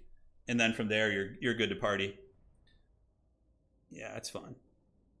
I really like the Alien 1 and 2, and Alien 3 was great also. It's kind of hard to compete with Ripley, right? Like you get this like, character who's, well, I'm guessing like, I don't know, young adult, teenager, whatever. Like just the presence of Ripley compared to the teenager that was in this movie, it's such a brutal comparison. And I feel like they could have cast someone, like I bet if I were to, I don't know if Anna has headphones on, but she could probably answer that. Like I bet you, I don't know, who could you cast as like a Ripley character? You could do like, I know my wife likes Florence Pugh a lot. That could be cool. I just watched Alien 2 the other day. I can't believe they cut out the sentry gun scenes from the theater version. I know, that was like the coolest part. All right, ladies and gentlemen, here we are. It is going to be Reginald Puggington, the Elven Overlord here. He's going to be rocking a bolt thrower against Tomb Kings to shoot or shop the Great Throwers. Main battle line is going to be Spearmen, and this man loves his Shadow Warriors. My goodness. He used them against me to great effect, and he's going to be using them once again. On top of that, we got a Mage of Metal. Mage of Metal is going to be rocking the... wow, 2 casters. Okay, so we have Teclis with Net and Fiery Convocation, and that's probably designed to one-shot like a Tomb King's Elite Infantry unit. And then we do also have a Mage of Metal with Final Transmutation and Plague of Rust. So this man is really hedging his bets with his magic and making sure he has all of his bases covered. So yeah, that is going to be it for the army. Now on the other side, for the old Tomb Kings, it is going to be Skeleton Horseman Archers for Safari. And he's going to be advancing up to try and immediately grab the objectives. Granted, they will be countered by Shadow Warriors very, very effectively, for sure. We do have Spearmen in the front line, backed up by Nehekara Warriors, and it is going to be Arkin the Black. So the evil, cackling Necromancer, making his great return after being banished by Cetra for 100 multiplayer games. He is back, and he's a great lord. Spirit Leech and Buna are both good against elves in general. Like, Fireborn come out, you Buna. Anything else, you Spirit Leech. It's pretty good. But as far as like the armies go, I would say Pug's army maybe has a slight advantage, but it's hard to tell. And the battle will unfold. Objectives 2 sitting here, and objectives 1 and 3 are going to be on the outsides here as well. Yes, yes. You guys talking about the replacements? Yeah, Sigourney is 5'11". Oh, damn. Okay. Yeah, that's tricky. That is about my height. Although I'm technically 5'10 and a half, so Sigourney Weaver would be a little bit taller than I. Ark of the Black cruising up towards objective number 2, but so too is Teclis, the elven wizard, of course, helped found the colleges of magic in the Empire. He's going to be screaming on forward and maybe dropping a net on top of the Nehekara Horseman here. I'm not a big enjoyer of the Spirit Leech here, although, oh no, Potion of Koroi. So he didn't bring the free healing item on Teclis, which I think is a mistake. It's very, very good. But alas, we will see if that matters. So Spirit Leech is going to be going down on your boy Teclis here. Meanwhile, on the outside, we see them contesting Objective 3. So Objective 3 is taken by the Elves and Safari, and the home objective here is going to be grabbed by the High Elves. So we're going to see if Safari can keep pace with the insane micro Reginald Puggington. You know, Puggington takes long breaks of activity. He won't show up for a while, and then he just comes and wins a couple tournaments. He's a man of mystery for sure. But I would say, like, if I had to rank, like, top 10 Total War players of all time, in terms of micro, In terms of micro, I think that he has some of the best micro in all of the Total War history. It's very, very good. Yeah, it's not going to be Peklis. Peklis is actually reasonably good against the Tomb Kings also. He's good at assassinating the characters. So Shadow Walkers are moving towards the Ushabti, and the Bolt Thrower here is now going to be targeting the Ushabti as well. So the Bolt Thrower is a pretty solid counter against Chosen of the Gods. It's going to take a hot minute, but the Ushabti Great Bows do manage to take a fair amount of HP off these Reavers, while the Skeleton Horsemen now engaging in a skirmish fight versus the Reavers. But yeah, very, very close fight. Both players kind of knock down, drag out fighting, but the Elves do have the objective here. So we do see objective dose is going to be going to the Elves. The Shadow Warriors and the Spearmen are able to deal with the advancing Skeleton Warriors who are trying to penetrate onto the Shadow Warriors here, and that Skeleton summon should be diminished here and disappearing on its own relatively soon, although you don't want to let it shut down your Bolt Thrower. We do see a bit of a play here as there is an attempt for the Skeleton Warriors to waddle towards the Eagle Claw Bolt Thrower, and they are coming for that booty. They are indeed. So now we get Carrion being called in. I don't like this decision by Safari. I think they're just going to get mowed down by the copious amounts of Shadow Warriors and then annihilated by the Reavers. You know, just diving into the Shadow Warriors in the front here. You need to, like, time it a little bit better. So you're, like, alpha striking at the same time, more or less, right? That is the play. So moving up are the Shadow Warriors. I expect the High Elves are going to be calling in Rangers to deal with them. And we do see Teclis dropping a fat net to control the Carrion here. And what is the response going to be? The Shadow Warriors immediately turn about face. Really cool to see them being used. And yeah, a High Elf victory would be awesome, right? That would be really, really cool. So let's see what kind of work they're going to get done here. And are they going to shoot? Find out on today's episode. Yeah, big damage into the Carrion there. So the Carrion do get melted down. Critical binding, negative 14 leadership. Probably going to be crumbling. So Teclis really showing his utility here. Meanwhile, the big flank, we do see the Tomb Kings actually steal objective 1. So they're able to push the Elves off that point. The Elves obviously have kind of fallen back into a bit of a defensive posture here. But the Tomb Kings are taking control of the battlefield. They're moving up, and the Elven damage is doing work. They were able to defend against the aggression. The Bolt Thrower here still in danger of being compromised a little bit by the remnants of these Carrion. Teclis needs to ride over on his horse and definitely help them in combat. Otherwise, the Bolt Thrower crew could maybe get routed, which would be very unfortunate. Spirit Leech going down on Teclis. Here we do see objective dose is going to be taken by the Tomb Kings. So the Tomb Kings have some good quality troops here. They do have the Nehekara Warriors who have arrived on the point, and they'll be able to beat a basic Spearman unit for sure. The bonus first infantry will do a lot of work. Oh, wizard fight, nerd fight. The nerds are fighting. All right, we got Teclis versus Ark in the Black. It is a power nerd battle. But Ark of the Black is a much more powerful nerd. He's like, I'm trying to think of an ample example for that. You know, you guys ever have any of those guys who, you know, grew up nerdy, but when they get older, they just get like super jacked and hit the gym hard? That's like Arkin. Whereas Teclis is like a true power nerd. He's like a programmer in the shadows and the depths of some tech company. But yeah, we do see the sort of Teclis activated, and yeah, he's got to watch out, man. Tomb Kings are doing pretty well this game. That wide push, really pushing back the High Elves. But the High Elves do stabilize objective 1, which is going to be stemming the bleeding a little bit. And now we get the Illyrian Reavers and Skeleton Horsemen coming in, hunting one another. It looks like the Skeleton Horsemen going to be hunting those Reavers. Reavers charging into Spears, which is a bold strategy, Cotton. We're going to see how it works out for them. But overall, Tomb King's in a bit of a commanding position on the battlefield. You can see they're advancing up, taking control of a lot of the ground. Objective 2 is going to belong to them. Objective 3 as well. And Objective 1 is in danger of being lost as well. The Shadow Warriors are doing decent damage to this game, but not as good as they were in the previous match against my Kislevites. That is for damn sure. Silverhelm's going to be hanging around, and once again, the Tomb King's inexorable advance is causing a lot of havoc. So Skeletons and Necrotech, as well as baseline Nehekara Warriors pushing into the secondary. But there's a chance that Puggington is going to be able to pull them apart, you know, and get that kind of consistent poking damage over the course of a long game. Teclis hiding in the back, and the Sisters of Avalorn are now here. So Sisters of Avalorn, not bad against Undead. They do fire damage, which is nice, and magic damage, which I don't know if magic damage is relevant against Tomb Kings at all. I don't believe it is, but fire damage can mitigate a number of units. Some of them are weak to fire. Not the whole roster, but you know, some of them. So Objective 1 being fought over. High Elves do control this, and they do commit their Silverhelms to the fight. So the Silverhelms and Reavers will be able to defeat these Skeleton Horsemen pretty decisively. So we do see a big cav fight here as the Elves do engage. Silverhelms gleaming in the darkness here of this very, very scary Sylvanian landscape. More of the Tomb King's cav are going to be coming in, but this is potentially good turning the tide here for Pug. I think the Silverhelm unit maybe can win this, although it is heavily outnumbered, right? We have 2 Tomb Kings units here, 2 here. Reavers are kind of close to folding up, and also very good play by Safari Jack coming over here with the Spear unit. So Skeleton Spearman going to be heading over to reinforce that, which means he might be able to stabilize that point. Daniel, thanks for becoming a channel member. Greatly appreciate it. Daniel Kennelly, that name sounds really familiar. You're not my cousin, are you? No, you're not. Okay, I have a cousin whose name is really similar to that. Thank you so much. Yeah, I could be wrong, but no. Thank you, man. Tomb Kings do not have any ethereal units except in campaign. So in campaign they have the Usirian's Lost Legion, but here they don't have that. So who did this objective go to? The Tomb Kings managed to get it. We do see Puggington in a situation where he's on the back foot being triple capped. There is going to be a Plague of Rust being activated on the Chosen of the Gods. So Chosen of the Gods do get slapped with the Plague of Rust, which is going to put them down to 30 armor, but they do not stand alone. There are some Skeleton Horsemen nearby who are going to be helping, although another flanking charge coming in the back will equate to a fair amount of, it lasts a long time. Plague of Rust lasts for like 40 seconds or something. So are the elves stable in the backfield? Shadow Warriors are being pressed, and we do see the Sisters of Avalorn being tied up in combat by the Necrotect. Nehekar Warriors are getting a lot of good aggression, and the Mage of Metal here is being hit by Spirit Leech. Ark of the Black doing a lot of evil Necromancer cackling as he hugs the edge of this foundation right here.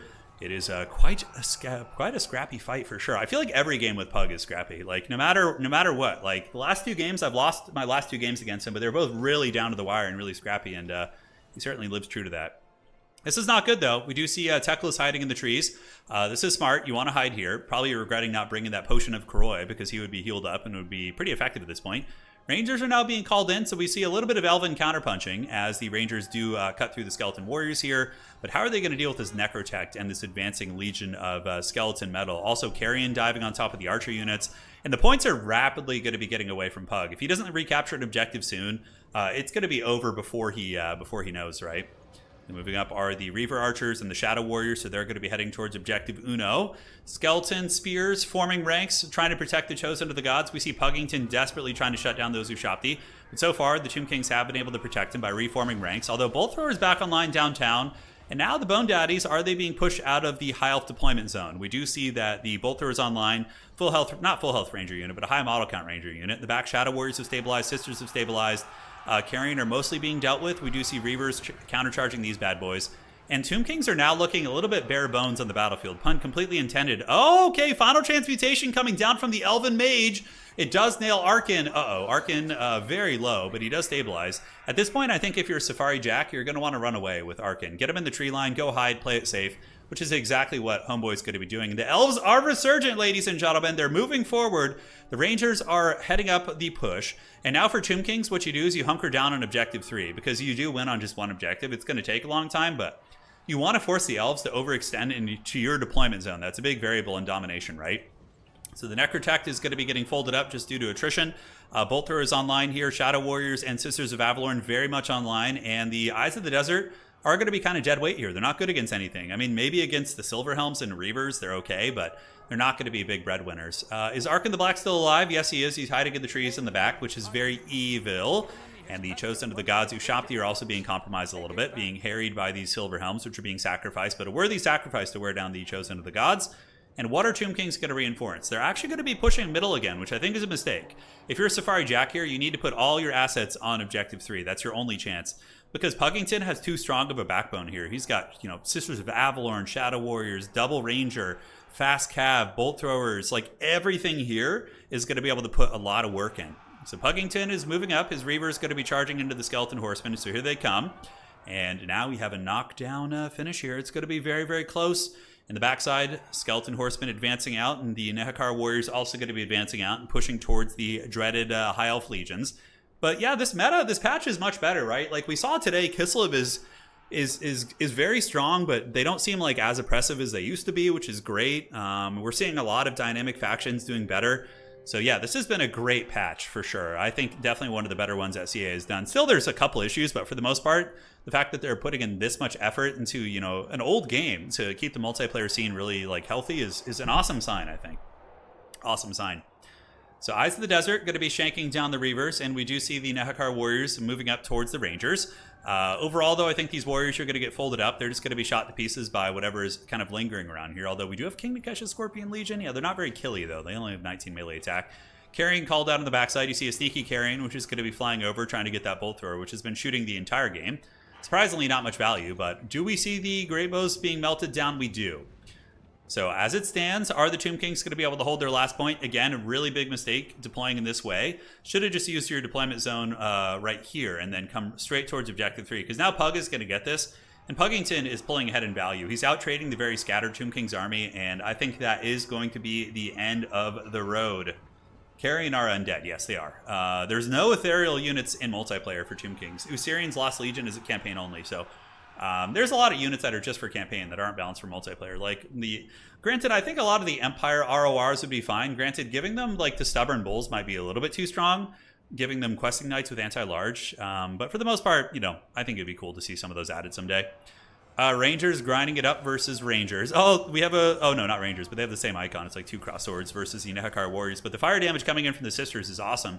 They've gotten 1200 value, really done a great job of killing these chaff units. There's no way Tomb Kings get this. I think this game's over now. His only chance was to Helm's Deep on Objective 3. And mind you, it was a very slim chance, but he's just being pulled apart now. Puggington's just ferocious micro and tacticianship and objective play is a little bit too strong. And he's able to close it out. Arc in the Black, cackling in the bushes, stroking his forbidden rod in anger, and I'm sure Teclis is doing the same thing. Look at this. I think he was using the birds to hunt down Teclis in the bushes. That's really actually quite funny. Reaver's going to be watching the carrying right there and making sure they don't cause any problems. And ladies and gentlemen, I think that this is the end of the road for the Tomb Kings, because at this point, I don't even know. I don't think they would win on a single cap anymore. Letting Puggington capture that objective was a little bit too much. Shadow Warriors getting in melee, or Sisters of Avalorn, which in tabletop, Sisters of Avalorn are actually decent in melee too. They have a fight first special rule, I think. So if somebody attacks them, they get to fight first no matter what. There are some counters to that, but of course they're pretty badass archer units. One of the better archer units in the game, in my opinion. They hit on 2s. They have -3 AP on their shots, so if they're able to roll a couple 6s against like a big monster, they can definitely, you know, get some wounds off those. But yeah, it's a lot of fun. So Carrion do fold up here, and ladies and gentlemen, that's the end. I don't think Safari Jack knows it's over yet. Out of desperation, calling in mass amounts of chaff units over here on the other side to try and contest the point. But looking at the battlefield here, we do see the dreaded Pug is able to claim victory and get her done. So, not this weekend. This weekend, I'm out of town. I'm playing in a tabletop tournament. But the following weekend, we are going to have another faction war. So, that will be very hyped. I also have plans for a domination faction war because it's long overdue, but that's going to take a long time. So, what I think I'm going to do for the domination faction war, there's not too much to analyze left in this game, guys. That's kind of why we're talking about something else here. This game's 1,000,000% over. Puggington has got this one in the bag.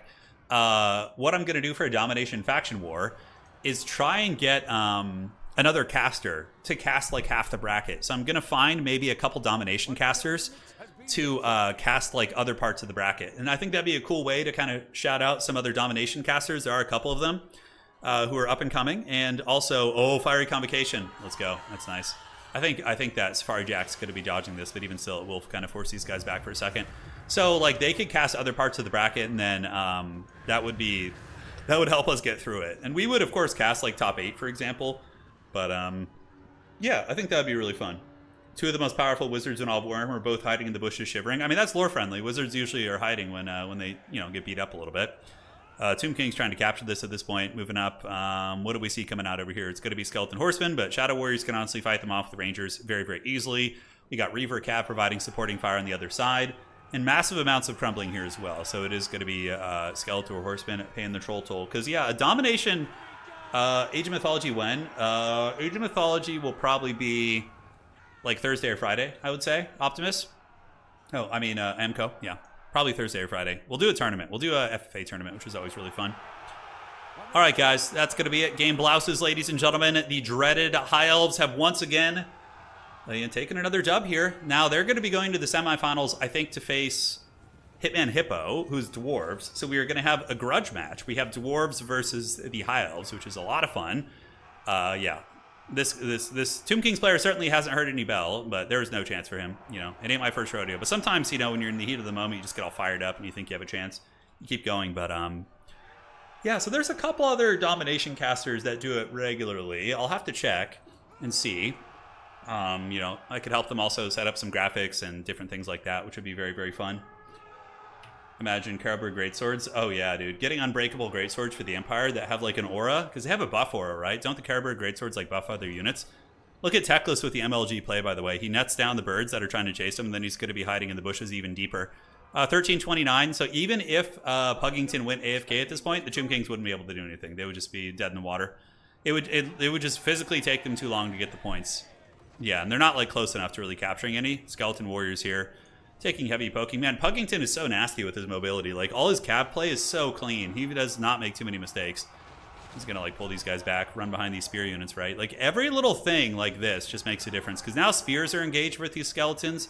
You can just turn around and countercharge him with the Silver Helms over here. Man, I really thought he was going to use Fireborn. Yeah, so we're going to get a grudge match. We're going to get a grudge match next. It's going to be High Elves versus Dwarves. And in the grand finals, we have Slaanesh, which is awesome. So shout out to our boy Martinius, who we had an excellent game with in game 2 today. And he is there.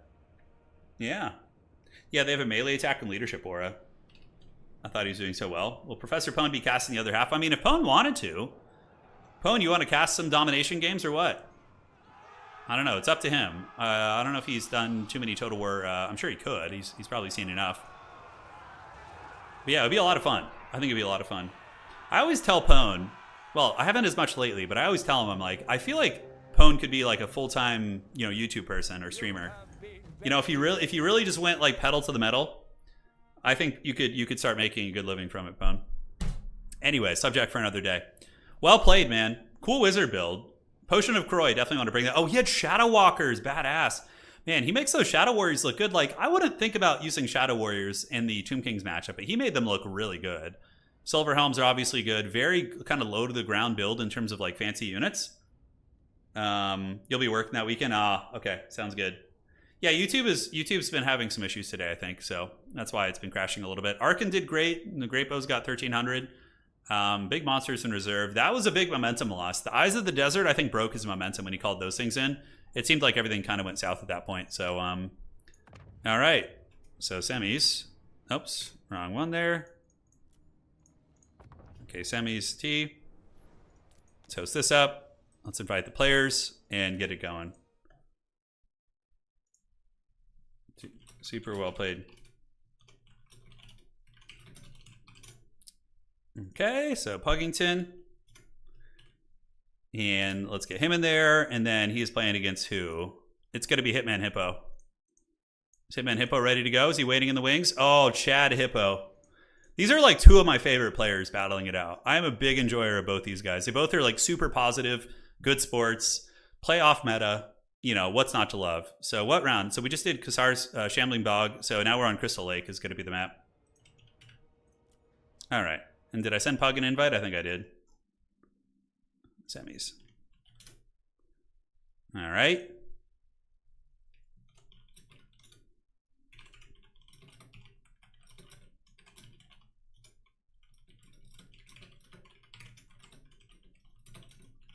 Just talking to the player there, Safari Jack. I think he's a little bit newer to the scene, but the fact that he held up so well against a player like Pug is super impressive. If the extended roster was available, the Chorfs would be invincible with their OP. Oh, yeah, the supply train, yeah. Nurgle would get Fire Glaives. That would be very cool. Oh, like the Tamarcon, yeah. Mm-hmm.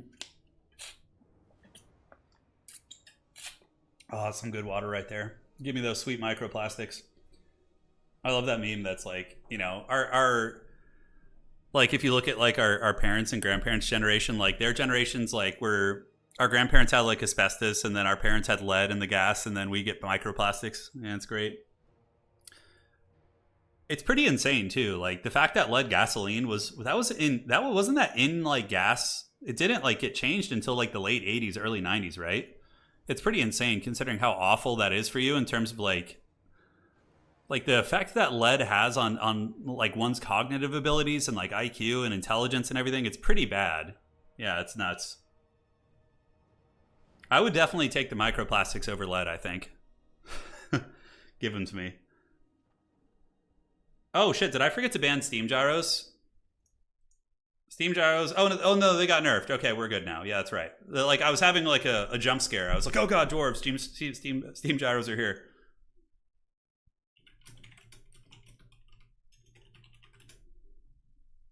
All right. So what do we got? Wouldn't Empire get the... Oh, yeah, if you gave them the Elspeth unique units, like the Amethyst units, that'd be really, really fun. We could do an extended roster tournament one day, just for the memes. Yeah, I don't know. Maybe when the game gets really slow towards the end of its life cycle, I'll start doing some more like heavy meme tournaments. We'll see.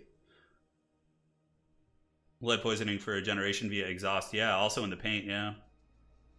Don't forget all the chemicals in our food. I would take those over lead, though. Lead is really bad. The helicopter sound. Yeah, the helicopter sound is scary. Yeah, it is. So dwarves versus high elves is a fun one. I don't know what it's looking like this season. You guys want to look at some stats together, by the way? Let's do it. We got a minute. So let's see how the season's looking.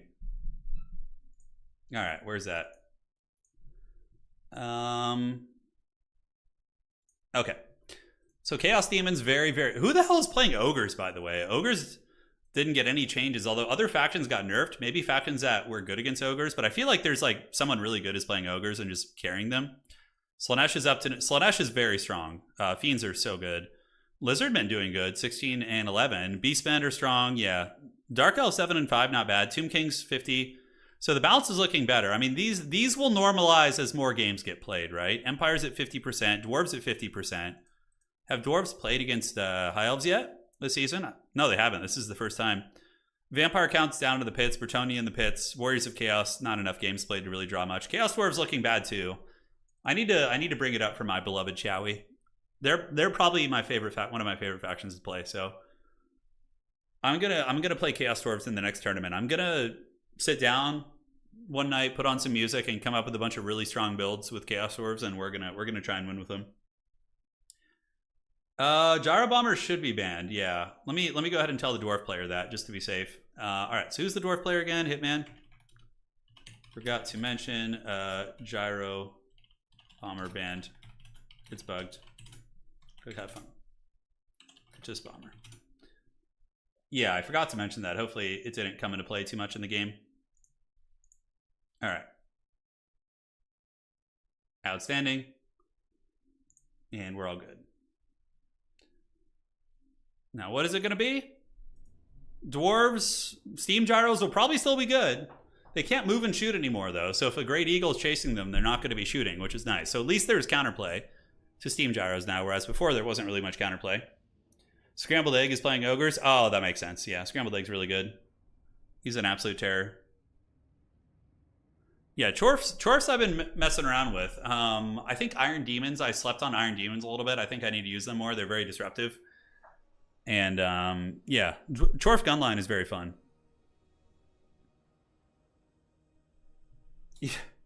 Yeah, Olaf, I hear you, man. I just let him know. Cool. So he knows it's banned, and we're not going to be seeing the Gyro Bomber. Did you ever mastercraft a build only to take... Would never ever mastercraft a build only to take a meme mid-tourney? Yeah, it depends.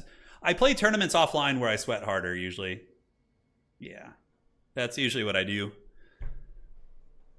But today was really good. We learned a lot about Kislev today. There's so many factions in this game to learn, though. It's insane. Like, having a mastery over all of them is so hard. Kadai Destroyers are not bad. Dreadquakes are terrible, but Kadai Destroyers are... I actually think they're decent now. They're much better than the Bears for some reason. Like, Kadai Destroyers feel like they do damage when they hit. The Elemental Bear earlier only got like 600 value against Slaanesh. It basically threw the game. Like, I could have continued on in the top bracket if not for that Haggard Bear. Puggington is ready. Hippo's ready too. Hippo, what is he going to bring? Thunderbarge is banned because it has a bugged hitbox. You can't hit it in melee. It's like bugged as hell. So I'm going to make a list of things that still need to be fixed and make a video on it. Just like a couple things that need to be hammered down probably. Yeah. There's not too many though. Really, this was a good patch. Hey, take care, Pone. See you around, man. Fare thee well, brother. I know the Kadai Destroyer did really well in the Hiles last time. When we were playing against Pug, we almost like triple capped him at the end. It was really close. That Kadai was a Chad. It was great. Yeah, the Dreadquake on a train is decent in land battle. I'll give you that for sure. Yeah, that can do some work. Okay, guys. So for the dwarves, we have a cool build: a Goblin Hewer, Grudge Rakers, and Long Dong Slayer Pirates. You gotta love to see it. So it's going to be a Larry healing build. So Larry's going to be healing chariots, it looks like, is the plan. And also Tempest. So he's going Larry, so he gets Tempest. So if the dwarves do have gyrocopters, he can shoot them out of the skies with magic. So mass archers. So 1, 2, 3, 4, 5. Wow, that is a ton of archers. He's got 7 archers in total, including a sister. Narnia Lion Chariot and Spearman. For the dwarves, it's going to be warriors with a double slayer, only one of which is going to be anti-large. Grudge Rakers are there to counter chariots and monsters. So if they try and penetrate into your lines using chariots, you can just mow them down. And also Iron Drake Trollhammer Torpedoes. They have 255 range now. They're kind of like Ushabti Great Bows, or is it 150, 155 or 255? Somewhere in that park. We'll see what the Goblin Hewer does as well. Yeah, Dowie got some big nerfs, but they're still, you know, a solid 50% win rate faction. They're very steady. Iron Belchers? You mean Lead Belchers? Lead Belchers are good. They're really good. Are you talking about Iron Blaster? I'm not sure. You're in between both of them. Yeah, Lead Belchers and Iron Blasters are both good units. Iron Blasters are really good against like Cav factions because they just nuke like Bretonnian Cav. Like I always like to bring one Iron Blaster against the Bretonnian Cavalry. All right, guys, so we saw both builds. Taking another breakdown, though. It's going to be a spear line, just kind of moving up, and then Pug is going to pull back with his archers when he gets pressed and probably just try and pull the dwarves apart. So here's how his playstyle is going to be. Spearmen move up, right? And then the enemy attacks. Spearmen pull back in every random direction. The dwarves overextend and chase, and then the archers pick them apart as they overextend, while chariots slam into them from the side. That's kind of the overall tactic. Which is fun. But yeah, that's going to be it for the elves. And we have Larry. Larry has Tempest and Earthblood, just as we kind of calculated there to deal with gyros. And looking at him and Hippo, he's going to be rocking miners with blasting charges. Makes sense. They can nuke spears pretty hard. And in the back, he's got Dwarf Warriors backed by a Lord. And that appears to be it, with his elite units, of course, being the Goblin Hewer, the Grim Delvers, and the Iron Drake Trollhammer Torpedoes, which have 170 range. Okay. I was close. I was kind of close. But the battle is on. The fate of the old world is now upon us. Who is going to emerge victorious this day? Live and fight this day and find out how this goes. Yeah, these guys are two top players. So Hippo has won a major event, which is definitely pretty big. So he won a massive competitive event with the best players in the world. That was one of CA's official events. So basically, in the echelon of competitive play, we have like regional tournaments, like smaller ones like this. These tournaments are what allow you to qualify for the bigger events.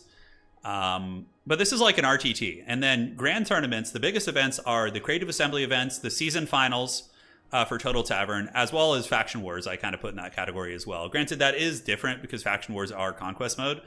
So really, in terms of like the big breadwinners, it's of course the end of season as well as the CA official events, which Hitman Hippo has won a big major event. So he has competed at the peak of competitive play and has emerged victorious at least once, which is cool to see. A little bit of lag here, although I am kind of zoomed out. It looks like, yeah, they're just marching slowly. Okay, it wasn't too laggy. And we do get a gyrocopter being called in. It is a steam gyro, which are still very good. But after the nerfs, not going to be quite as oppressive. They'll still do a ton of damage if left to their own devices, but Larry can, blast it with a Tempest, and then the archers can definitely do some respectable damage to it. So is Larry going to be using a Tempest right away? Clearly she's coming for it. We see Reginald Puggington coming up with the Tempest, going to be dropping it here on the gyros, and the archers are in position, and that's going to be pretty rough for old Hitman Hippo. I really like the tech of Larry with the Tempest, though. That's pretty sweet. So a lot of damage going to go down on the gyro as the Lion Chariots just run over some of the dwarves here, so getting pretty respectable values. Yep, Chariots are good now. You can see Chariots getting some work done. Gyrocopter hasn't lost any models yet, which is strange, despite losing a massive amount of HP. Okay, there we don't see any models dying, so the archers, I guess the fire was kind of spread, but that is going to keep them kind of on their back foot, right? And the dwarves don't have any way of healing them. So the High Elves take battlefield control. The dwarves kind of hunkering down on objective 1, and now we see the archers shooting into the Slayers and the Gyrocopters. Gyrocopters lose a model, and they're very, very diminished. Those things are going to be pushed back here. So Reginald Puggington retreating. Overall, big victory there for the Pug, but the dwarves are stalwart. They can definitely take beatings, and Puggington is saving 2,000 supplies while the dwarves are sending out Longbeards. Longbeards are a very good grinding unit in general. They're tough to deal with. In the front, we see Larry attacking, so she's getting in there with her old Pimp Cane and doing a little bit of work, while the Lion Chariots. So see what I was talking about? Spears pull back from the engagement, Chariots slam in, and the archers shoot them while the Chariots are hitting them. This is like classic Chariot Archer play, which is really, really clean, but there is counterplay from the dwarves. The dwarves do have this firepower back here. The Iron Drakes with the Trollhammer Torpedoes are going to be ripping some really nice anti-large shots into the Lion Chariots. So we're going to see if Puggington is able to juke those out. Maybe he will. Larry, in the meantime, is juking and, occupying the blasting charges while the Gyrocopters creep from the bushes. But they're going to get hit by another Tempest here in a minute, and that's going to diminish them pretty hard. Chariots moving. Archers are in full withdrawal, so they will be retreating. Sisters of Avalorn going to retreat as well. And now Puggington is going to be calling in mass amounts of mobility. So we do see Reavers and another, no, not a Narnia Chariot, but also Rahagra's Pride, a great anti-infantry unit. So far, an absolute clinic by the High Elves. Dwarves are definitely on the receiving end of this game so far. But they usually are on the receiving end out of the gates anyways, right? They tend to take those beatings and, then grind you out the long game. But the damage is really starting to add up. Slayers are getting melted. We see the Grim Delvers, the expensive, 1,100 gold gun unit, getting melted pretty badly. And it looks like the Illyrian Reavers do find a way through the opening. And Puggington is now going to be slamming into the Iron Drakes here. So far, a lot of aggressive play here from the Elves, but are they going to be able to hold the points? They do have the 2 points. Dwarves are able to resecure this objective here. Elves calling in more Cab, more Reavers, probably to just run down those miners there, which is a very, very good call. Sisters of Avalorn getting caught in melee, a little bit of an unfortunate micro mistake there, and it seems like Puggington is being taxed on micro a little bit too hard right now. He needs to get his archers back and scatter them in multiple directions, does not want to be engaged in combat with the Dwarves. Rahagir's Pride have emerged, and the Narnia Chariots are still doing good damage, but now it seems like the Dwarves are able to close the distance and are getting into the archer line. So some of the Dowie, they've got their glorious pickaxes and are doing work, and these Dwarf Warriors are compromising many of the archer positions. They need to retreat, and they need to reform ranks. Here we do see the minor units, but they probably honestly will beat these Reavers, especially since they got a blasting charge salvo off. Archers need to pull back, just pull them way, way back, and then get a Narnia line to counterpunch that dwarf unit, right? That's going to be big. Because dwarves have kind of stabilized here, guys. They're looking pretty cozy. It was a really rough start for them. And we do see the dwarven firepower singing. Oh, the Grim Delvers with their shotguns. They're going to be mowing down these chariots. And it looks like the Iron Drakes are also putting a lot of firepower into them. And the Goblin Hewer came up. Oh, it was the Goblin Hewer that killed these things. Okay, interesting. So the Goblin Hewer are able to kill the chariots, and it looks like the High Elves are going to be forced back a little bit. I think for the High Elves, you want to retreat from the north side of the map, or the south side, I guess, is technically, and start consolidating your forces down here and fighting in a more kind of open field situation rather than kind of crowded with the Dwarven battle lines here. So there's going to be another Tempest going down on the Gyrocopters. Archers are reforming ranks to shoot at it, and the Gyrocopters will now start losing models in droves. The Goblin Hewer, man, is doing a lot of damage. These things thump super hard, and look at that. Yeah, you can see a fair amount of HP damage going on to the Narnia lines there as the dwarves, led by the mighty Dwarf Lord, advance forward. Like I said, the dwarves take a beating on the advance, but usually their durability will allow them to keep that staying power and get the job done. So Dwarf Lord in full pursuit, and the High Elves in full retreat here, as we do see them retreating down this way. The High Elves do, of course, have a stable point on Objective 3 here, Spearmen versus Dwarf Warriors, with the Archers and Sisters of Avalorn trying to reform ranks. But man, oh man, the dwarves are all over the place, waddling after these guys, and they are getting it done. So Objective 1, firmly controlled by Dwarves. Objective 2 as well. And as far as what we see from the Dwarven callouts here, it is going to be Slayers moving up to try and deal with any sort of late-game cat play. Gyrocopter is still very menacing. Let's go ahead and take a look at the value that the Gyros have accrued so far. Only 500, so not too bad. But of course, they will do some respectable damage against the Pure Main Company, which has gotten on top of the Goblin Hewer, so a nice pick here for Puggington. He is going to be able to drag down a fairly expensive unit. We do see the Steam Gyros picking off a couple models here and there. Meanwhile, Archers putting supporting fire down, and the Gyrocopters are finally picked up by the Archer units. And Larry the Radiant just trying to hold some Dwarves at bay. And the Elves are just trying to hold on to the objectives as the Dwarf Tide just continues on. But I think we finally reached a point of stability here for Puggington, as he's kind of gotten his bearings. He did get folded up on the kind of west side of the south here, the southwest side. And now it's going to be calling out some Reavers to try and push back these guys. But overall, he's got a big, healthy army here. A lot of Rangers. Narnia line's going to be very good against Longbeards. And the Archer units will counter Slayers very effectively. And he does have several Archer units. We see one here, here, and here. All of which are shooting into that Slayer unit. Rangers do get melted by blasting charges. Feels very bad. But Rangers are pretty nice with Vanguard deployment now. They could definitely trade okay into a Dwarf Warrior with their stat line and their physical resistance. So not going to be terrible. But Archers are falling back here. We do see one Archer retreating back. The other Archer retreating as well. This one retreating. And yeah, the question is he going to be able to get the points back from the Dwarves? If the Dwarves can keep the value trading even here and just keep that bump and grind the status quo as is and not give up a lot of value, then they're going to win the game, right? 100%. Dwarf Lord here being an absolute chad. We do see the Heart of Avalorn being cast on the Pure Main Company, trying to keep those bad boys online. And now a bit of a resurgence here as the Elves do get their White Lions into the chaff units. And the White Lions will take some damage and lose some models for sure. But overall, there's still 59 of them. They should be able to put a lot of hurt down on these very low-tier units that only have 18 melee defense, mind you. There's also spears nearby, and Puggington looks like maybe he's going to be able to make a push here, although that Dwarf Lord is going to be a big problem. Remember, we do also have the Grim Delvers here, the Chad Delvers. Those guys are going to be able to just mow down some of the Elves here, so they're going to reform ranks. And the shooting is going to begin, and ouch, that hurts. So those guys hit really, really hard, but it looks like they're going to be turning and running. Oh, I love Last Samurai on Cav. It's like the coolest thing ever when they charge into gunfire. The Elves do make it in, but the Grim Delvers are good fighters. They have 37, 36, 31, so they'll definitely beat a skirmish cav unit. Granted, with Spearmen there, it's maybe a bit of a different picture, but a little bit of resurgence from the Elves. Now, down on Objective 3, we do see Hitman Hippo actually pulling the value lead as his Longbeards and his cost-effective infantry just kind of grinding it out. Longbeards here are going to be hanging out on Objective Dose, so they're doing it as the Sisters of Avalorn rip some cost-effective shots up here. Will the Elves be able to push back? Remember, they have a lot of healing. They have used several Larry heals and Earthblood, so value is probably like dead even this game. We do see Hitman Hippo holding Objective 1 with a lot of Slayers, so we just have Slayers, and Slayer Pirates. Slayer Pirates pretty good here. Definitely can put some nice firepower into the Pyramid Company. They have armor-piercing pistols, and they look like awesome bikers. I should have been a Slayer Pirate for Halloween. That would have been a good costume. Yeah, nice. Yeah, I getting the hair like that would be hard. I guess my hair's long enough. I could probably do it in a mohawk. But yes, we do see the Pyramid Company getting mowed down. They do have the lion pelt, so they do have missile resist. But they're just so tattered after just ages of fighting that I think it's going to be hard for them. Middle objective, though, the Elves are pushing back. And looking at the points, we do see Hitman Hippo is up a little bit on points, but it's so close. They're within 30 points of one another. And the Elves are resurgent, so the Rangers have arrived up on the point. And are the Dwarves going to be able to get that momentum and get that point back? Find out on today's episode. Blasting charges coming up. Dwarf Warriors all going to be hustling towards the objective. And we have the makings of a very, very close game on our hands, as the Iron Drake's going to be retreating away from the Elven firepower. My concern for the Dwarves is a lot of their army is consistent of Slayers, which are going to be uber weak against Archers. They will take, and Rangers also hard counter Slayers too. They just do such good damage with them. Their good combat stats are anti-infantry bonus. The Dwarf Lord is definitely a menace, but he's not going to be able to, just wipe out a point. And I think Puggington is actually in a winning position right now. As it currently looks, the Dwarf army does not seem like it's going to be super effective against the Elf army that we're seeing on the table. Although, you never underestimate Dwarves. You think you've got them, and then suddenly there's just 500 short, hairy dudes all over you, and, it's looking pretty grim. So, yes, the Dwarf Warrior is going to be waddling up to this point. We do see a little bit of a ninja capture from that Dwarf Warrior there, which is hilarious. They have plenty of time for both players, too, by the way. It's not like anybody's in a rush. The points are very close, and they have their options, and they have their time.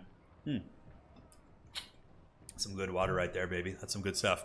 So, value, 7.3 against 6.4. With healing, probably dead even. Maybe even a little bit favored for the Elves.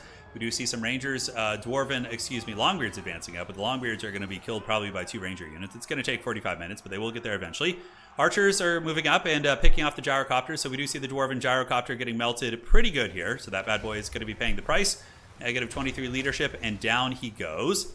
Dwarf Lord in a bit of a precarious situation. I mean, it's a lot of cost-effective armor piercing against him, and Larry is also helping. So there's a chance that the Dwarf Lord could eventually fall, but the Dwarves are going to be sounding the horn of war. And we see the Slayers moving up. Oh, Doomseekers. Never mind.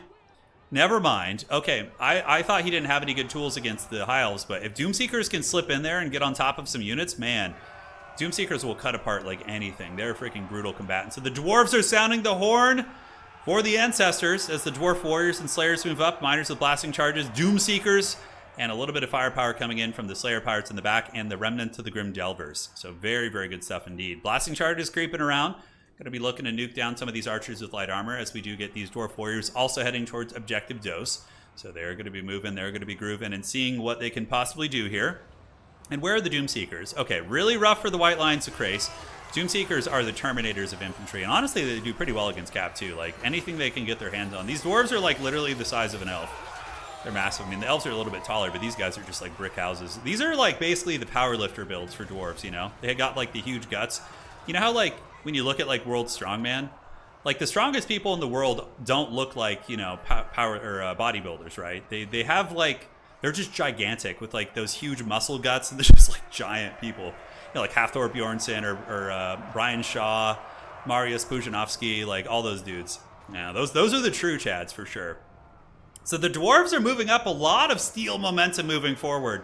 Him and Hippo knows he needs to get back on the objectives, and he certainly is. And I have a feeling that the dwarves, this push here is going to be hard to deal with. Those Doomseekers and Slayers, there's so many of them, and the Doomseekers are not taking a lot of damage. Puggington is trying his best to focus fire them down, but the Chad Dwarf Lord, he's moving in, and he's going to be bashing these archers. That is for sure.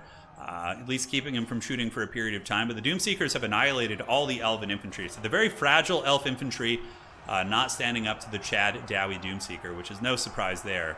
So Dwarf Warriors and Slayers have advanced, and the Elven battle lines are starting to fold as the Dwarves pull a massive value lead of 10.1 against 8,000. And of course, healing does kind of, complement that a little bit. And it looks like there's going to be a backup situation, which I think is what you need to do with Pug right now. Pug has the value lead. Use your mobility to try and ninja an objective from the Dwarves. Because, man, this like Dwarven Death Star here with all these like Doomseekers and Slayers, it is just fully erect. And of course, Eddie Hall. Eddie Hall rules. Yeah, he's pretty Chad as well. It's so funny. You look at Eddie Hall, and like when you see him next to the other powerlifters, you think he's short, but isn't the dude like 6'6"? Just like half Thor and like Brian Shaw are like literally like 10 feet tall. They're like Space Marines. Now, if they ever do a live action 40K show, they need to get like Brian Shaw and half Thor and like Eddie Hall and all these giant powerlifter guys to play the Space Marines. Do you know how perfect that would be? Oh my God, that would be so perfect. All right, so the Dwarf Warriors are going to be cruising up towards Objective 3. Slayer's ripping up these Reavers, and yeah, this is looking very dodgy for our Pug here. Hitman Hippo is just kind of swarming him, and those Doomseekers were the big difference maker. They were able to really grind it down. Rahagir's probably going to be engaging them. Archers, of course, putting some good saturated firepower down. Pug desperately trying to hold on to the objectives, but the Dwarves are inexorable, man. They're like Thanos. They're going to keep coming. They're going to push you down, and it is going to be a tough time. So Archers retreating, objective being held by the Elves. A couple spears holding in a very stalwart fashion. Is the high ground objective going to be stolen? It looks like the Reavers or Silverhelms and Narnia lines trying their best to get it, but the Dwarves have come back. We do see the advancing Dwarf Warriors heading towards Objective 1. That's going to make it very tough to capture, and I do like the call-in of the Rangers with Great Opens. So they'll be pretty good against Chariots and also against the Armored Infantry. Crazy Cake. Wish work wasn't so busy so I could enjoy this live. Love from Adelaide, Australia. Right on, man. Hell yeah, dude. Well, the VOD will be here for you, and I hope we'll get some live ones for you here in the next week. So the Elves are holding the bottom objective, but the Dwarves are holding the other two, and they have now repassed Hitman Hippo on points. And does the Hippo have any... not the Hippo, Puggington. I don't know why I'm getting confused, but... does Puggington have any chance? Hitman Hippo is up in points by about 20 right now, and it looks like he's got a firm grasp on the objectives. We can see some scrappy cab play here, so the Silverhelm's going to be charging into the Rangers. But Hippo's very, very firm here with some solid high leadership infantry. We see a couple spearmen coming in, but they're not going to be able to get through Dwarves. And now we see the bottom objective being flipped by the Dowie as well. I think the Chad Seekers are just too much. They're just causing such havoc. We got Slayers here, and where are the Chad Seekers? So here they come. Oh, dude, some bread is about to be buttered so hard. These Dwarves are just fully erect, and the Archers... wait, man, these guys, kudos to them for charging in. Okay, never mind. They're going to run. But yeah, the Doomseekers are... this is like such a grudge boner, right? Taking down High Elves. Oh, man, that's like a... I think the Dwarves probably feel the best taking down Greenskins and Skaven, but High Elves are probably a close third for sure, as they do waddle in after them. Yeah, although I suppose the Chaos... they probably hate Chaos more. Like, High Elves and Dwarves do work together a little bit, right, in lore. They're not like... the War of Vengeance was long ago, although the grudge is remembered. This objective, it looks like the Elves do arrive with some Archers on the point and are able to grind down the Slayers that are fighting there, although it's still very close. The point is in flux. 1,200 points for Hitman Hippo, rapidly approaching a triple cap situation. We do see a Gyrocopter being called in by the Dwarves to try and mow down whatever it can. And Larry is fighting on the point, but the Dwarf Lord is going to be able to, take Larry in combat for sure. He's getting it done. So melee attack here is at... he lowers melee attack by -8, which is good. So it puts Larry down to 39. Yeah, there's no way. I don't think the Elves have enough stopping power to get these objectives back in time. They would have to get a point back in time to the point where they could just win on 2. But I don't think that's going to happen. There's also a risk that the Dwarves maybe even take Objective 3, but I think they're just going to consolidate on Objective 2 and play it much, much safer here. So they're on their way in. Yes. They hate Chaos Dwarves a lot. Yeah. Chaos Dwarves are probably one of their biggest hated enemies, right? Because that's like, the most shameful thing. The fact that they can be corrupted by chaos. The bull is pretty cool though, man. I'm actually painting a Great Bale Taurus in my garage right now. I'll put a video in the community section when he's done. He's looking pretty cool. He's going to be leading my army this weekend in the tournament. Do the Dwarves know that the War of the Beard was started by Malekith? I don't know, actually. Like, in modern lore, do they know? So Elves rushing Objective 2 here, and if they were able to get that, is it still a situation? I think it's close enough that they could win if they were able to just grab this, but I don't think they're going to be able to. And the Dwarves are just giga-chatting it here. They're like, yeah, what's left of these Slayer Pirates, like, they're actually maybe going to annihilate the Elves off this point, which is brutal. Yeah, the Elves are going to be losing Objective 3, so that basically guarantees its game, right? Couple spears arrive, Rangers on their way up, but Miners and the Dwarf Lord should be able to hold them at bay. But man, Puggington never hears a bell. He just keeps coming at you with like the most optimal objective plays, and he is getting it done. But I don't think it's going to be enough. Gyrocopters being used in melee, and they're pretty good in melee, actually, so they're using their rotor blades to attack into the Rangers here. Imagine being the dwarf pilots, like playing bumper cars. But yeah, it's a really nice play by Hitman Hippo, blocking up the advancing Rangers. Hippo is so good. I mean, both these guys are just such good players. It's pretty insane. Hopefully, whoever is lagging will be the person who loses here, because one of these guys has a bit of a laggy connection. I think it's Puggington. He was lagging a little bit in the past couple games we played as well. So I think that's the case. But Objective Uno is owned by the Jowie. Objective Dose and Objective Trace is in flux. Slayer's honestly probably going to eventually get this.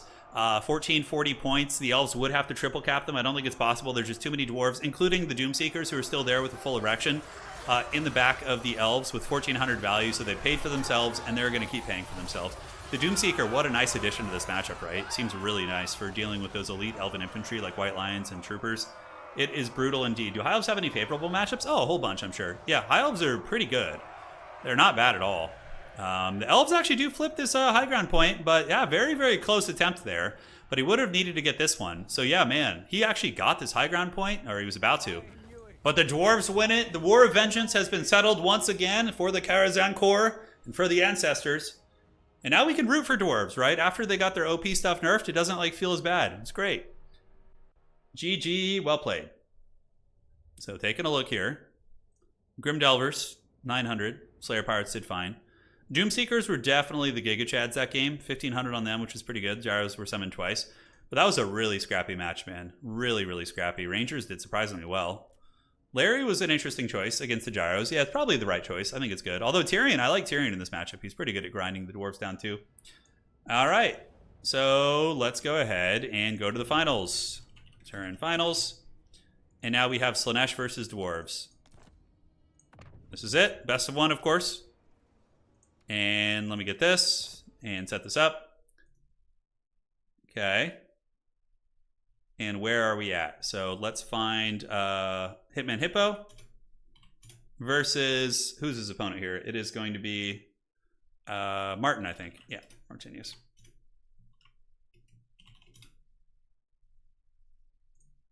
There we are. I think like most factions were represented. I don't think there was anybody who didn't. I don't know. It's hard because I can't see all the players, but every faction has been played this season. Nobody hasn't been played, so yeah.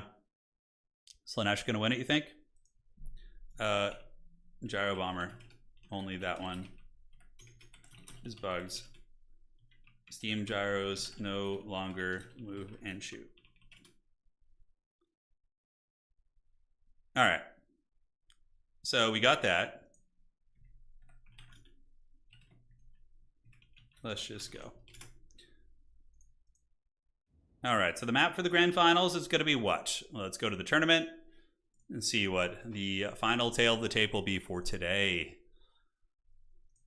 Yes, yes, ladies and gentlemen, the good times are rolling, and we are on Celestial Lake for the final. Certainly better for Slaanesh, in my opinion. Although Doomseekers in this matchup are probably Terminators, right? Like, Doomseekers seemed like they would be the way. Yeah, Slaanesh is really good, honestly. Slaanesh is strong. Yeah, Fiends and Exalted Demonettes will rip apart dwarves pretty hard as well. Even regular Demonettes can do okay. Vampire Counts, we played Vampire Counts in a tournament pre-patch, and we got to the semifinals with them. We went 3-1, but we had a good tiebreaker. And we went to the semifinals with Vampire Counts in a Swiss tournament. Yeah. I love double Elim tournaments, though. I think double Elim's really fun. Yeah. Bretonnia was in. We had Bretonnia today. We played them. We frost farmed them pretty hard. So what's it going to be? Martinius, our opponent from earlier, and Hitman Hippo. It is time. We can kind of tell if it's going to lag here by switching between. Yeah, it looks like it's fine. All right. Yeah, Doomseekers seem really good here because they do magic damage, right? And they are anti-infantry, so they can fight demons, they can fight mortals. You could even do like a double Doomseeker build, but Slaanesh is fast. You know, they're quick. I really liked when he brought the Chaos Lord on the big chariot in the first game. That was really cool by Martinius. So he brought like a Chaos Lord of Slaanesh on like a, I think it was an Exalted Chariot or something, and it seemed pretty heavy metal. Seemed very heavy metal. Thank you guys for joining today. It's been a fun one. Tomorrow Tomorrow we have a really fun stream for you guys at noon, which is very hyped.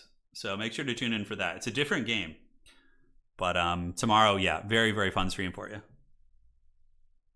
Yes, yes. So Martinius and Hitman Hippo. Both players vying for their first tournament win of the season. I don't think either of these guys have won a tournament in the past couple days since this season has launched. Let's see. So how long has this tournament been? We started at noon, right? So about 4 hours. That's pretty good. So that's a solid, meaty tournament. Swiss is faster, but I like the back-to-back games here. It's really nice. So Tim, dude, it's pretty crazy. If you look at the leaderboard already of the season, so season 8 just started. Freaking Tim has already won 3 tournaments, dude. Like, what's going on, dude? What an animal. He's only lost 3 games, too. Scrambled Egg has won. Poison, Resto, Outer Region have all won tourneys. A couple other people coming very close. Hey, we're on the leaderboard now. Nice. With an old Carl Franz picture. I got to get that Chowie victory, though. I want to win an SFT with Chowie. I don't know if Chowie have ever even won an SFT. They feel pretty weak, for sure. But we're going to make it work. Yeah, the dwarves are definitely good. Okay. I like it. Wow. Just pure metal. Including a Chosen. That's fun. Not a Hellscourge Chosen, just a Sword and Board Chosen. Azazel is there, and he's a good little assassin. He can definitely snipe dwarf characters, but I mean, the Thoric will fight back. Thoric does magic damage too, I think. So he'll probably be fine. So we got a Doomseeker, Rangers, and Dwarf Warriors. So very simplistic dwarf army. You know, with the dreaded Doomseekers in there. Doomseekers will pretty much hard counter that entire infantry corps. So Slaanesh is going to need to figure out something to deal with those. Are you guys talking about the Elder Scrolls? Tim, are you the maximum sweat dude? Hell yeah. It's always Tim likes to just probably get to the high leaderboard position early on, and then he just takes a fat break and then just, you know, plays in the season finals. I feel like that's his play style. He just comes in, crushes people. So Tim, you won 3 tournaments. Who did you win with? You won with Lizardmen, and who else? Dwarves was the other one. And what was the other one? Tim is definitely a Dark Lord. When you have to face Tim, you know that things are going to be hard. It's not going to be easy. Sweden 9 hours ahead of California. Yeah, it's getting late for you, huh? Well, we're wrapping it up. This is the grand final. This is the last game of the day. Whoever wins this wins the tournament. Lore accurate Thoric army. Yeah, it's very traditional dwarf army. That's right, and he loves his tradition. So yeah, just shielded warriors will hold, longbeards and whatnot, with rangers, you know, very good against demons. So rangers counter the demonettes as well as the seekers, right? Seekers and fiends, if they can shoot them, of course, if they're not being compromised. Thoric Iron Chad is going to be there with his Rune of Wrath and Ruin and Rune of Negation. And yeah, very simplistic dwarf army with Doomseekers as well. This Doomseeker, yeah, Doomseekers I think are really good. I would even consider doing like 2 or 3 in this matchup. Like 3 Doomseekers, they don't seem easy to deal with for Slaanesh at all. And for Martinius, he is going to be rocking Chaos Warriors, some with Hellscourges, some not, and he does have Azazel. Spells on Azazel are going to be Hysterical Frenzy and Acquiescence, as well as his items, the Demon Blade and the Tempter. Very cool. And yeah, the fight is on, guys. Let us know who you think's going to win. No lag, so that's nice. You won with Tomb Kings as well. Nice. Are Rangers or Quarrelers better in this mode? I personally am a Ranger enjoyer because of the Vanguard deployment, the fact that they're invisible, so you usually get more optimal engagements with them because your opponent doesn't see it coming. Whereas with Quarrelers, they can adapt and adjust and like plan around it. Rangers, they just have to like guess, you know, that they're there.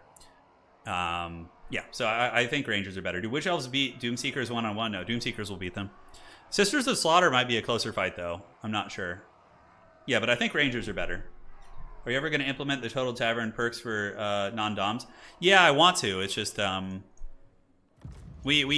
like, the original developer who worked on the website with me is, you know, he's great, but he wanted to take a break from it, so I do have a couple other developers who, you know, are volunteering their time. So when they have time, they're working on things, but I don't know quite where they're at right now on the update, but I do want to add a conquest ladder and add rewards for players doing that as well. Yeah, I really do want to. It's definitely on the docket. Yeah, Rangers do have stock, correct. So Martinius is going to call in what? What are they going to be speedy? Oh, chariots. Holy shit. We're going to be seeing chariots being used in the finals here. Okay. 110 armor ain't bad. I mean, they can definitely wreck Rangers and chaff units, so we'll see what they do. But I love to see some chariot play. And yeah, you know, they all got buffed. So if there's a time to try them, it's going to be here. For all the marbles, you know, for all the marbles here. So flying around is Azazel. He's going to be cruising overhead. Is he going to be attacking? I think he's a little bit squishy. It's a little risky to kind of take free engagements. He doesn't have any way of healing, I don't think. So, yeah, you really got to be, very calculated with your engagements. When Slaanesh hero is losing HP, it's very stressful. So we have a Chaos Warrior doing a Forbidden Spec Ops move here. He's going to be moving around trying to backcap the dwarves, which is pretty funny. Azazel juking the shots with good micro. Martinius should not get hit here. So we do have a Hitman Hippos and Rat Clan, right? So we have RTK versus Rat Clan fighting it out here in the fourth quarter. And the Chariot's not being given a charge order is a big mistake. He did not charge the dwarves there. But even still, you can see they did a little bit of damage. If he had given a charge order, it would have been a different beast. So Azazel is going to be attacking here. Better watch out for Thoric, though. Does he have the slow rune? He doesn't. Okay, so you're safe. Wow, Azazel doing a lot of damage against these Rangers. That is serious. And now these Chariots, they do get the Hysterical Frenzy, so he buffs them up. But he's going to want to refresh that charge. Chaos Warrior's up on the point, chilling, and we do get some Rangers with great weapons, throwing some nice axes into them. No shield breaker on these bad boys, and the Chaos Warriors... Oh, those are Chosen. Yeah, the Chosen are going to dominate them. Now the Chariot's going to be back for round 2.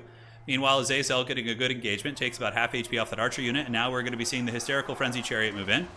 But these Chariots don't have armor piercing, so they still do good damage. You can see it's not bad, and he penetrates into the secondary here, shuts down these Archers.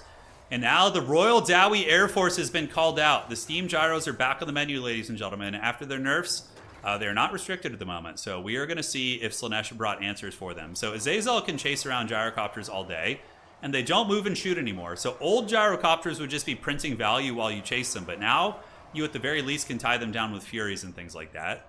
We do see Slaanesh holding on to the double cap here. Dwarves being very, very cautious. Unfortunately, the Chaos Chariot does get pounded pretty hard.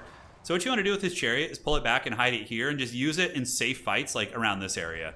And stop trying to dive like just balls deep into the Dwarven battle lines. Because otherwise you're just going to get, shot to pieces. But the armor does save it.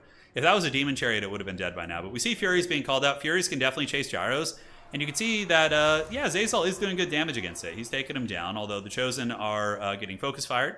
They still have 80 of 80 models, and the Rangers with great opens coming up, maybe to try and throw some focus fire onto Azazel, perhaps. We'll have to see. Acquiescence is activated. Furies are going to be chasing Gyros, so no longer will they print free value, as we do get the Chaos Warriors emerging from the bushes, thinking about engaging here. But you don't want any of this smoke. The Doomseekers did get hit by a Chariot. Oh, wow, the Chariots actually took about 40% HP off those Doomseekers. That's pretty good. That's not bad at all. And Azazel, is he going to be able to get one of the Gyros? We do see the Furies hot on the tail, and as long as Slaanesh holds on to the 2 points and can just mitigate the amount of damage they're taking from this range poke, they definitely have a decent chance of winning in that way. So moving up are the Chaos Furies, and Gyrocopter is going to be retreating back from the Arch Tempter. And the Legion of Armor of the Slaanesh armor is hanging tight. What's the calling going to be for Martinius? We do have another, Heartseekers. Oh, I love the Heartseeker. That's so cool. Shot through the heart, and you're too late. All right, he's coming. So is he moving? I think he forgot to give him a move order. That feels really bad. He's going to realize that later and be very bummed about it. He did summon him in, but he didn't give him a proper move order, so they're paying the troll toll. Azazel, though, almost killed one of the Gyrocopters. Other Gyrocopters have taken damage. You can see they're not quite as nasty as they once were, although now Azazel's going to jump into the Rangers here. And he hits pretty damn hard against these infantry. Yeah, mad AP. Magic damage is, of course, nice. I think that the Furies are doing an ample job. Oh, we get the Flamethrower Furies Gyrocopters being called out. I love it. So they're a nice tech against Furies. They do a lot of damage. Definitely are going to want to pull back to the Archers. And the Heartseekers are now on their way. Now, how did these Heartseekers take damage, by the way? Right? They were in the back corner there. Like, what hit them? Did a Gyrocopter, like, see them or something? I don't even know how that's possible, but...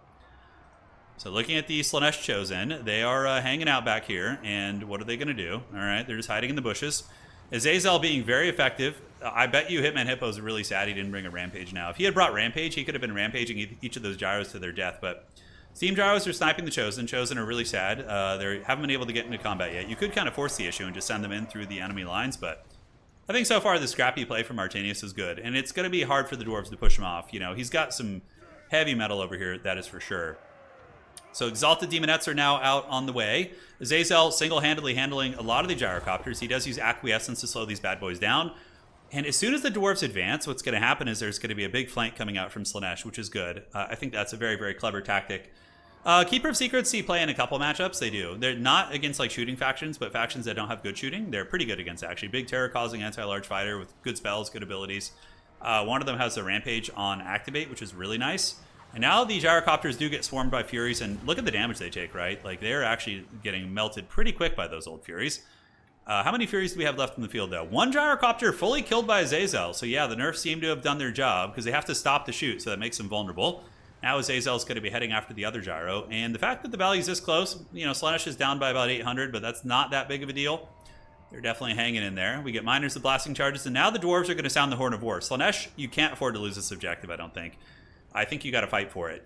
You know, get those chosen out of the bushes and advance in the warriors and get the exalted demonettes to come around the outside like so, I think, and then sandwich them would be nice. Flamethrowers cooking the demonettes in hot fire. It does some respectable damage. Definitely going to need to see a Fury call in here as the demonettes are going to be getting up after getting cooked. Azazel and his Fury squad going to be coming back here to shut these down as the demonettes do retreat. They're very fast, so they can definitely use that. And where are the Slaanesh fighters? Okay, now they're going to start eating some archer fire. Rangers with great weapons do have those throwing axes, which is very nice. Hitman Hippo going to be retreating back. And the forces of Slaanesh, do they stabilize their point? Not quite. Unfortunately, they do lose it. And they need to get those demonettes involved in the fight. He's got a lot of resources over here, too, that also aren't really doing a whole lot right now. So he needs to get them out on the battlefield and get going. So here comes the Azazel. He does get on top of the gyros and does manage to pick one off with his first attack. They came from behind. Remember that from Warcraft 3. It's a classic. Chosen engaging, but basically on death's bed. And here we have the other Chaos Warriors up against Dwarf Warriors. Chaos Warrior does defeat a Dwarf Warrior, obviously. They're much more expensive, so they should get it. But now Slaanesh is going to be sounding the horn of war, which I like. I think aggressing from all these angles is going to be strong. Because the Dwarves definitely have a couple pockets of weakness. Another Slayer on the way out. Heartseekers should be able to do some brutal damage. Depending on what they find, you know, some isolated dwarf somewhere will get her done. Chaos Warriors versus Dwarf Warriors. Talk about a wet noodle contest. These guys are going to be fighting for 45 minutes. And Azazel able to chase back the Gyrocopters, and the objective's still in the hands of the Dwarves, but let's see where the Exalted Demonettes go. This big Alpha Strike could be very, very punishing as we see the Slaanesh Cav, the Heartseekers, eating Gyrocopter fire. But they are going to get on top of Longbeards, who I don't know if the Longbeards had time to reform ranks before they got attacked by the Heartseekers. Oh, Hysterical Frenzy's so metal. I love it. So apparently that's how Martinius killed my blob earlier. Oh, no, it's Rune Negation. Okay, we got blue balled, sorry. No Hysterical Frenzy right there, but I'm sure it will come at some point. So the Heartseekers did good damage, but are going to want to retreat, not to the Slayers. So they're going to peel out. Gyrocopters and a lot of the Bowfires doing some solid damage to them. Going after these weak units in the backfield, I think, is a good play. Now there's going to be some Witchcraft going down here. Nope, just still that Rune Negation. A big charge, and the Dwarf Chaff units here should get torn apart by the Heartseekers, depending on how long they're allowed to fight and sustain combat. Slaanesh Warriors trading somewhat evenly, but the Doomseekers dominate their fight. Wherever the Doomseekers go, the Warriors fall. Very, very nasty, and it looks like the Chosen also were destroyed as well. But the Warrior flank here, pretty good. We do see the Doomseekers taking some damage. You know, Chaos Warriors with Slaanesh, even though they would lose to a Doomseeker, will still trade back pretty well. In the backfield, where did the Heartseekers go? Did they survive? They did. So the Heartseekers went after the Miners, and then they peeled back in here. And this is going to be a beautiful rear charge with the Hellstriders. Unfortunately, they're only Hell Scourges, so it's not going to be terribly devastating, but still is nice and will do some solid damage against the Dwarves. So Valiantly does favor Hitman Hippo and the Dowie as the Chaos Furies and Demonettes are on their way in. Where is Azazel? Is he still alive and well? One Exalted Demonette unit does get taken apart. Only 600 value on them, so that feels pretty bad. Did Azazel die somewhere? No, he's still alive. Okay, here he is. So he's on the way in, and we do get the Bringers of Beguilement. Uh-oh. This is what ruined me in our game as well. And where are they going to be going? Are they going to be recharging? Here they are. And I would love to see a big buff coming in from Azazel. Hysterical Frenzy would just be a full chub.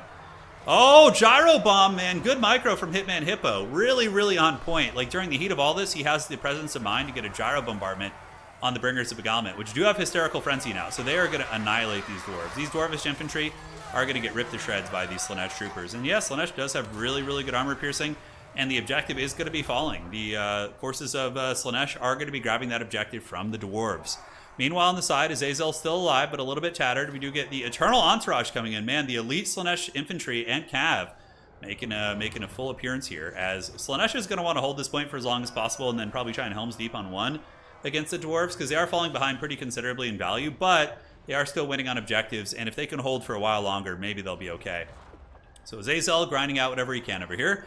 We still do have some Chaos Warriors, but overall the Dwarves have emerged victorious on Objective 2. Azazel going to be flying over here looking to get Crunk. The Bringers of Beguilement do get folded there, so that feels pretty bad, but we do see a big dive from the Eternal Entourage.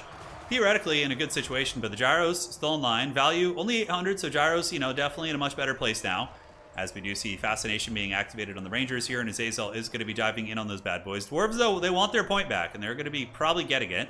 The Eternal Entourage going to be retreating. I think Slaanesh is giving up a lot of value with these elite Cav too, though. I can't help but think maybe just the infantry would be better. I don't know, hard to say. These things are fast to sell. 100 speed is really, really nice, but the dwarves are just so stalwart. They're really, really hanging. Now, looking here on the battlefield, we do see the gyrocopters putting good saturated fire in with their steam cannons onto the back of the Chaos Warriors. Meanwhile, a big formation shift as Slaanesh makes a play for the middle. The Eternal Entourage with Hysterical Frenzy is super heavy metal. That's how he defeated me earlier in the tournament, was using that on the Bringers of Beguilement. But dwarves are certainly very hardy folk, and there's a lot of anti-large here, including Doomseekers, who do magic damage, so they will surpass the physical resist of the Eternal Entourage. But value on the Entourage is only about 500 so far. Really, really not paying for itself. The basic Chaos Warriors with Hellscourge just seem to be grinding well, but I think that we do see the dwarves taking over the game. Having a solid 2,000 point lead is pretty substantial, and it's not enough points for Slaanesh to just win on one objective, right? So that hurts. Heartseekers coming in once again, so the elite cav. Here they are, and, well, yeah, Heartseekers are pretty elite, I suppose. And they do get a charge right into the Dwarf Warriors with Grey Opens, which I don't believe had charge defense. Let me double check that. No, they don't. I know the Longbeards do. Oh, God, the blasting charges, though. Ouch, man. So many of these elite units have been getting hit by gyrocopter bombardments, by blasting charges, by archers. The various rangers just going balls deep in. And that, that has been happening consistently over the course of the game. I'm very impressed with Azazel, though. He's been a big disruptor. He's been causing a lot of havoc. 1,500 value isn't bad against dwarves. But the dwarf tide is too much. The Doomseekers, the gyros, just really clean play. And that is going to be a victory for the Dowie. So GG, well played, ladies and gentlemen. Congratulations to the Dowie. They have emerged victorious here today. And that is going to be that. So let's break it down. I liked Martinius' opening. I thought the armor wall was pretty good. I don't even know what you would do differently. Maybe he needs more than one Fury. I think that was a problem. Yeah, that hurts. Okay, so maybe cut one of these things. I don't know, like one of the expensive cav units. They look at the value, 560. Cut one of those and get like 3 or 4 Furies, and I think he wins that, right? Like Martinius just needed more pressure on gyros, and all he had was this and a 1 Fury, and even still, he was doing a very good job with it. If he had a couple more Furies, I think he could actually win that game. And shout out to Hitman Hippo, one of the goats of Warhammer 3 for sure, major event winner. And yeah, so he is climbing back to the top of our leaderboard and doing it with a vengeance. So he did lose a game today, by the way. Hitman Hippo did get sent to the pits, but he climbed his way out of the pits with pure attrition. And let's see, who defeated Hitman Hippo earlier in the tournament? I'm going to go look. Because, so Martin defeated Hitman Hippo earlier. Oh, so Martin sent him to the pits with Slaanesh and then lost the rematch. Okay. Interesting.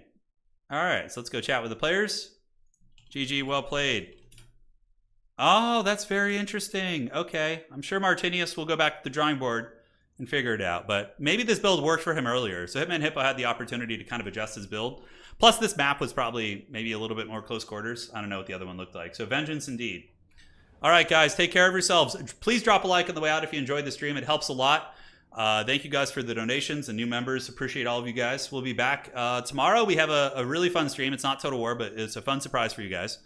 And then on Wednesday, let's see.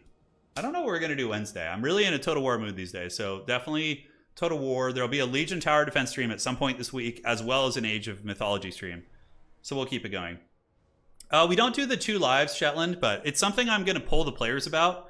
These tournaments are already very long, and typically I think having 1 climactic finals with the factions is better than having like a mirror match twice in a row. Not a mirror match, but the same matchup. But I'm going to take feedback from players, and if they believe that we should have like the 2 lives for the bottom bracket, as is traditional with double elimination, or for the top side, we might change it. But for now, I think that's how we have it, so. GG, guys. Take care of yourselves. See you around. Congrats to the Hippo. And ladies and gentlemen, we will see you all on the other side. Cheers.